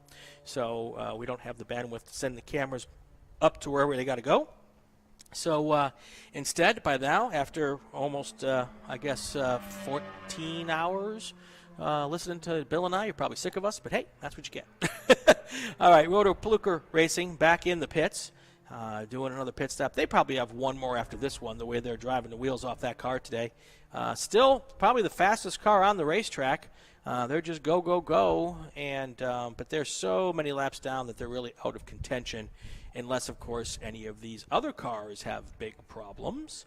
And that's why they keep racing, because with 4 hours to go, or I'm sorry, with an hour and 43 minutes to go, that could still happen. So at any time now, I would say, Scott Mann's going to jump back into Zoom Zoom Kaboom and see if he can't hustle that car around and make up some time and get in a position that if Team Honda needs to make two pit stops or another pit stop, that he'll be able to take advantage of that. Without that second pit stop, I think your finishing order will probably be Team Honda, then Zoom Zoom Kaboom. We're also waiting for Petroholic Racing to make what could be their final pit stop. And that should be happening probably, I would guess, fairly soon. We've completed 165 laps so far today in 5 hours and 17 minutes of racing. Got about an hour 42 to go. So this is where we start really crunching the numbers here to see who can get to where. And I think we've pretty much figured it out at this point. Zoom, Zoom, Kaboom, they're going to have to stop one more time. And then the question will be, will Team Honda need to stop again? And we'll find out if that is the case. So, all right, there is Honda Research. They have gone past the Petroholic cars to go back into first place. They're lapping 7 seconds a lap faster than Team Honda. And then the Zoom Zoom Kaboom car is 4 seconds a lap faster than Petroholic. So they're still trying to do some stuff there. They'll probably assume second place here when Petroholic comes into the pits. And it looks like they are in the pits now. So an hour 41 with the Ford Mustang. They might be able to make it to the end after this pit stop. They'll come out with an hour 36. They could probably go an hour 36 on one tank full of gas. So it looks like this will be the last pit stop for Petroholic Racing. And then they will try to go to the end as well. Now looking at it, it's 3 laps down for Zoom Zoom. If they don't, let me look here, and they're not going faster than Team Honda.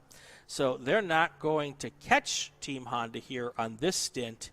And once you add the 2.5 laps of Zoom Zoom Kaboom's pit stop, I think that it might even be okay for Team Honda Research to come in for more gas and make it to the end in first. We'll know more in just a few minutes here, but I actually think that Team Honda Research, now looking at the numbers, might have a large enough lead where if they needed to come in for just a little bit more fuel, they might still be able to hold on to the lead. So that's what we're going to find out here over the next hour and 40 minutes.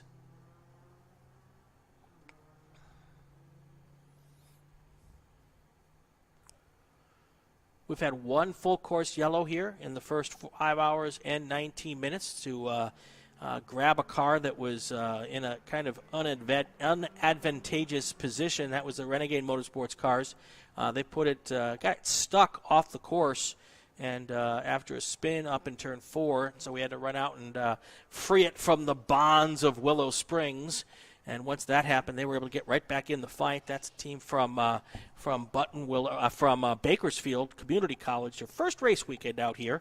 And so far, they made all of the 8 hours yesterday, and we're 5 hours and 20 minutes in today. And it looks like they're doing really awesome, regardless of what the end of the result today is. Lots of learning going on, lots of fun. And I suspect we got a bunch of people hooked on this racing here after they came out here and joined us for the race weekend.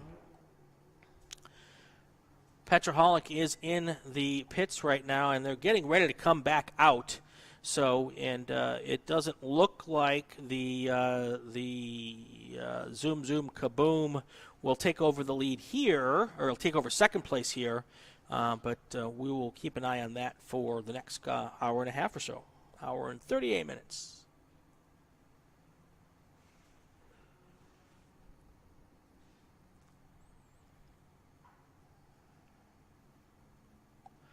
So if you want to take a look, you've got the car number 19 here. You can't see it because there was a number over it. It's just now coming back on the racetrack. You can see it going to 43 miles per hour as it exits, and then it'll pop back up here, probably be closer to about 70 miles per hour before it gets to turn 1. And they will pop back in here. Pretty much a flawless day for Team Honda Research. I'm doing the math, Bill, and I think that, and we'll know more once Zoom Zoom Kaboom makes their final stop, I think Team Honda Research probably will have a big enough lead where if they had to come in at the end for one more pit stop, they'd still be in front. Possibly. Yeah. Very, very interesting. I mean, if they... So they're 2 laps up right now, and Zoom Zoom Kaboom still has to make a pit stop. And so the Mustang just left. Yeah, the Mustang just left.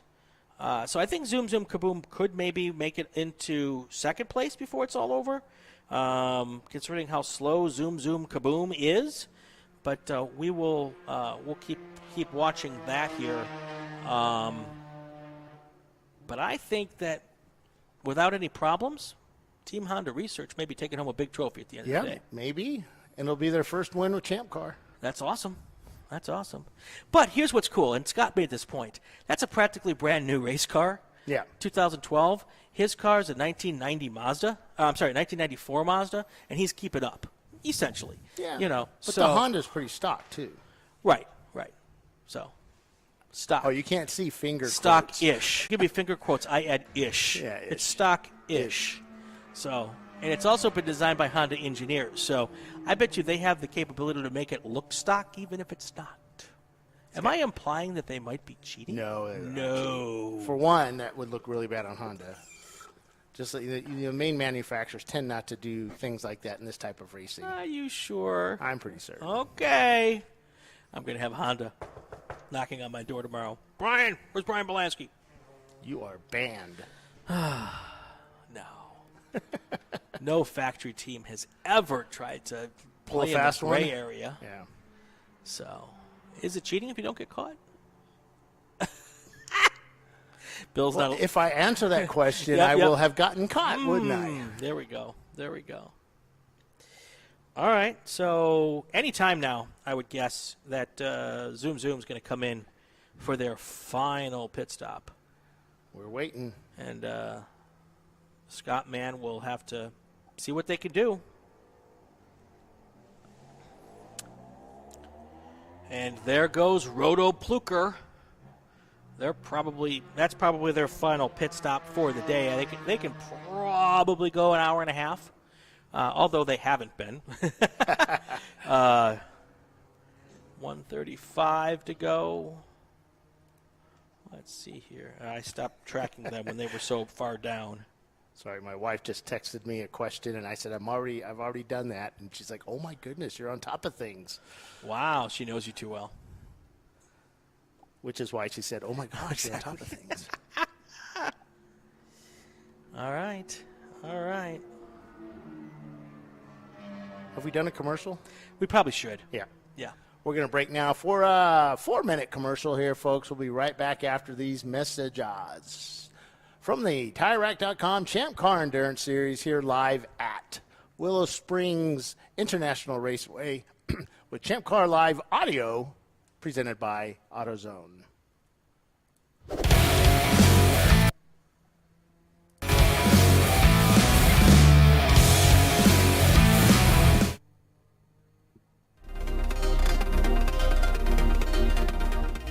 Welcome to TireRack.com, revolutionizing tire buying since 1979.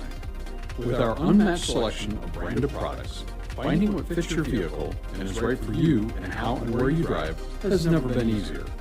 Through helpful online shopping tools that include our professional hands-on reviews done at the introduction of a tire and consumer reviews that give real-world feedback over the life of the tire, you can make the right tire choice and find exactly what you need. And if you prefer to talk to someone, our tire testers, our sales team, are available on the phone. And that's how we get you the right tire for you and your vehicle for where and how you drive.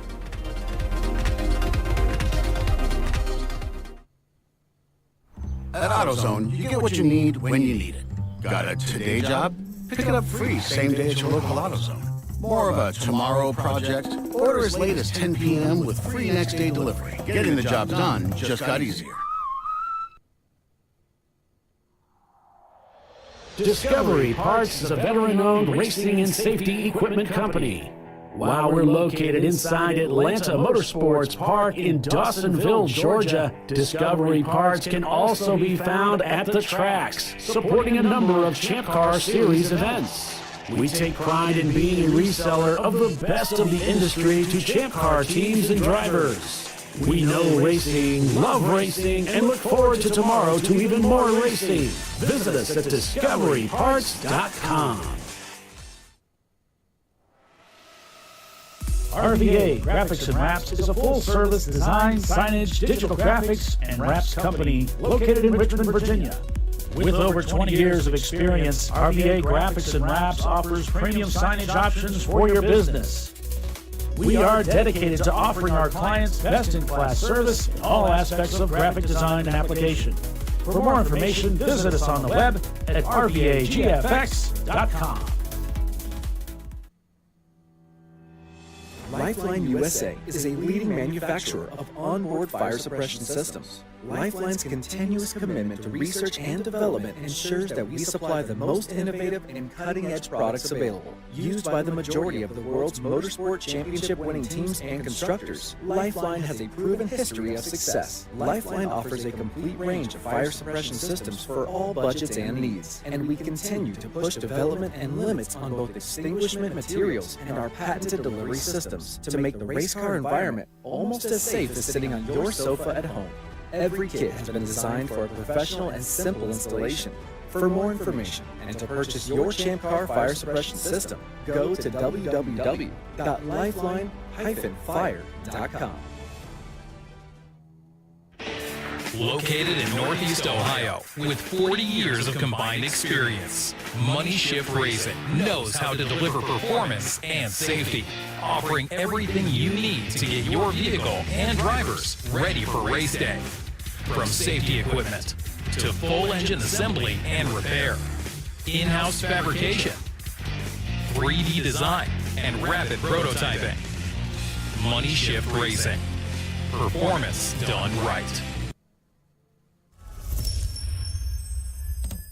Frozen rotors from Diversified Cryogenics deliver increased performance and a higher level of safety, while significantly reducing braking system costs. So to tell you a little bit about the durability of this product. So we have seen an incredible extension of the life of our brake rotors using frozen rotors. We've gone from brake rotors every other weekend to 6 weekends on one set of brake rotors, and I think they can go farther. The durability has been amazing. And it's been a fantastic season, and man, a lot of that is due to the way our car can brake on those frozen rotors. For more information, go to frozenrotors.com. Come on, Road. Do your worst. We'll be at our best. Engineered to meet or exceed original equipment performance exclusively at AutoZone.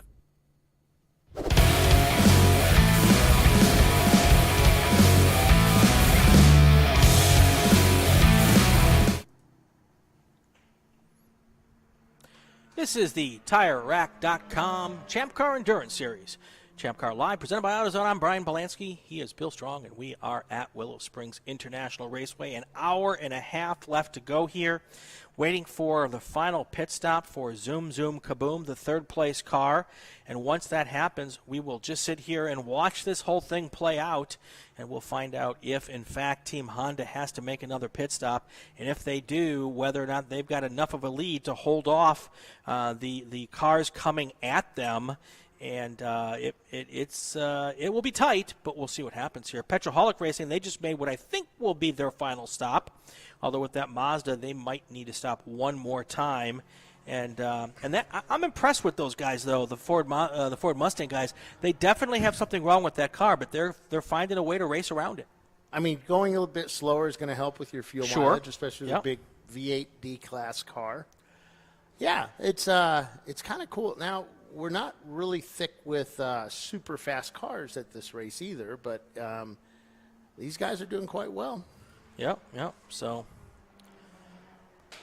now kind of all the intrigue has we figured out the strategy now. Right. And now we just have to see if the strategy works.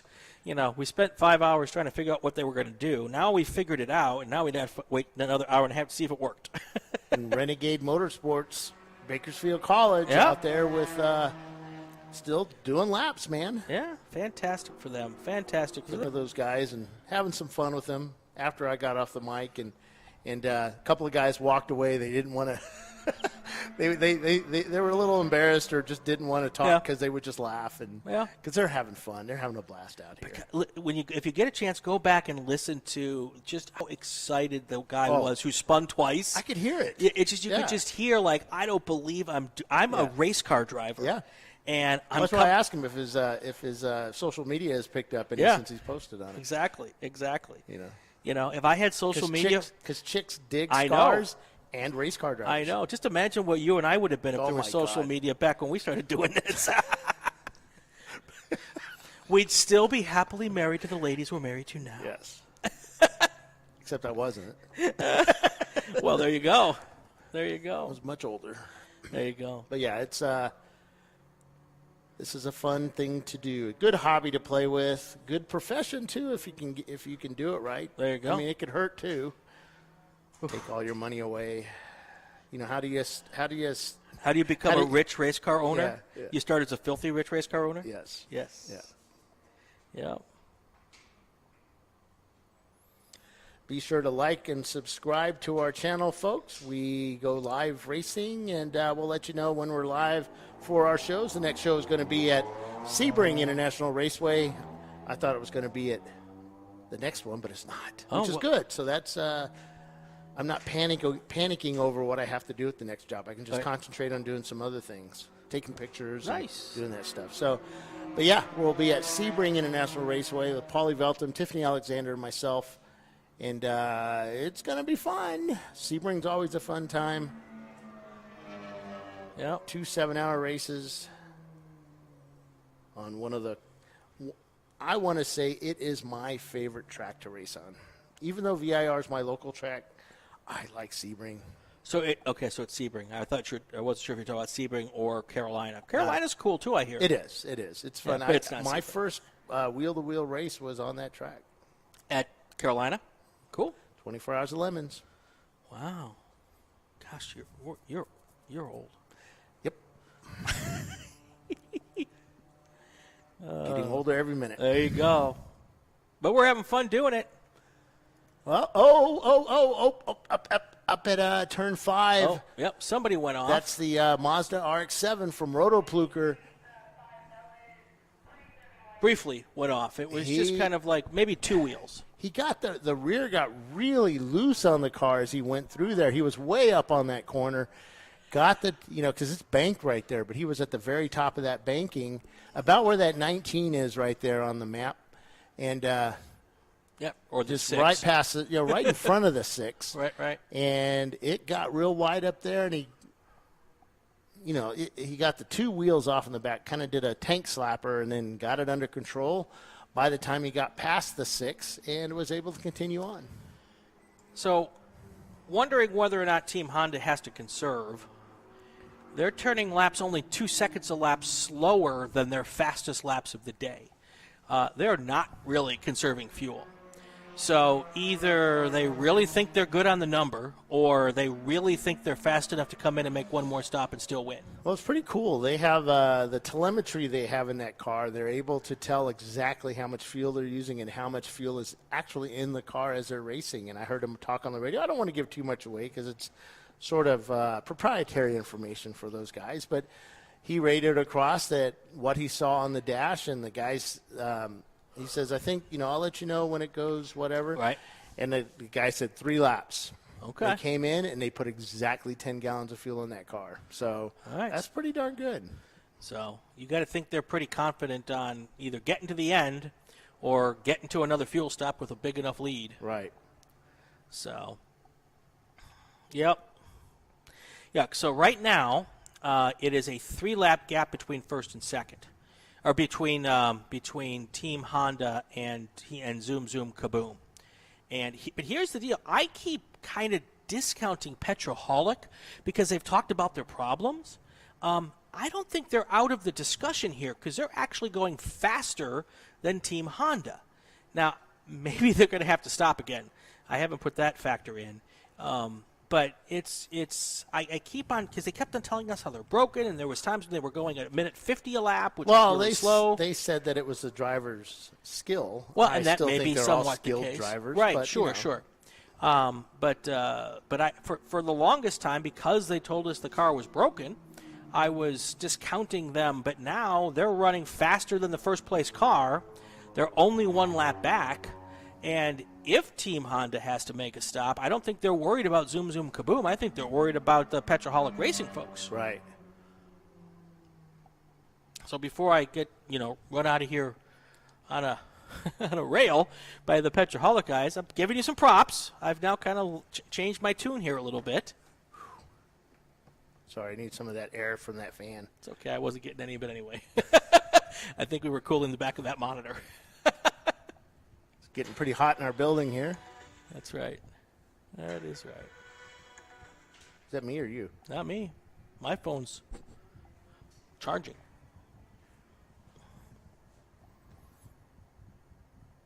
guess it was me somehow. Don't know. There you go.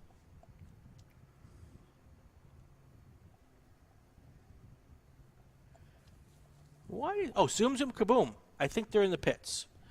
They're showing zeros on the speeds. I can see the nose of the car. Yep. So usually my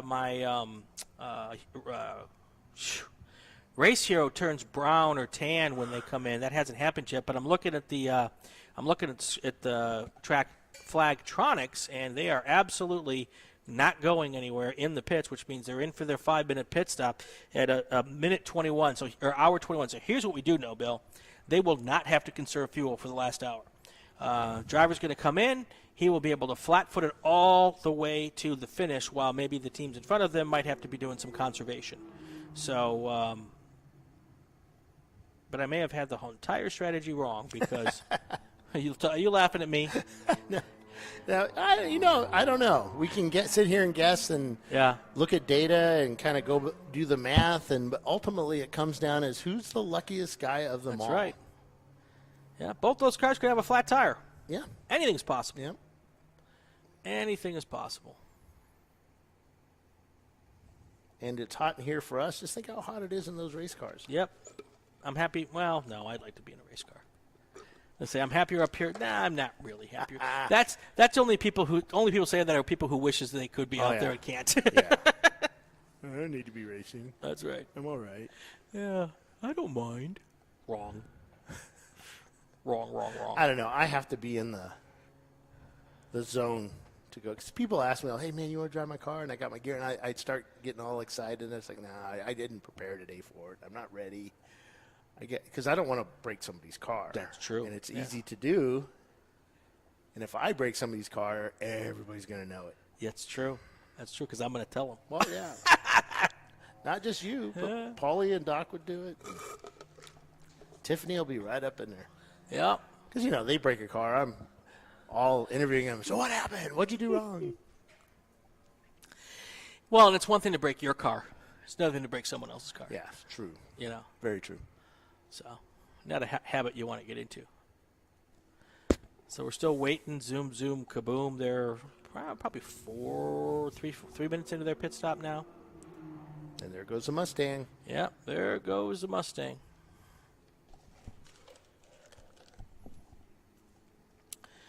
That lap, the Mustang and the Team Honda research cars pretty much identical, just slightly faster for Team Honda. Yeah, a 1:43.188, and although this lap, the Team Honda cross-start finish line is a 1:49.639. Now they've really slowed down. Maybe that telemetry is telling them. I think they have slower traffic in front of them. Never blame it on the traffic. Well, it's one of those things kidding. You've got to protect your lead. Right. And if you start playing, and they know that the Bakersfield team may not have all the experience in the world, so it's just back off, let them get through the corner, and then you'll go around them on the straightaway. No, that's smart. That's honestly what that is. That's just being smart. So, not something race car drivers are always known for. Oh. How important is it during a race like this for, let's say, the Renegade guys to have an experienced driver on the radio? Well, they don't have radios. That's the other thing that just baffles me. They've done all of this week, and they don't have any radios. Yeah, and that caught me off guard. Yeah. But, I mean, we didn't have radios at one point in our game. For an endurance race, though? I would find it really, really uncomfortable to go endurance racing without a radio. I can't remember. I think we did it with FRS radios. Okay. Yeah, well, it's just better than nothing. It didn't really work all that well. No. You could probably only talk to you on pit road, and you really can't talk back. I forget how You're just kind of in listen mode. I think at one point I got those little. There it goes, zoom, zoom, kaboom. That's their last stop. I think I got those little microphones that you put around your neck that just were totally useless. Right. All they did was choke me. But yeah, you can use signage. I mean, heck, in racing for 100 years they didn't use radios. It was all signs or hand signals, smoke signals back in the early days. Yeah, I wonder when the first radios came into endurance racing. Had to probably be at Le Mans or Daytona or something like that, right? I don't know. I would suspect that the either the British or the Americans did it first, and Right. then because the French were a bit slow to make changes to stuff. What are you suggesting? Now I'm we- not talking bad about the French. Right. My family's from France. All right, so today we've pissed off the Frank Zappa fans. We've pissed off the French. The entire country we've pissed off now.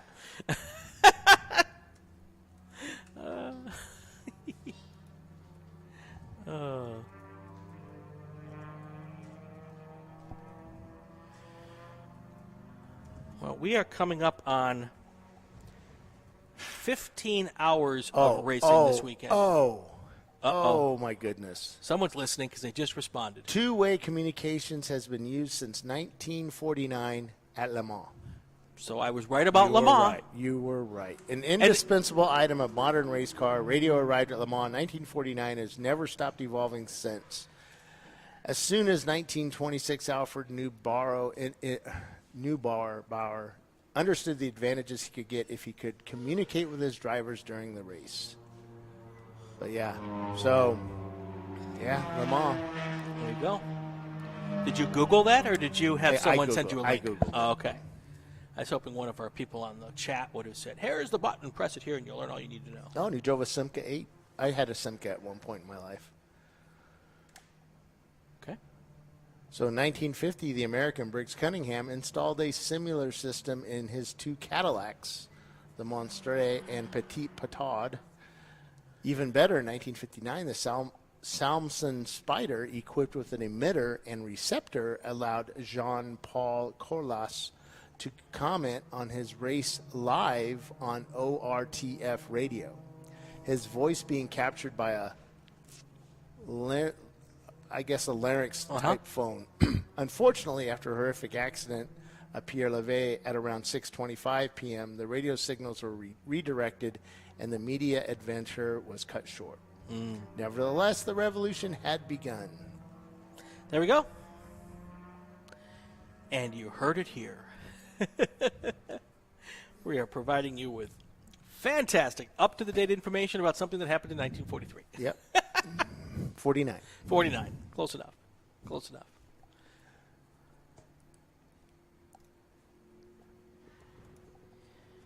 All right, hour 14 minutes to go. Your race leader, Team Honda Research West.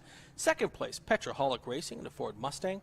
Zoom Zoom Kaboom in a 1994 Mazda Miata. They're in third place. Your fourth place car is Roto Plucker Racing. That's a Mazda RX-7. And your fifth place car right now is Renegade Motorsports. They are several laps down, but their first race weekend still circulating here. And if all goes well, they will make it to the end for the second time this weekend, which I don't remember if we made it to the end of our first endurance race. We did. All right. We made it to the end. Yeah, we had a couple of issues in the middle of the race, or beginning in the middle, but we made it to the end. I think there was only one race where we did not finish. No. One car didn't finish at two races because it got hit. Okay. In 224 hours. One of them lost the radiator. And the guy drove around the track for a lap or two. Oops. How was that? Well, I don't know how it overheated. My business partner, David, was like, well, you're missing the radiator. That might have been a good clue. But where was the radiator? Well, the race winner had hit us. Oh, okay. We had spun, and they'd hit us so hard that I think the radiator was somewhere out on the track at Nelson Ledges somewhere. All right, so here's the situation. If Team Honda can make it to the end, we're done talking. If they can't make it to the end and they have to go one more stop, it will be very close on whether or not Petroholic Racing will resume the first place position and be able to hold off till the finish. Zoom Zoom Kaboom right now, I don't think there's any chance that they're going to be able to get to the end of this race at all without having to. Well, they won't have to stop again, but there would have to be some really big problems for the first place car, Honda, to not be able to outlast them. And Team Petroholic might be able to, if they don't have any problems, I don't think Zoom Zoom Kaboom's going to catch them either. So, no. But we'll see. We will see. Can I have my phone back, Alex? Alex? What? Can I have my phone back? Oh, yeah.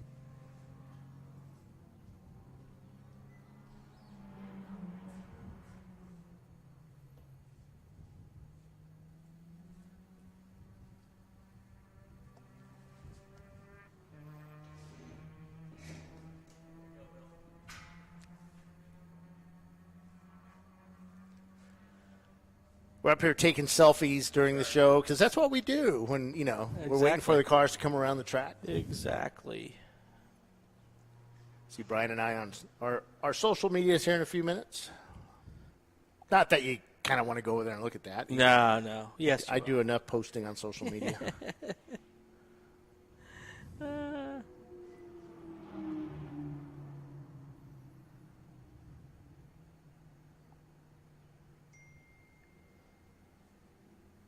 Ding.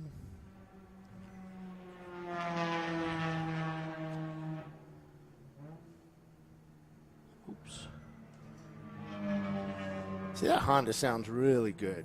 Yes. Yes, it does sound very good. And the RX-7 sounds like an airplane going by. Sounds a little bit like a Corsair. Yes, it does, doesn't it? It does. It absolutely does. So. But you have the unmistakable sound of the Ford V8 as he comes down the front end here in just a moment or two. Yeah. It was really cool. And I will digress here for a minute. Our hotel, the entire theme of the hotel is space race and test pilots. And we're not far from Edwards Air Force Base and Burke Test Pilot School or Test Pilot Field. And where all of those Mercury astronauts learned how to fly, the test right pilots, stuff. The right stuff. That was what you were trying to come up with yesterday, and we couldn't come up with it. And it's kind of like all infused in the area here. It's just they kind of live and die. Or I shouldn't say die because well they did. They did do that, and they still do. We actually we report on that every once in a while where a plane doesn't make it where it's supposed to go around here, a military plane. But it's just a really kind of cool area. If you are a space geek or a flight geek, you can come on up here. And I thought I saw that there was a museum out there you can go and check out. You have to have a military ID to get into it. And I think they're building one. Okay. That's going to be outside the base. So, but yeah, just really kind of cool. That history is out here, and a lot of, and we do this a lot. There's a lot of military folks, either present or former, who are interested and involved in racing. Yeah. So, kind of the same adrenaline rush or similar adrenaline rush, and people. I don't know that they would consider me a daredevil when I go racing cars, but it's kind of the same feeling. So I don't know. I was in the military. Yeah. But, I was built munitions. There's no adrenaline in that. Well, maybe not for you, but if you were a fighter pilot, that might be a little different. Might be a little different. I have a bunch of helicopter pilot friends in the Army that race cars out in our area. Right, and, exactly. Good bunch of guys, but yeah, the adrenaline rush is there. And they're actually really good drivers too. Yeah. Situation awareness. Those guys are really good at that. Absolutely. And I've had drivers that had none of that. Yeah, I drive with most of them on my way to work every day. Yes, no kidding. Oh, my Lord. Yeah, once I got into California driving on the highway, it was an experience. That's a kind way to put it. Team Honda Research is winning this race. They're lapping at about 1:42 per lap. Petroholic Racing, they're in second place, 2 laps back. And they're circulating at about 100 a mile an hour. Let me try this again. Their laps are about 1:47 a lap. Team Zoom Zoom Kaboom, they're in third place. They're 6 laps down from the leader, And right now they are the fastest car on the racetrack. They are at running laps at 1:41, which is pretty much close to their best lap of the race time. Actually, that was their best lap of the race. So here we go, Bill. We are 186 laps into this race, and the fastest lap of the race for the Zoom Zoom Kaboom team just run on lap 179. I think they've been holding back. I told you, Scott's cagey, man. Yeah. He's good. He is. But a lot of things got to fall into place. So when he points left, you know you got to point. You got to look right. Yeah. Well, we talked about his start yesterday, and at the end of the race, we had a last few lap dash for the finish, and he was in the last car in the line on the restart and timed it perfectly with the Flagtronics beacon. And once the green flag fell and he hit the back of the field, he was going clearly about 50 miles an hour faster than every other car. He had passed all of the cars except for the leader by the time he got to the start-finish line. And by the time he got to turn 1, he'd passed the leader too. And it wasn't enough to win the race, but it was surely impressive. And we discussed that with Dana, who's the race controller. We did. And he said, no, all the flags, the Flagtronics went green, and that's when you go. And that's what got him up there. He also mentioned that people, we have this old school sexy way of starting a race where you got your crew chief on the radio and waiting for the green flag to fall, and you would hear them go green, green, green, green, green, and that's what still a lot of people are doing. But with Flagtronics, waiting for that to happen or using that as your measuring stick probably isn't the best idea. It's better to just look for the Flagtronics to turn green. Yep. And what Scott did is that he was yellow when he got on the gas and hoping that it would turn green before he got to that last car. Because if he had gotten to that last car and it was still yellow, he would have either had to get on the brakes or break the rules. And it sucks. You go to get on the brakes there, and that's when it turns green. That's and now right. You got to get back on the throttle. Oh, it'll just be a half a second. And a lot of those cars with the electronic throttle, they'll tend to go into no mode. Yes. Yes. No. Yes. My Ram does that. It won't let you, once you get off the throttle. And it sucks because when you get in that position to where you really need to give it gas and it just says, no. You're going to have to wait a minute as I do it reset. when I want to do it. Yeah. Yep. I'm going to die.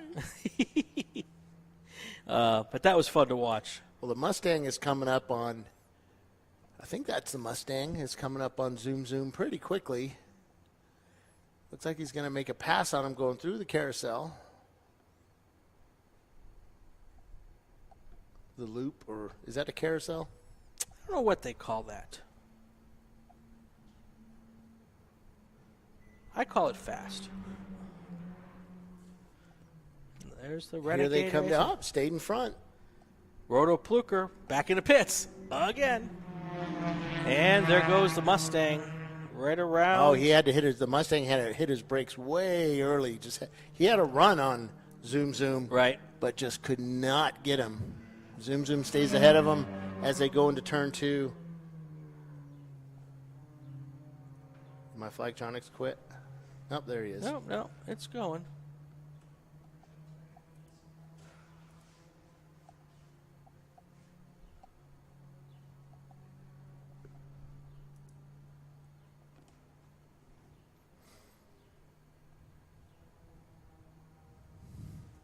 I know the Mustang tried to late brake him going into 3, but ended up going wide there, which allowed the Zoom Zoom car to pull away by about 2 or 3 car lengths and going through the S's at the top. Zoom Zoom just pulling away, but the horsepower on that Mustang trying to catch it, but he had to slow for turn 5 as he comes up to 6. And Zoom Zoom's already at full bore. The Mustang just coming on cam right now as he comes down the straightaway, using the elevation to help him gain some speed, but Zoom Zoom just keeping that momentum going on that little tiny Miata as the Mustang taps the brakes as he goes into turn 8 to set the car up.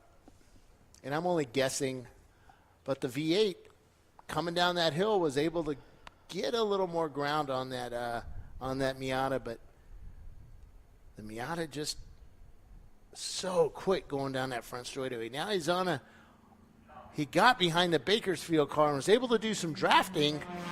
Bakersfield car moved out of the way, and Zoom Zoom gets around him. Now the Bakersfield car is in between the Mustang and Zoom Zoom Kaboom. And that's going to slow up the Mustang.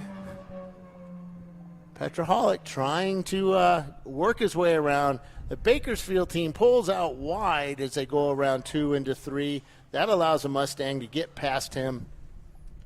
But that also allowed Zoom Zoom to get a couple more car lengths ahead of the Mustang from Petroholics. Yeah, and I'm still not convinced that Petroholic doesn't have to make one more stop here. But hey, I think they do. Yeah, I think they do too.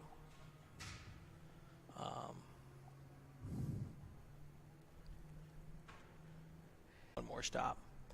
And if I'm Team Honda Research, unless I am 100% certain I've got the fuel, just come on in and top it off or put in 5 gallons.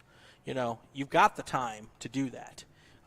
Can't do that when you only have a 2-lap lead, but when you have a 4.5, 5-lap lead, then you absolutely have the time. You could seal the deal, not have any question, and make it to the end.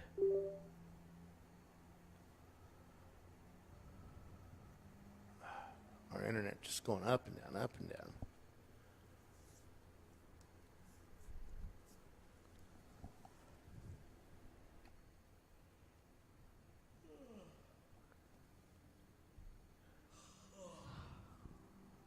I honestly don't know what the third thing is connecting to us.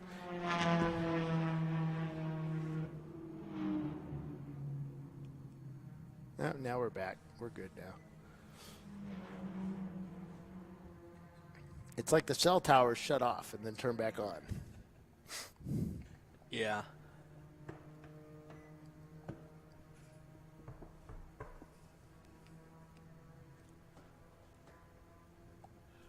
I hear somebody on pit lane. Do you? Yep. Oh, yes. That's the Roto Plucker team. We knew that was coming. And 721 is coming in the pits. Team Honda is in the pits. Yep. This is what Zoom Zoom Kaboom was hoping for, although I think they can make this stop without any issues. The question will be, will Petroholic have to make a stop? But with 1 hour to go, 59 minutes left to go in this race, your leader just came into the pits. They're going to be able to fill up and come back out and completely flat-footed all the way to the end, and they'll probably be faster than the Petroholic racing car, but will they be fast enough to catch them and take the win? Petroholic Racing, that was a team that I was pretty certain will need to come in one more time, and if that's the case, perfect strategy for Honda Research, but clearly they knew they weren't going to make it to the end, and this was the time they decided to make the switch or make the fuel stop. Well, the Honda guys are putting a driver in the car. I don't see them doing fuel, but they're all suited up for fuel. I don't know if they've already done fuel. They could have. And we just missed it. Yeah, maybe they just did let me see enough how long to get to the end. Let me look with our Flagtronics to see how long they've been in pit lane. Oh, they just went to pit lane, I believe. They should maybe 2 minutes tops.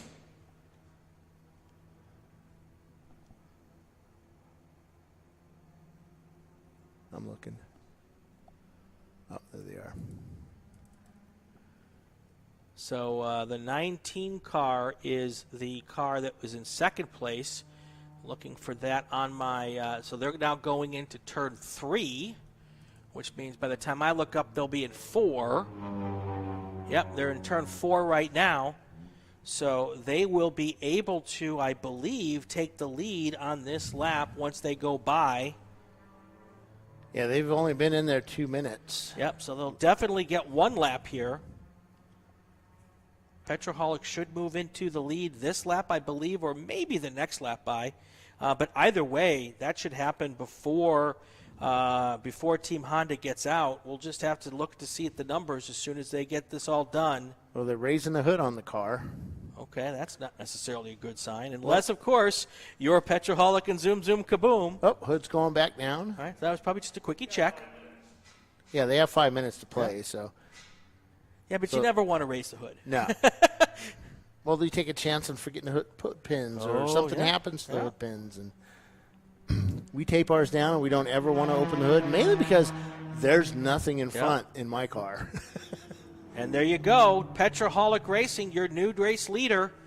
Team Honda just sitting in the pits waiting for this fuel service to And get there done. goes Team Honda leaving pit lane. All right, so they probably didn't put a full 2 tanks of gas in because they didn't need it. Yeah, they didn't do any fuel. You don't think they did any fuel? Did they do fuel? Oh, they did do fuel. Oh, that's right, because they took 10 gallons the last. So maybe they just put in 5 So maybe this they time. only needed 5 gallons. Yeah. Yeah. Splash and kind of dash. Yeah, because we don't get to do that here. But all right, so So now the Mustang coming up to the top of the hill, turn 2 and 3, or 3 and 4. As the Honda getting ready to get released. Yeah. Well, they've got to wait to be released, I should say. there's a good chance that Team Honda is going to be a full lap down and then some once they get released from pit lane. This has got to be excruciating. If you're that driver sitting in that pit box, been there. waiting for that, Waiting. knowing that the guy behind you is about to put you a lap down. Well, with, the thing was, we could never see it. Yeah. But now with using Flagtronics for the timer, right, we can see it. Exactly. As a driver, you can see how much time you have left. Yeah, Because yeah. it's counting up. Okay. So it'll say 4:59. So this little doodad that I'm looking at is counting up for Yep, it? yep. Oh, that's pretty cool. Once you come into the pit lane Still zone. excruciating. Now it's excruciating, Yeah. and you know. Yeah. Wow. All right, here comes Zoom Zoom. They're getting another lap back, but they're still out of contention at this point. We're going to have some needing some issues on the other two cars, and now Team Honda goes a lap down. They should be able to be released any minute now, any second now. So this will definitely be their last stop. Now we sit here for another 55 minutes and wait to see if the Petroholic team has got enough. I don't think there's no way they get to that end, is there? I don't think so. Not at those lap times. Not with a big old V8 in there, right? Because they're not going slow anymore. They're going 143. Maybe the rear end of their car wasn't as broke as they were telling us. Or maybe they've just learned how to drive it. Yeah, that's possible too. Like, with the rear end. Right. Yeah. I mean, you have drivers that can drive any car. Sure. In any condition. They may not like it. Well, they probably now have figured But out which driver is best with this Yeah. car in this particular condition, and that's who's in the car right now. All right, we'll let the 721 car make 2 laps here, so we know what the real lap times are, and then we can start crunching the numbers, or I can start crunching the numbers. Yeah, I don't crunch numbers. And I press buttons. Give you the idea here of whether or not this is doable. So right now, coming out of 6, you've got the Petroholic Racing, and the and the Honda is just now. Where is it? I'm looking.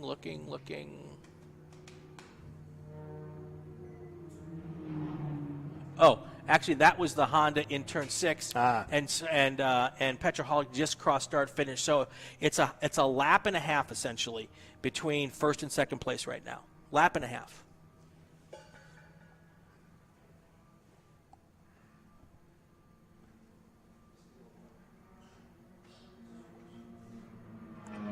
And there you go. There's Team Honda. And we'll know after they complete the next lap what their lap times are. And that will be a good indication whether or not they're going fast enough to make any kind of a dent and get not only unlap themselves, but then take the whole next lap. And if they can unlap themselves and we have a full course yellow, then we got some fun coming, right? Yep. Can we do one of those NASCAR phantom yellows? Like if I go and throw a... There's a hot dog wrapper on the track. Can I just go throw my Coke cup out there and Yeah. without Dana seeing it?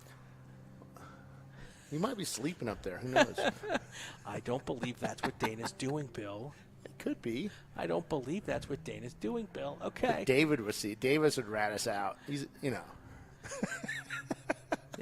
I don't know, though, because he gets to work and do something and not just sit there going, look at them going around and around and around. When David and my kid are the most two honorable people in this room, well, you and I are in trouble. Just take a car part out. I don't know how that Ram bumper got out there.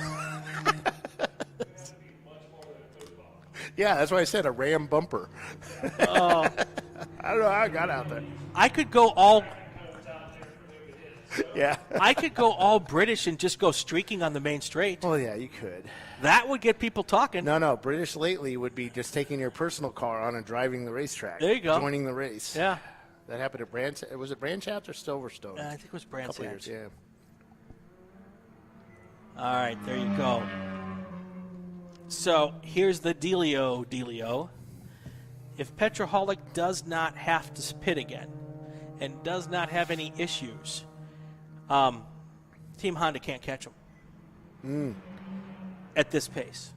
They're only a half a second faster per lap than the first place car, and they're more than a lap down. And so there's not enough laps left at this particular pace. So.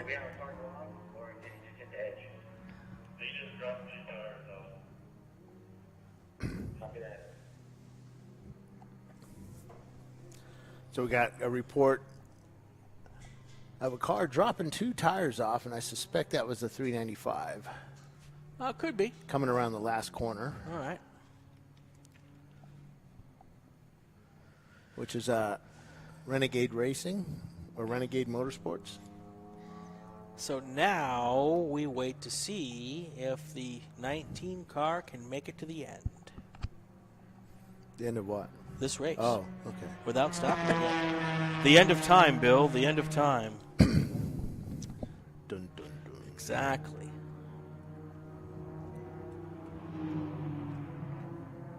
The Mustang didn't have as much speed coming down the front here as he has in the past. Well, that was the fastest lap he's run in the last 10. Really? That was a 1:42.8. It didn't look all that fast coming across the straight here. Slow as Maybe fast. it scared the heck out of him as he on the back straight. He was like, I'm going to back off a bit. That could be. That could be. Now I just have to put them all together. That's right. Yeah, that was 2 seconds a lap faster than the second place car.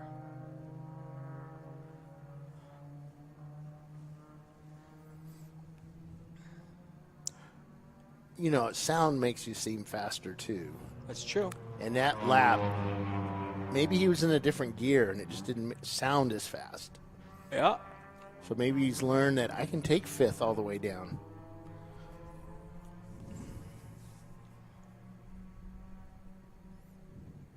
You don't have to talk on the radio at work, do you? Not normally. Why? Okay, I'm just asking. 'Cause For you've tomorrow? done this, yeah, for tomorrow. No, I do not have to do any kind of talking. So just leave me alone, man. That's I right. need a rest. That's right. So, nope, I am a behind the sceneser on my day job. I'll be here tomorrow, man. You guys send out one of your reporters to interview us. Okay. Probably not. No, don't do that. Probably not. What's the hook? I don't know. I don't know. Oh, yeah, a hook. We need a hook. We need a hook. I guess that's radio lingo. I should know this. Yes, we need a reason to actually come out. So, and that lap. How to get rid of... I wonder how many gallons of fuel we did use out here today. Oh, let's not even go there. Which it's not, you know, we only had 10 cars, so... I don't know, you figure... Several hundred gallons. Well, no, considerably more than that. You figure a weekend teams are going to use about 100 gallons each for 16 hours of racing. Yeah. So maybe, you know, maybe 1,000 gallons or something. Now next weekend with, 50 some odd cars racing, that's going to be considerably 10,000 gallons of gas being wasted away. Oof. Do we even talk about that? No, we should stop talking about that, Bill. But, maybe this transition to electric, racing might be a thing. I think I'd actually look forward to doing some electric racing. I think it's cool. Of course, we can only do it a quarter mile at a time. Wait, I've heard that before. I just don't know where I heard that. It's called drag racing, Bill. Oh. Yeah. But yeah, we're far from doing endurance electric racing. Yeah, but there's a car going off now in turn 3, a white car. That's probably, they've continued. I think that's the Renegade Motorsports car. They went off briefly. Now the problem is that you've got a big ploof of dust that the drivers are going to have to go through. But I think that'll be clear pretty much before the next car gets there. That's the Renegade car. Yeah. Just testing the limits of that corner. That's right. That's right. And they stayed in it. I don't think they lifted a whole lot. Yeah, we're having bandwidth issues again.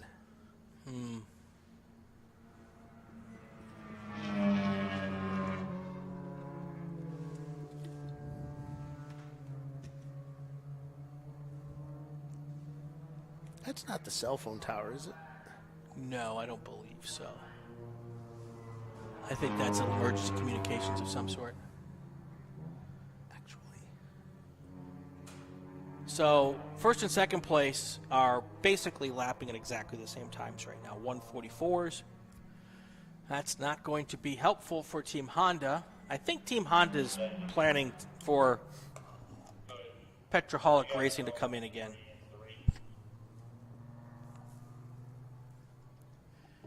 That little debris flag was showing briefly at turn 3. That's for the dust that was kicked up. Yeah, they're showing a debris flag to everybody coming into 3. That was for the dust that was kicked up by the 395 car when they went through. If you're watching the Flagtronics, you'll see how it works. There's a little red and white or red and yellow colors on the numbers that come through that section. Then they'll come to 4 here and they'll go off. So right now, car 395, that's the car that caused the problem.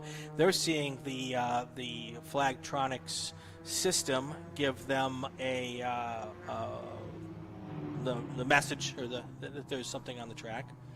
And usually what we do is we'll do that for 2 laps and then we'll stop doing that. I don't know if that's how you guys do it as well typically, but that's kind of industry standard if there's such a thing.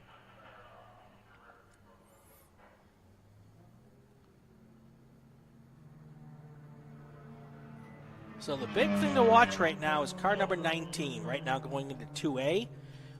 If you're watching the stream, watching that car and seeing when it comes to pit lane, if it comes to pit lane, they got 44 minutes to go. And by the way they're driving the car, they're not driving it slowly.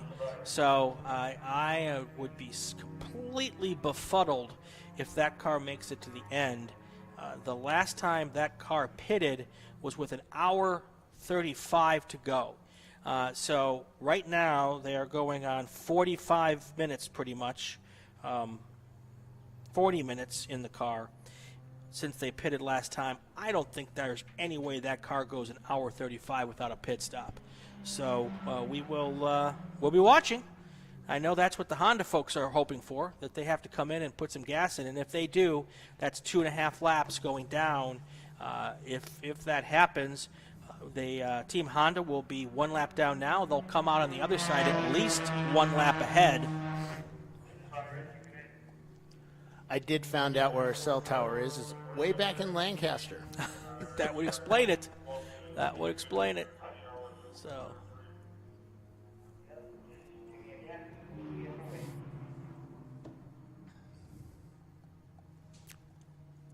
what's going on out there?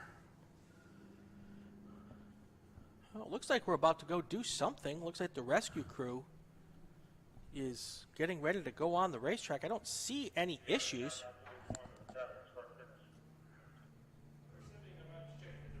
They're going to look at the debris. Huh.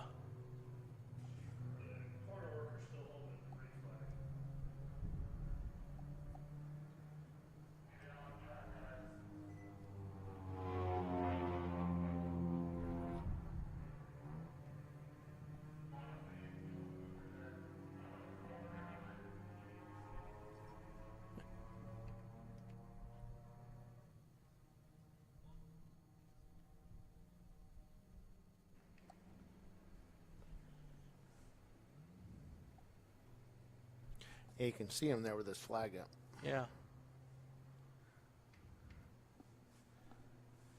The corner workers got debris flag and the yellow flag, local yellow, flying there at turn 3.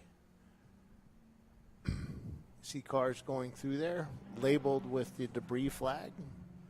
You got your monocular there I can borrow?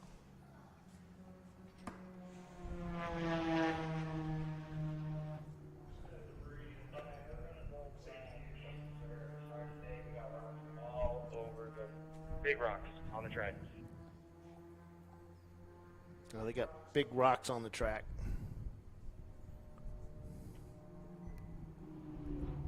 Did you copy that?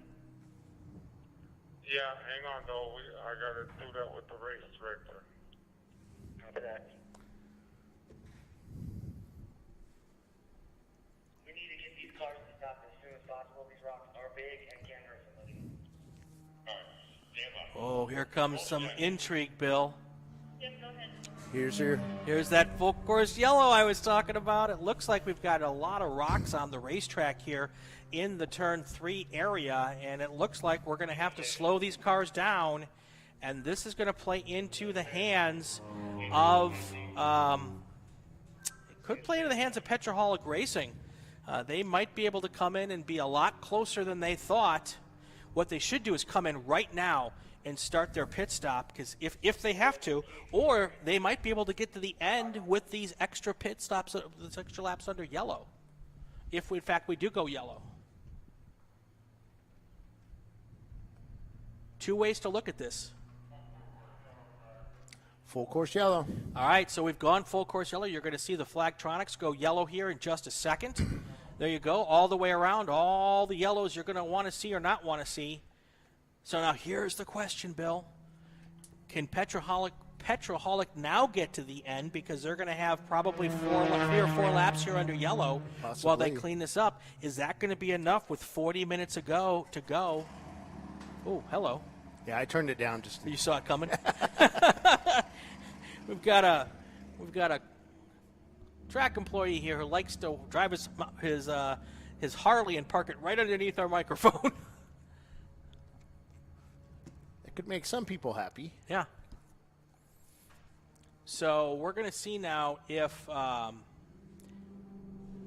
the 19 car is going to try to get to the end now with these extra. He's going to go really, really slow on these yellow flag laps. He's going to slow it down to the point where he may shut off the engine going down the straightaway. Exactly. Down the hills. Exactly.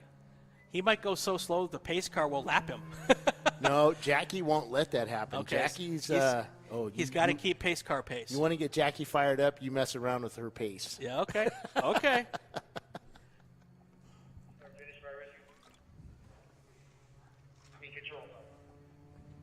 So if 19 is smart, and if he can, or she, once they get to the top of turn 4, that car should be turned off and coasting all the way down the hill. So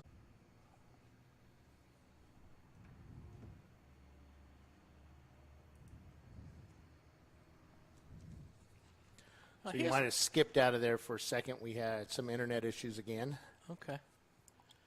The question is, if those rocks are big enough, is the blower powerful enough to actually move them? I don't know. I thought about that too, but I'm not a rocket scientist. Yeah, well, I'm not either, but I can ask the questions. The aerodynamics of a rock, is that ever brought into question? Motorsports broadcasting first. Because you got to think that at some point in time, if the rocks are really that big, are they heavy enough where the blower's not going to do much damage to them? We will know in a minute. You ever seen the aerodynamics of a cow? No. No. But I've seen me do a cannonball, and I don't have very much aerodynamics. Hey, a ball is aerodynamic. That's true. In its own weird way. That's what I tell my wife. I've got a nose.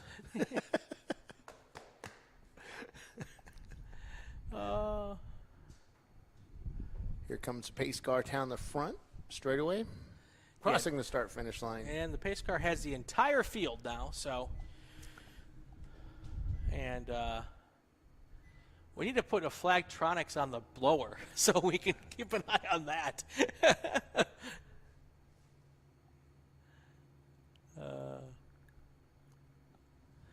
Well, it looks like the work they're doing is behind a building that we're stuck between. So, I'm betting that he got way off. Way off. Had to counter left because the car swung left. Right. Stayed on the gas, and that just threw all those rocks and pebbles back onto the grass. Yeah, that's all possible. That is all possible. Is that the blower there? Yeah. Yep. Also, a lot of times the pebbles and stuff get all picked up in the splitter.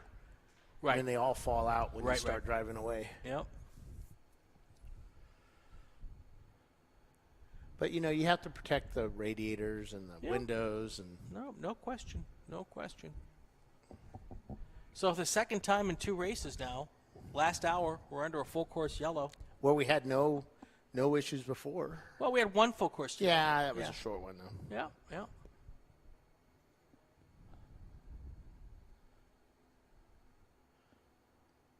Well, why don't we use this break here to go to commercial? Good idea. And you're listening to ChampCar.Live, presented by AutoZone.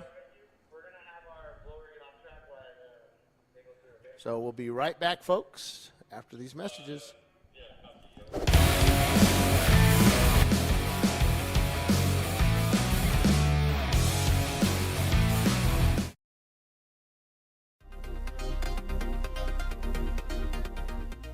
Welcome to TireRack.com, revolutionizing tire buying since 1979. With our unmatched selection of branded products, finding what fits your vehicle and is right for you and how and where you drive has never been easier. Through helpful online shopping tools that include our professional hands-on reviews done at the introduction of a tire and consumer reviews that give real-world feedback over the life of the tire, you can make the right tire choice and find exactly what you need. And if you prefer to talk to someone, our tire testers, our sales team, are available on the phone. And that's how we get you the right tire for you and your vehicle for where and how you drive.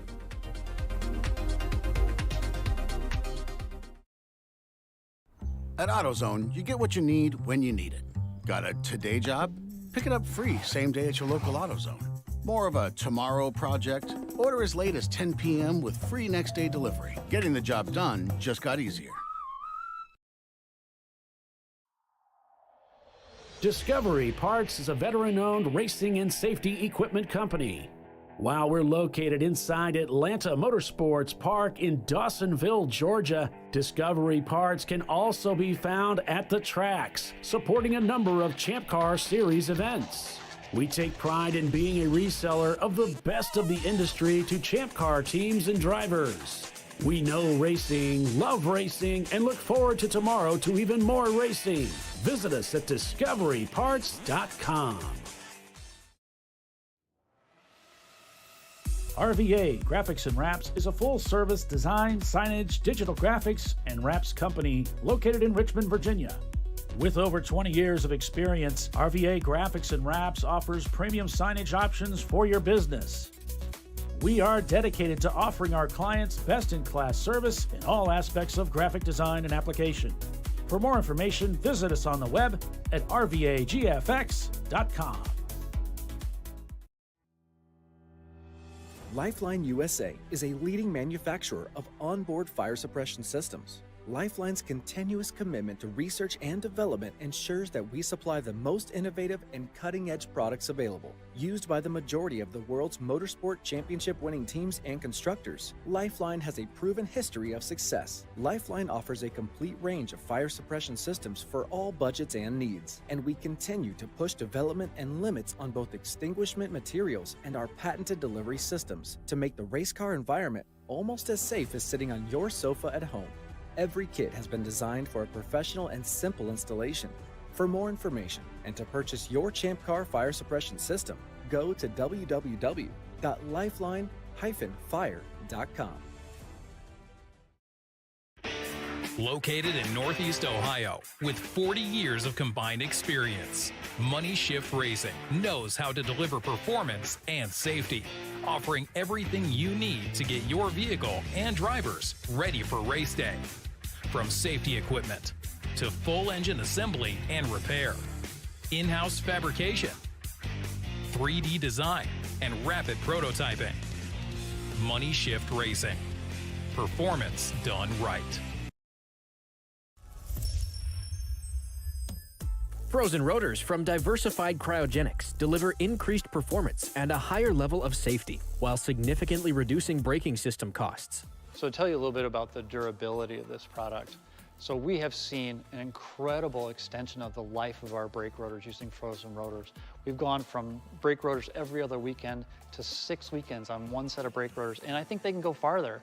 The durability has been amazing, and it's been a fantastic season, and man, a lot of that is due to the way our car can brake on those frozen rotors. For more information, go to frozenrotors.com.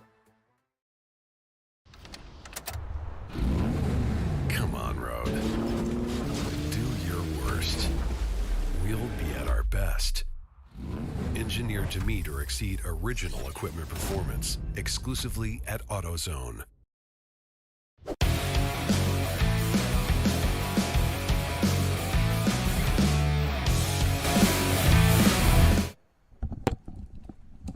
We are back live here at Willow Springs International Raceway, still under full course yellow as they clear debris off of the turn 3 corner. And this is going to be a big advantage for those big gas guzzling cars. Absolutely. Absolutely. So, but it's still a little bit of a roll of the dice, you know. But, you know, let's hope they know their fuel mileage and they've got their numbers right. And Team Honda Research is going, oh, this is killing us. Well, they're getting like 60 miles to the gallon right now. Right, but they stopped. Yeah, I know. If they had not stopped, they might have made it to the end. Yeah.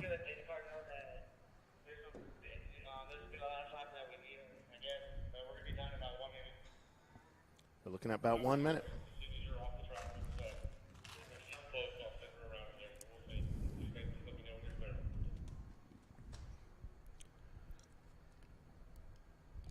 Yeah, they got guys out there sweeping, shoveling, blower blowing.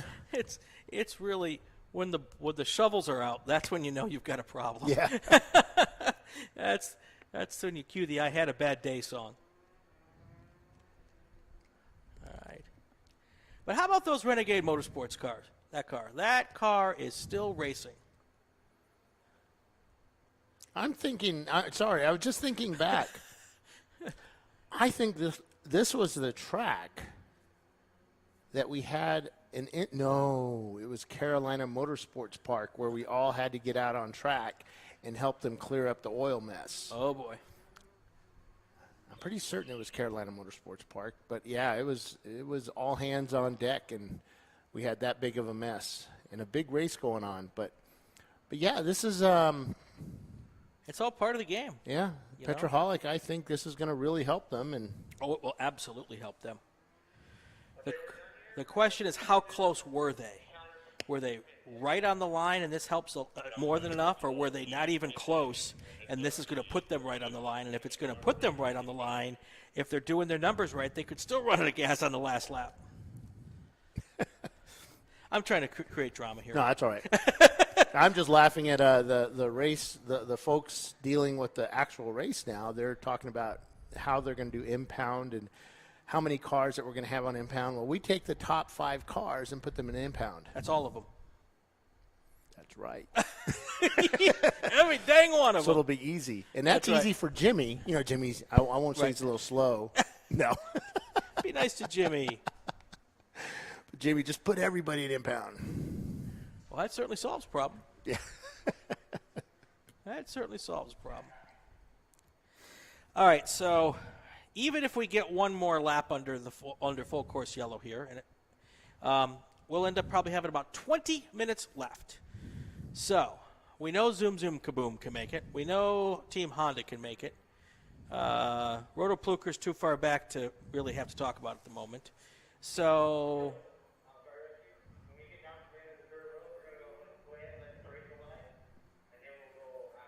yeah, we're going to get one more lap under the pace car as the trucks come in off the track. The good news is they're done with their work. The bad news is that we were not able to get the pace car in on the last lap. So by the time we come around, but they'll be able to do a little quicker pace car lap this time. And we should be able to go to racing here very, very shortly. One more lap is my suspicion, unless something else happens. But here's the deal. Here's the deal, Bill.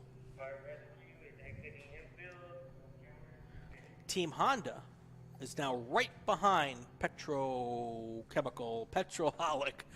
So if they can get by quickly, and if there might be another full course yellow, then they'd be able to get the lap back.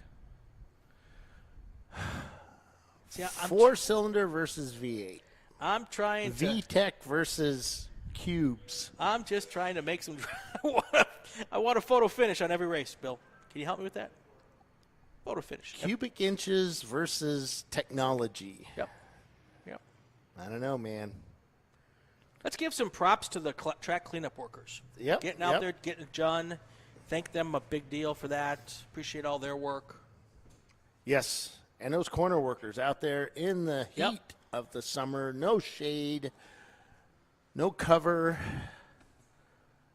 I've been out at this track working a corner, and it was the worst. Yep. And that was, thankfully, it's not as hot today. No. So. Pace cars up at turn 4A as they getting ready to come down the hill. That's right. Looks like we'll go back to green here with about 21 minutes to go, maybe. I'm surprised nobody's hanging back to get that jump. I'm surprised they didn't learn anything from yesterday. Well, here's the problem. The only car that would really help with is Team Honda, and they really can't hang back. They've got to stay in front of the third-place car. Yeah. You know, all the other cars in the back are so many laps down that it's not going to make a difference. So that strategery doesn't work today. Yeah, Jackie won't let him now. Back up. Yeah. Yep.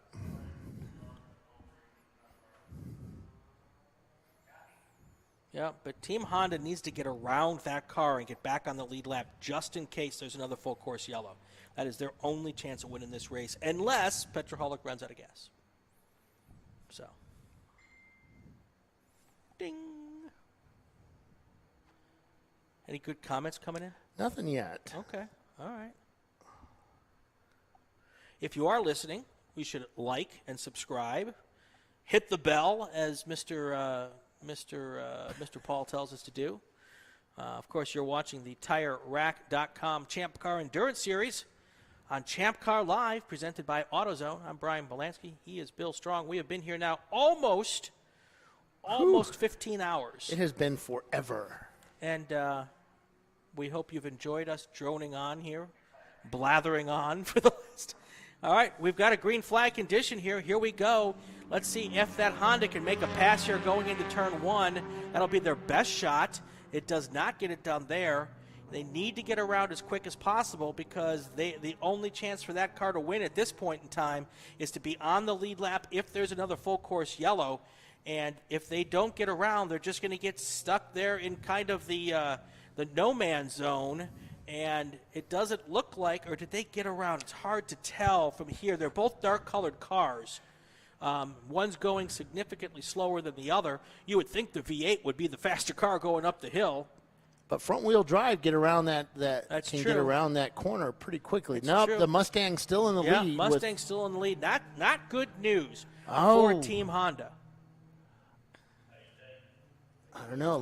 Zoom Kaboom got around has him. gotten around Team Honda. Even worse news for Team Honda. And Zoom bump drafting on the Mustang as they come down the turn 5. Zoom Kaboom now is going to And go he's trying to around. get around him. He's trying. Right, but laps down. So this is kind of an exercise in futility. And honestly, if I'm Team Honda, I'm pretty ticked off at Zoom Kaboom right now because they're kind of getting in the way of a potential race for the lead here. Well, the Honda's actually getting past, but the Honda's having to fight with the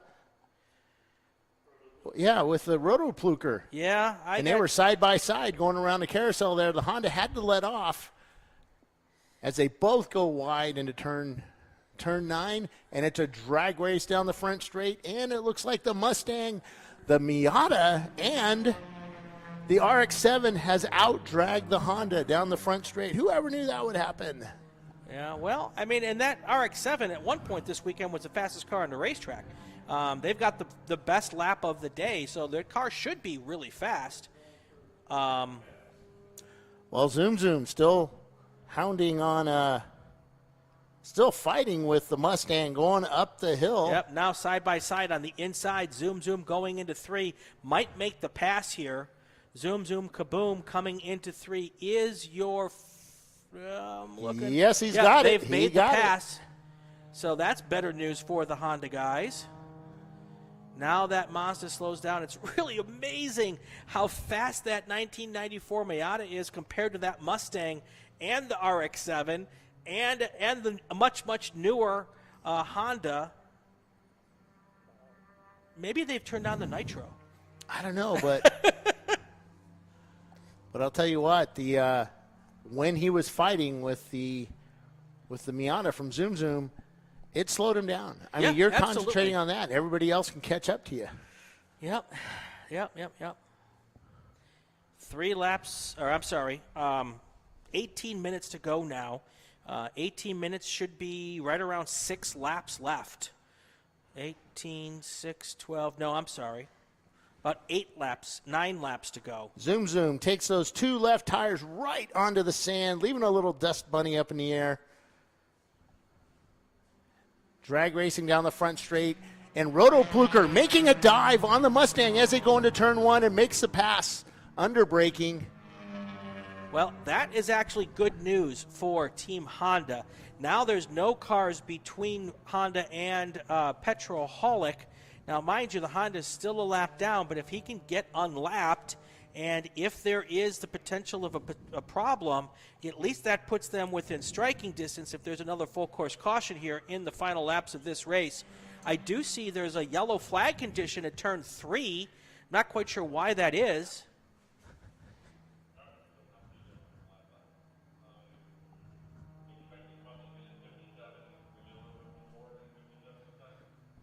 I don't know. I can't see anything, and I'm not hearing anything. David, we're showing yellow at 3.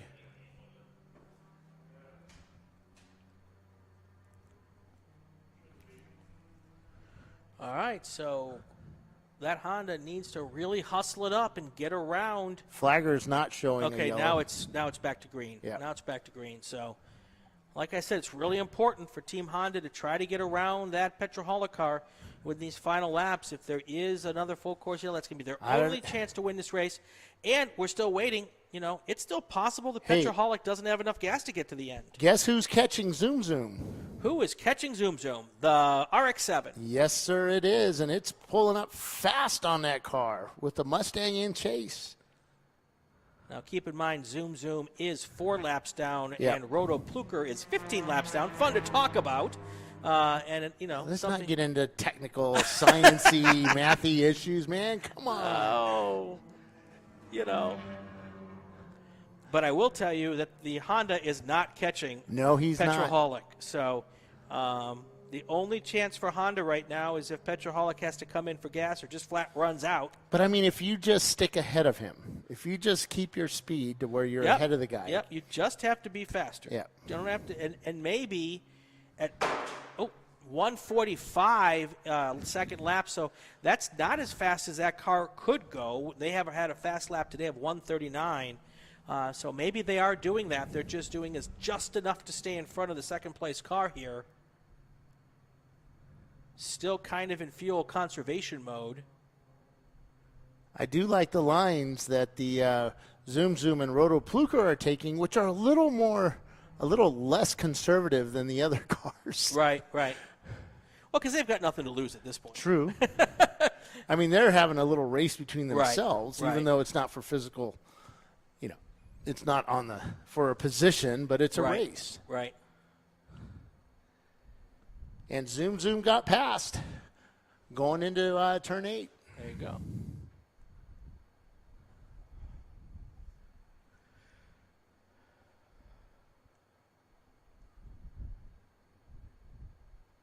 And Zoom Zoom is not really pulling away from the Miata.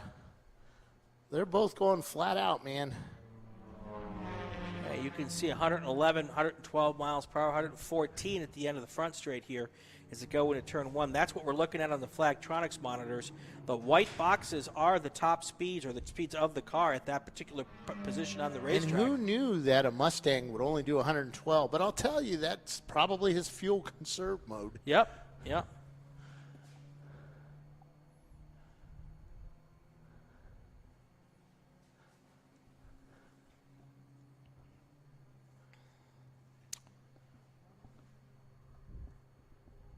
There they go going up the hill. The Zoom Zoom still on the tail of the Miata. I'm sorry, on the RX-7.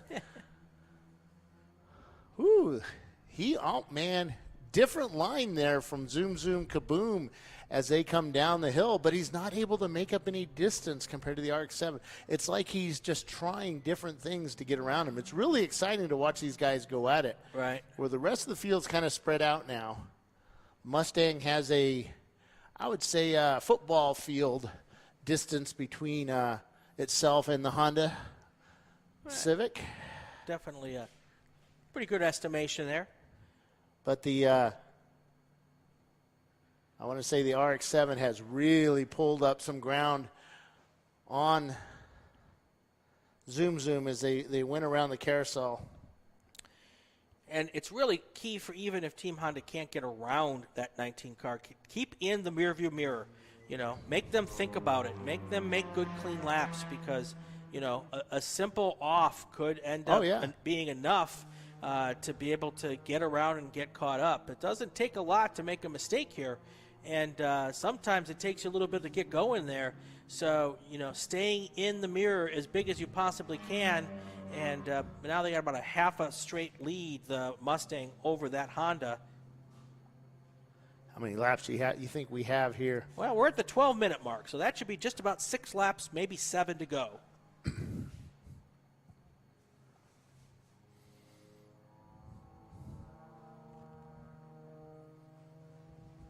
No issues for either of your lead cars as they go through 2A and head up to turn 3.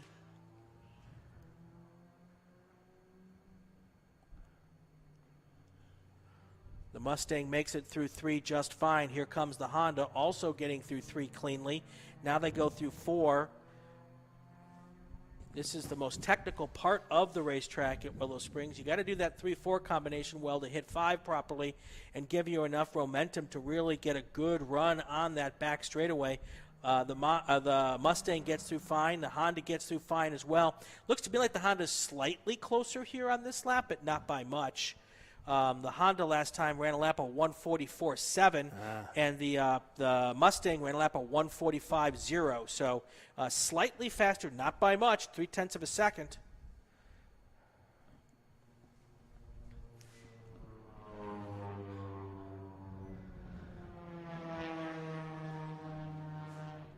Here comes the Mustang coming around turn 9, coming down the front straightaway. The Honda gained a little bit that lap, not much. Well, the other thing is the Honda and the Mustang should make their power and their speed in different parts of the racetrack. From 6 to 1 is where the Mustang should be fastest, and then the Honda should be fastest between 1 and 6.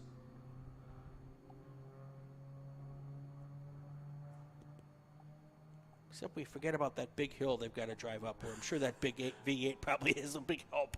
It helps, but he's also got he's got a lot more speed going up there. Yeah. He tends to brake a little earlier too, or use his brakes, not brake. Right. B-R-A-K-E.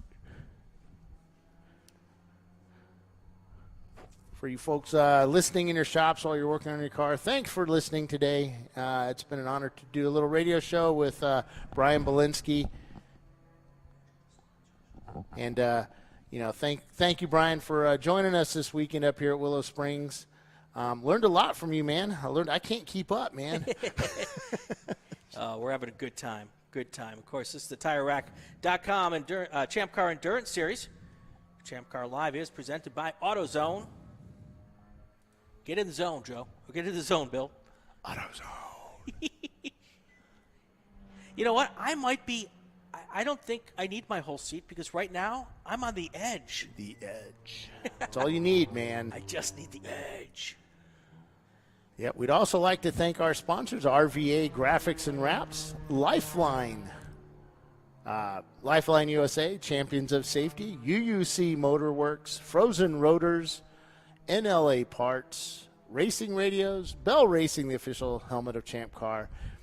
The Chandler School is part of our Sportsmanship Award, and our class sponsors, Krispy Kreme for Class A, Discovery Parts Class B, Money Shift Racing Class C, Hawk Performance Class D, who we might have a winner today. And, of course, AutoZone helping with the show.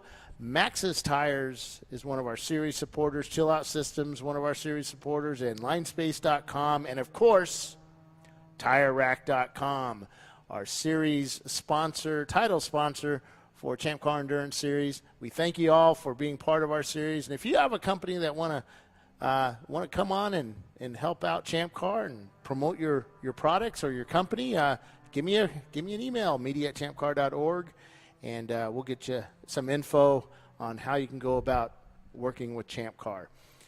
We have a couple of folks we're working with right now, and it's going to be fun.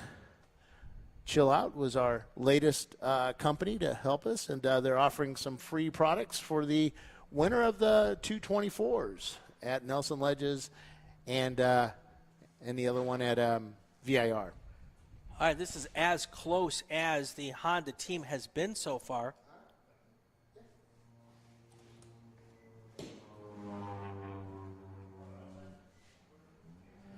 Petroholic Racing still your race leader, but as close as they've had up to this point is the Team Honda car. Last time by, they were probably 10 car lengths back.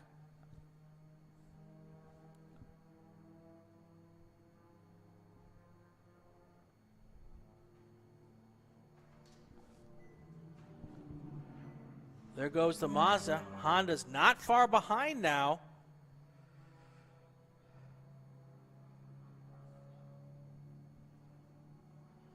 Seven minutes to go here. Honda closes in again. Now, at this point in time, if Petroholic Racing is worried about fuel, they could really let Team Honda go at this point. Not worth fighting. Fighting that car will cause more fuel to be used. So there's no sense putting up a big fight here with having a full lap lead. And if they really need to slow down to try to make fuel, now's the time to do it with probably 3 laps to go here.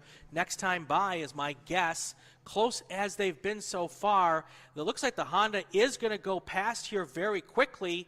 And when that happens, I'm certain that the reason this is happening is because that Mustang is really trying to short shift, coast when they can, to try to make up some time. But I got to tell you, saving fuel for 3 laps is, if they're really, really on the limit, if they've seen that fuel pressure gauge blip, that is a really, really horrible spot to be in, especially on a 2.5-mile road course here. You will not make it to the pits if you run out of gas. And even if you did at this point in time, it's a 5-minute pit stop. So at this point in time, it's either you go to the end and run out of gas, or you're just done. So it's win it or run out of gas at this point in time for the 19 car. Coming up on 5 minutes to go here.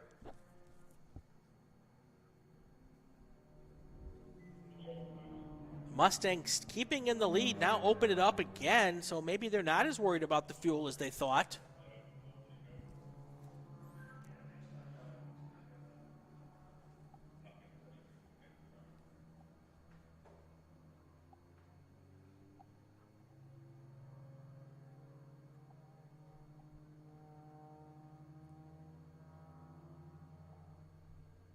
Still about 10 car lengths between the 2 cars here as they go out of my view between 2 and 3. Then they pop back into my view right at turn 3. So far, no problems there. The Mustang still in the lead, although the Honda keeps getting closer and closer through that twisty section before they come back on here. And they are going here down the hill with the Honda. right coming up close to the tail of the Mustang. Mustang letting them get closer, and then when they get into the fast section, the Mustang is able to pull away, but the Honda now looking to make the pass on the outside of 6. No real effort to block or let them go, which is a smart move for Petroholic. There's absolutely no reason to fight for that position with what's going to be probably 2 to go next time by. No reason to fight and use up the gas. Let them by. They're still a full lap ahead, or will be almost a full lap ahead with 2 to go. And the only consideration now is get that car to the end with a drop of gas in the fuel tank. They don't even have to make it around for the lap after the checkered flag. They just have to get across the finish line first.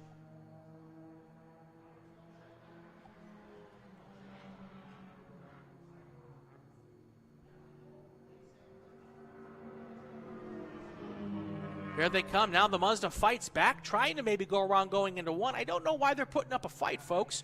Oh, and that was really close to contact. That's the last thing you want to do is make contact here, because that might put you out, and you're going to win this race. It's just don't understand it, but that's what they're doing. We're now under 2 to go, I think. I think next time by, we're probably going to get the white flag here. The Honda is now in the lead, but all that Mustang has to do is stay there. They don't have to worry about it. They just got to get to the end. They're a full lap ahead. Sorry, I had to step away. What I miss? Well, we now have the Hondas on the lead lap going to what I think is going to be the white flag lap next time by. Maybe 2 to go. But are they getting physical out there? Well, they looked like there was a little argy-bargy going into 1, but the Honda was able to get by. Now the Mustang has said, I don't want any of that, which is fine because there's no reason to. No. I don't even know why the Mustang fought back there. They should have just let it go, and they've certainly slowed down a lot here. I'm guessing they're trying to make it to the finish. And what they really want to do is slow down enough so that the next time by is the white flag. And I think that maybe what they're worried about now, Bill, if they're too fast here, they might not get the white flag this time by, and they're going to have to do an extra lap, and they may be that tight on fuel. That's right. We've got 2:26 left in the race, 2 minutes, 26 seconds, about 1:50 per lap. It looks like they're going to have to go around twice, possibly. Or if he slows down enough on the last lap, he might be able to do it. And remember, what we have is not the official race time. Right, exactly.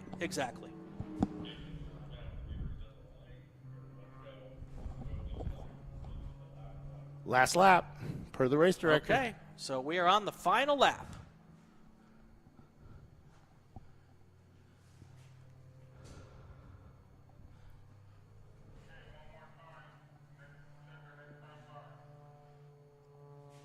So checker next time by as they go up into turn. Where are we? Where's our leader? Coming up into 3 now? Yep. Coming up there somewhere. Where is he? There's the Honda. Mustang's right behind. There's the Mustang.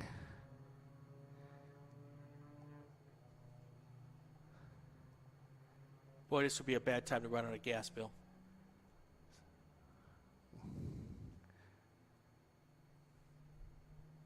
It's all downhill, though.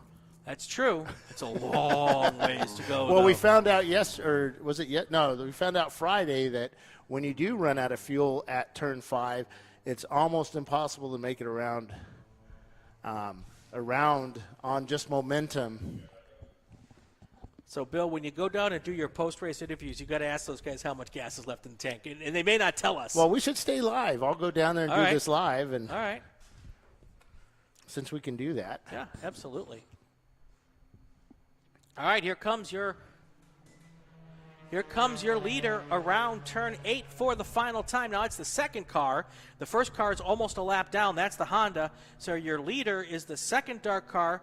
It will be crossing the start-finish line right now, taking the checkered flag. Your race winner is Petroholic Racing, 1994 Ford Mustang on D-Class. There you go. Followed up by Team Honda Research West, Zoom Zoom Kaboom, Roto Plucker Racing, Renegade Motorsports finishing 5th place. 6th place is Tangerine Dream. 7th is Fetterhound Motorsports, and Hall & Oates finishing 8th. There you go. And we are done here. I am going to I think I'm going to stay live, and we'll do live interviews. Nice. So it'll be a few minutes. I'm going to head down, and we will leave this live, folks. And let me get all set up here.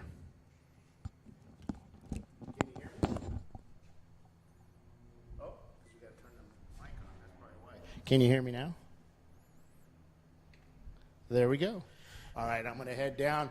Petroholic finishing first overall here at Willow Springs International Raceway. It's going to take them a minute or so to get around the track. Just take your time. Make sure I don't fall down these stairs. Yeah. Headed over there. Where are they doing impound? Right where Sue's standing, about halfway about the start-finish line. We will head over there now.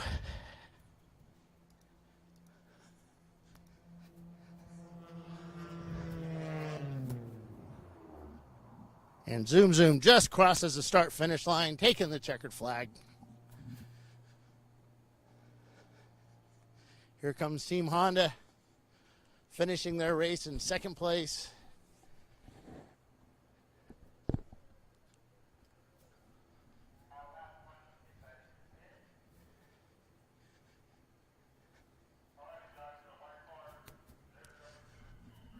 Well, it looks like the Honda came in one lap too early, but they're still going to finish second.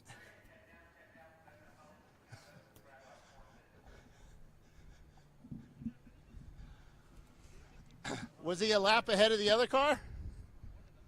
Yeah, so you're all right.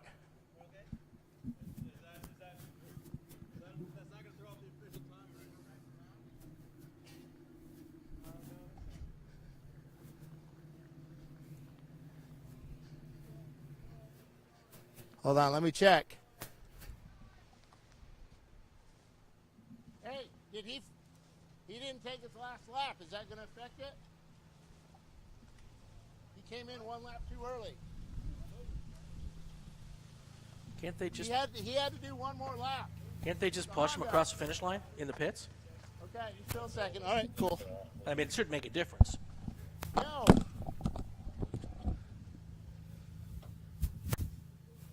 No. Where's the Mustang guys? No, you're good. Bill's heading down to Victory Lane here. I'm going to talk with our race winners, and he might get a chance to talk to everybody down there because there's only 5 finishers today. There he is. But he'll do that, and we'll keep us live here for the final here. Getting a chance to do these last Victory Lane interviews for you before we head out for the weekend. Petroholic Racing, first place here at Willow Springs. Oh, wow. That's pretty tough, man. It's a long time coming. Last win was in 2015 at Las Vegas Motor Speedway, but it feels good. Been keeping with it the whole time, and finally we put one on top of the box, so it feels real good. It's getting a little racy at the end there. It was getting a little racy. This is a good well-built Honda and American muscle. Honda Research West in the 2012 Honda Civic. Then your third place car, Zoom Zoom Kaboom in the 94 Mazda Miata. Fourth place, Roto Plucker Racing. That's a Mazda RX-7 from 1990. Your fifth place car, Renegade Motorsports. That's the team from Bakersfield College out here for their first time. Finished both races, the 8-hour on Saturday and the 7-hour on Sunday. Your sixth place car was Tangerine Dream. They finished sixth. They had some mechanical problems again today, but they ran really well at the start of the day, even up front for part of it. And then in seventh place was Fetterhund Motorsports. They were the C-Class winners. They ran for a couple of hours today and were able to run enough to get the C-Class win, and big props to them. They've had some big mechanical problems over the last couple of races, but we were really pleased that they were able to come out and do that with us. So that's going to wrap us up live here again, the TireRack.com Champ Car Endurance Series, ChampCar.Live, presented by AutoZone. I'm Brian Bielanski, in with Bill Strong. You guys have yourself a great week, and we will see you next time.